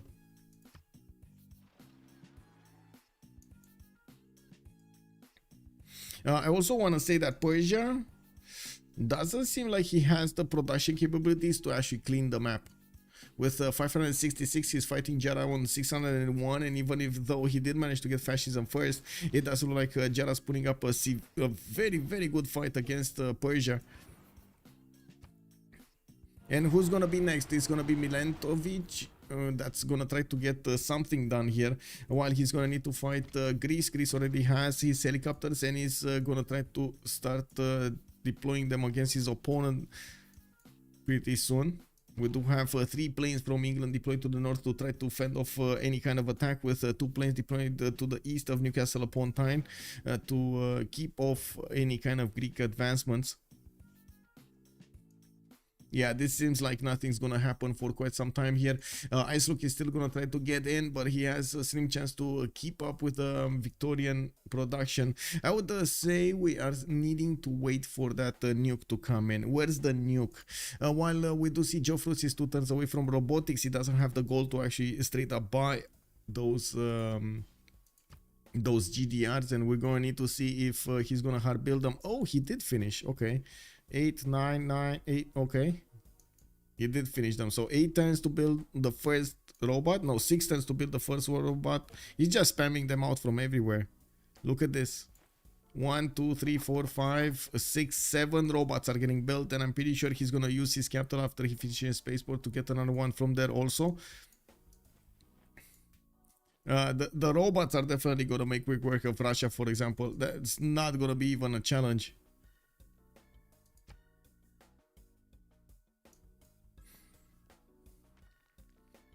Diplo points, yes, top save. Good evening, sir. Let's see the Diplo points. 8 on Jeffrus, and we do have 7 on Swadik and 7 on Milentovic. Production in capital, Draconian asking probably against Babylon, about Babylon's capital. 156 production, with the one in the south, Ishuna, is 105, benefiting from Rule Valley bonuses also. Persia, for example, has Pasagarde, which is, it was lower than 100 the last time I checked, but let me look again. Wait, he never finished an industrial zone here? Aqueduct, what's this? An aerodrome? Oh, he never did an industrial zone in Pasagarde. That's 103 production, with Gordian also not benefiting from an industrial zone, by the way. 85 production. That, oh my god. Okay. Interesting. Anyway, campus research projects, military engineer, more fighters getting out. England is definitely keeping off Greece from his territory, but he doesn't really have a way in attacking Greece here until he's gonna get the nukes, and it looks like Icelook is trying to prepare himself for that eventuality. He's also gonna get ideology pretty quickly. Milentovic is not far behind him. Ideology in 2 turns. This is actually quite a performance from Milentovic to keep up with Greece in terms of culture. It's so much easier for Greece to actually get the culture than it is for England to get the culture. Nose itching again.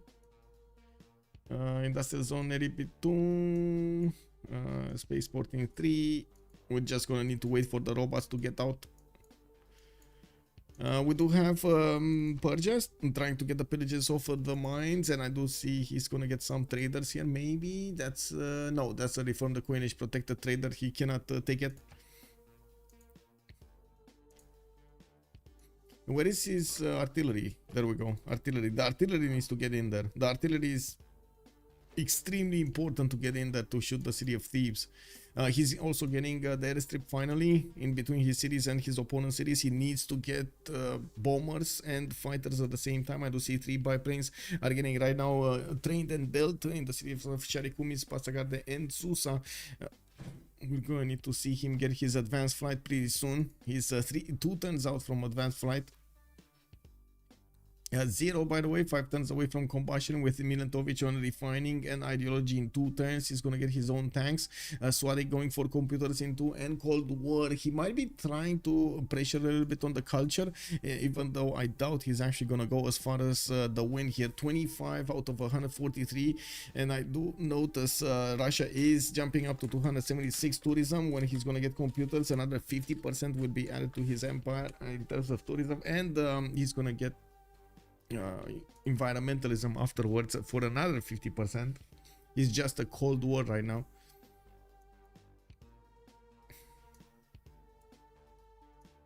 And does he have enough faith? Well, he's gonna get a lot of rock bands. It used to be that Russia was the one getting the wins in the culture victory with a lot of rock bands. Since then there were quite a few updates, and it doesn't seem like he's getting them anymore. The wins, I mean.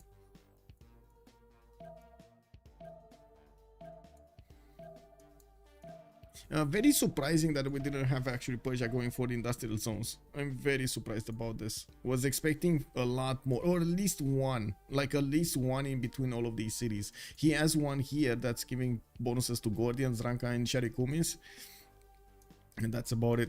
Another one would have been really needed here somewhere, or here.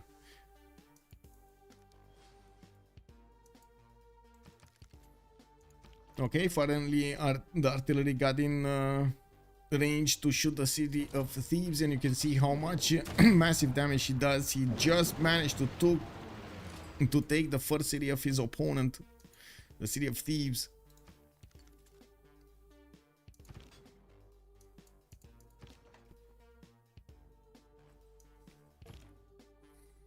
Cav armies, 80 crews, okay.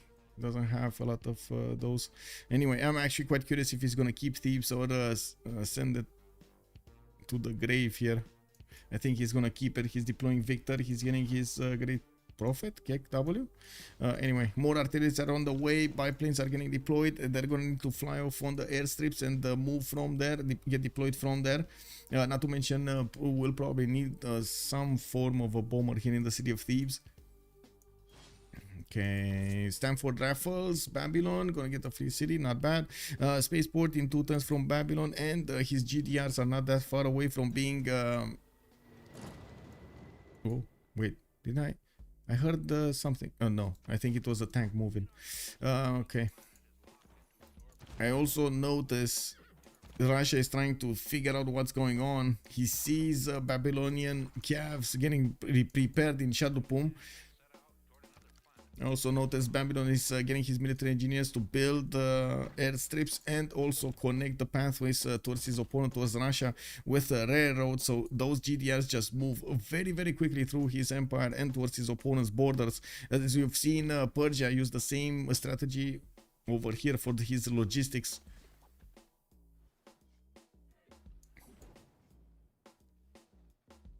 Robots out, and that's GG. Iskara the Greatest, good evening, sir, and welcome. What exactly is the comeback plan for Komanda has? I don't see one. Remire, that's a very good question.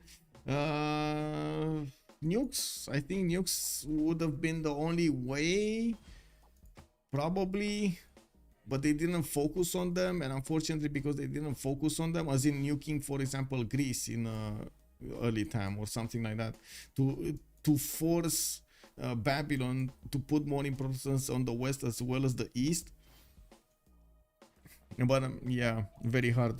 Since Cleopatra was strong enough to actually withstand the damage Persia was doing against him, and Persia did need to go at that moment in time. He didn't have any more time to actually get to prepare an attack. Yeah, this happened. Mastodon right now doesn't really have any more teeth to do anything in the game, but he did manage to outdie almost completely. Tirhab is barely making 53 gold for his teammates, and that's about it. Not to mention he's basically a walking, talking military alliance, you know. We do have Russia getting his rock pants, and I do see him massively buying them. 1, 2, 3, 4 rock pants have been bought on the southeast. What's going on here? Strips, no, nothing there. We do have Persia. Okay, putting his tank army stepping right on the aerodrome to push back the fighter somewhere else.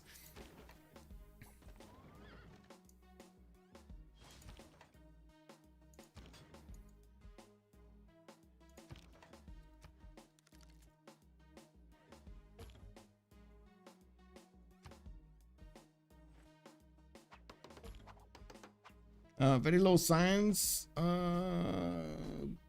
PNT though on Babylon for this turn. Science points per turn, you mean? Very low science per turn. Okay. Is he still one turning text? Let's see. So on whom? Actually on Joffros. He's yeah, I mean one turning nuclear fusion actually. He's also gonna get fascism. That's by the way, he's getting fascism right before his GDRs are coming out. He's getting war department also. Yeah. 1 2 3 4 5 6 7 GDRs in the next 6 turns. 7 GDRs, guys, are going towards Russia. They're gonna invade Russia with the big robots. Oh no! You know what this reminds me of? War of Tomorrow. No, not War of Tomorrow, sorry. War of the Worlds, right? With Tom Cruise. You see those big GDRs over there? Pew, pew, pew, pew. Pew, pew. Yeah. Guardian of the Nachos. Good evening, sir. Can you show how many techs England and Babylon have, please? Yes, sir. Let's actually take a look over here. England, right? England is on 52 techs. And you asked about Babylon. Babylon is on 65 technologies. 13 tech difference between them.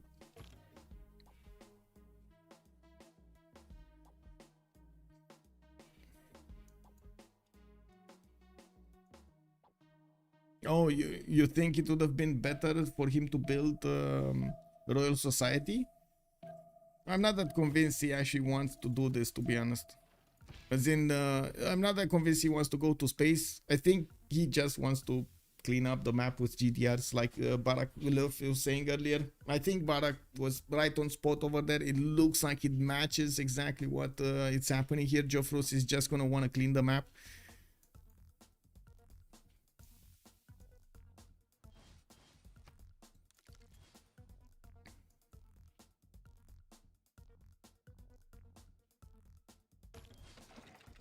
Okay, let's see. Artillery army getting in range to attack the city of Sheret. He did manage to get it into the encampment under the protection of those steel walls. While we do need to see if Jara is gonna get something done there. He does have the fighters that also can start to be deployed here.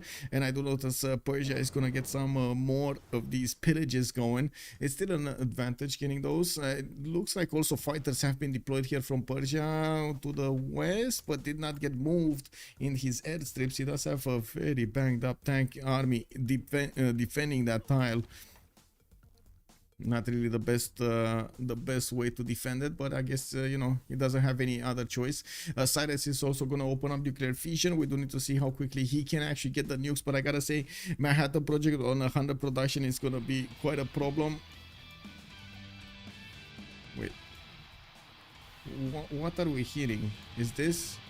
Oh, this is Greece actually getting the culture victory. Lol. Swarik is 31 out of 159, and it looks like that is probably because of his extra tourism he's getting from computers. He's also probably gonna be the first one to die here, to be honest. Or not. Yeah, die. No, he's gonna die. I don't know if Joe Frost is gonna be interested in like wiping him clean off the map, but he's definitely gonna deal the death blow to Russia here. There's no unit that Russia can put on the field so he can defend himself. It's literally no unit. In no way culture victory is happening. Yeah, no. How long till GDRs on England? GDRs on England, that's a very good question that I don't know the answer to. He has advanced ballistics in 1, suffrage in 1, and it doesn't look like he's focusing that much on it. On getting his GDRs. I don't know. 520 science. He should have enough science to go to GDRs, get to robotics. But yeah, he's all over the place. I was thinking he's gonna get nukes. He didn't get nukes. He's getting a few tanks, but now doesn't have tank armies. He doesn't have a lot of incamos to get the tank armies if need be. He did get a lot of planes. Then he went a little bit back. He went for research labs, and as you can see, we ended up in this situation. He did manage to do well, as in to keep up with Gorgor right next to him, not only mirroring his opponent's stats, but also managing to get more, not to mention a lot more military power. We did have him also acquire the uranium tile next to Bradford, which will allow him to give all of that uranium to Jofrus. Jofrus needs it a lot more. First GDR, baby GDR getting in with a level 1 promotion. He needs to start moving towards the front line, towards Russia. And if I click on this and I click on this, he needs only 2 turns to get to the Russian borders. Okay, what's this artillery army gonna do? Gonna keep on attacking Sheret? I would assume so, right? 80 crew army, by the way, strong enough to take on the tanks of his of Persia, and it does look like we do have Persia over here and remaining without that many tanks to attack his opponent with. He does need to deploy his planes, and I do see he started to deploy a fighter, not a bomber, a fighter here. We still have the jet fighters of his opponents of Babylon getting deployed there, and whenever a fighter, just a lonely fighter, is gonna get in there, I'm pretty sure the jet fighters are gonna make a very quick work of him. Finally, nukes are coming out from Milantovic, nuclear fission 110, and we do have him. Give me a second over here. Where is England? There we go. Getting a few more planes. He's getting pillaged by the helicopter armies of Greece, and you can see Greece is gonna need to fend off some attacks from Macedon. Macedon getting in to try to defend his ally Milantovic. We do have also the Greek tank corps getting in from the right side. They're also about to stomp on that. Oh, this is not that good, actually. This is not that good. Ice look with just a few units is gonna create chaos in the lands of England. What is the GDR? There we go. Shadupun. Another. Oh, did he just buy one? I think he just bought one, right? He just bought one. Oh my god. Kick. Wow. Okay. Well, that's a problem. Another 1 tooth. Is this 4 turns for a GDR to be built?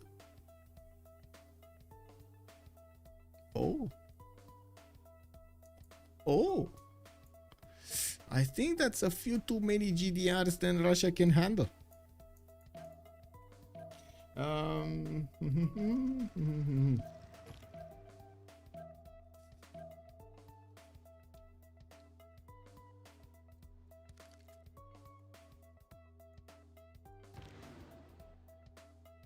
Okay, so Swarik is gonna get the wake-up call next turn. He probably sees what's happening in Shudupum, but yeah, he doesn't see the full extent of the damage that's gonna happen. We got 4 GDRs already out and about, and we're gonna see a few more get out this turn.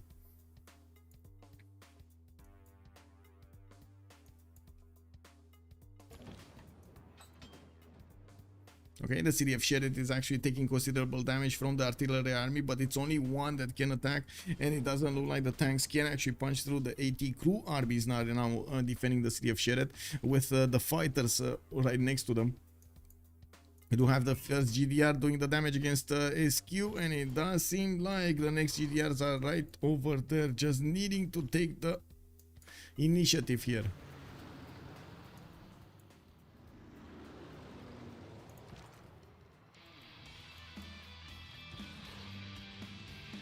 He's repairing the worlds and improving them with railroads so he gets the maximum amount of speed. Oh man, this is full-on GDR madness here going against Russia. And we did have... Oh, I can't believe it that Greece is gaining so much tourism from this, by the way. What is he? 17 out of 188. Okay, well, so much tourism. I say that, but it's not that big. 432 tourism on Russia right before he's gonna get attacked by the GDRs. Jofros does look like he's gonna break Russia in half here and take over his empire. We do need to see if he's gonna manage in the meantime to get the projects for space. He's 2 turns out from a launch Earth satellite, while I do notice GDRs are coming up from his other cities. And he's gonna get domination at the same time as he's gonna get space victory at the same time he's doing domination. That's what he's doing. Big boy Babylon. How many GDRs do we have now? 2, 4, 5, 6. 6 right now. 7 actually. 7. This one didn't move. Why didn't wait? It did move. Where did it move from? What? Why did he send it to the south? Oh no. Okay, Manhattan Project. Manhattan Project importance in the city of London. We do have Greece. Oh man, getting to kill so many of the planes of his opponent here. Unfortunately, it does seem like there were way too few of these aerodromes being deployed and way too many planes in the air. The helicopters fights look are starting to create havoc in the cities of London, and yes, even if Manhattan Project is gonna finish, the damage is done. We do have the helicopter armies ripping apart these mines and doing the damage against England slowly but surely. Slowing him down. That's all he wants, slowing him down until his allies with the GDRs is gonna come in and just clean up. We do have military engineers getting to build those railroads towards England, and of course they can work both ways. We do need to see how many of these GDRs Babylon is going to choose to deploy to the west side. I do have another mention to make about nukes. You would think nukes are very good against GDRs. Not really.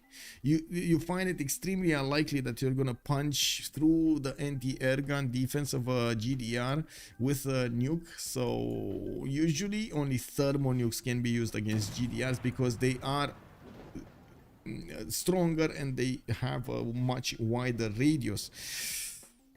Well, those are also very expensive and hard to get by. Hard to get. Yeah, very, very hard to get. Okay, Mariliki getting in here. Looks like GDR is getting into the borders of Russia. We do need to see them breaking their opponents, his opponents soon.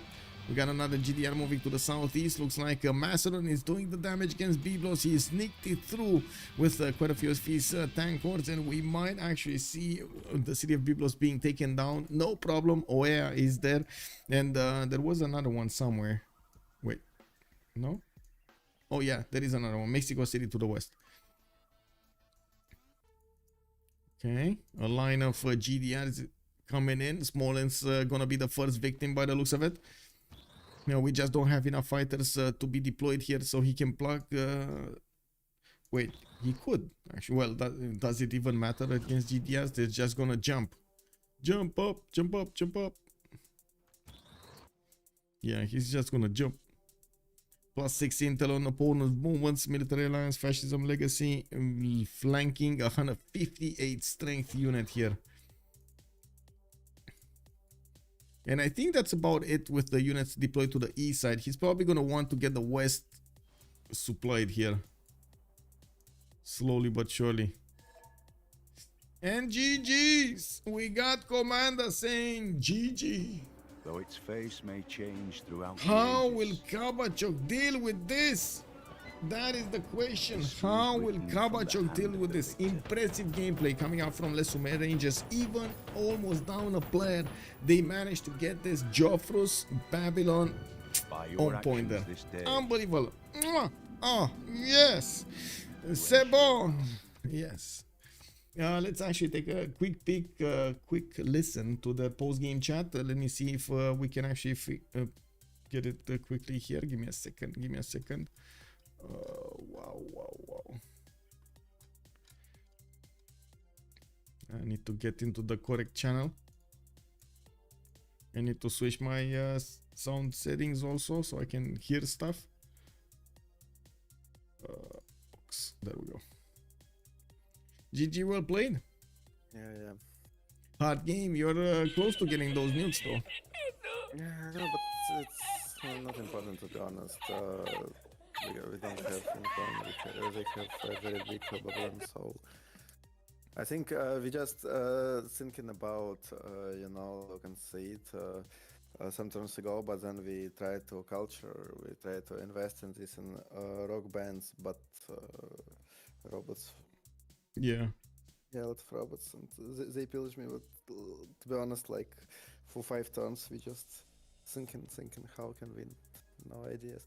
Yeah, I just play not so good because it was very slow and with my third settler, and then there was a with The delay, yeah, the 3-turn delay. I was watching this. I was wondering why they didn't keep the warrior in the south and just moved the settler on its own towards the north.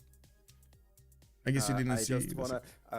I just wanna settle city on 1-2 forest. I think I will last move and then shift enter because I knew that I have first move on Gorgoso, but he blocked and it was like kind of luck, but yeah, it was risky, yes, and this was mistake. GG. Yeah, GG. GG. GG. Joe Frus over there getting maximum effort on Babylon. Yeah, so but and also they keep a lot of city states. That was the problem for us. Yes. Wait, one of you did get the pockets, yes. Who was it? You did, It right? was, yeah, Fez? It was Fez, yes. Yeah. Yeah, it was the only city state blue that we used, so it was not so good game for us, but it's okay. I did actually want to ask. Maybe Sorry. Watch Dogs will go lab. And, Yeah, we're thinking about it. But if Kaba goes to labs, I think we will get labs faster. Yes, but it was some kind of risky stuff because we see that Egypt's going tanks. That's why Kaba decided to go also tanks and try to push Egypt. yes. I don't know. Maybe it's bad idea. Maybe it's good idea. I don't know. But yeah. I think he was right because if he just going only laps, Egypt will push. He will liberate some cities. So Yeah, I think if Kaba actually had a bit more production, he could have taken Egypt much sooner. But he didn't. I don't know why, and that's one of the questions I wanted to ask him: why he didn't go industrial zones. I don't know, to be honest. But he have a good tempo, good starts in the beginning of the game, but then Yeah. just Anyway, I don't know if I again, GG. I will go to bed. Yeah. Sorry. Bonne soirée. Yeah, Have a good night's sleep. Yeah, not a funny game for me, but it's okay. Yeah. GG, well played, man. Yeah, GG. Bye. Bye.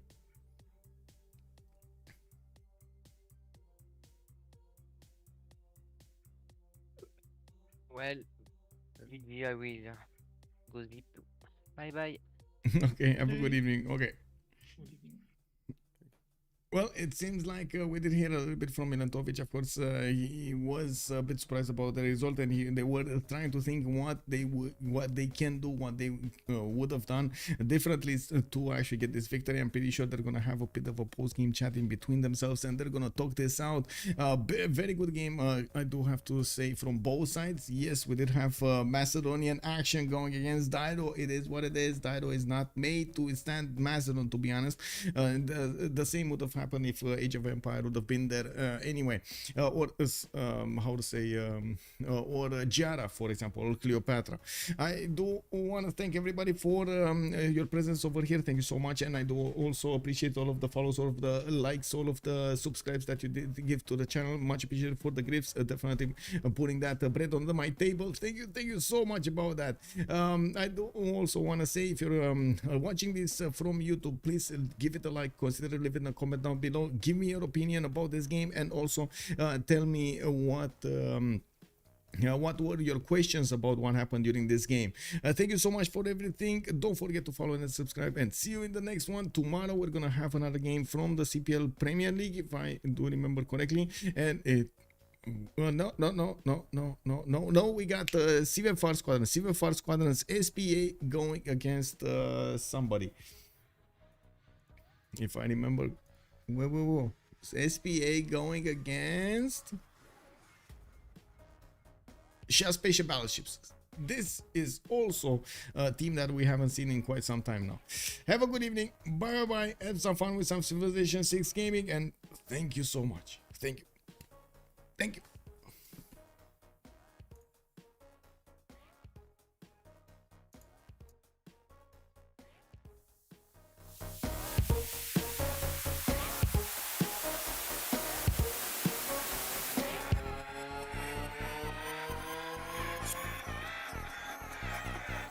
Yeah, boy. Yeah.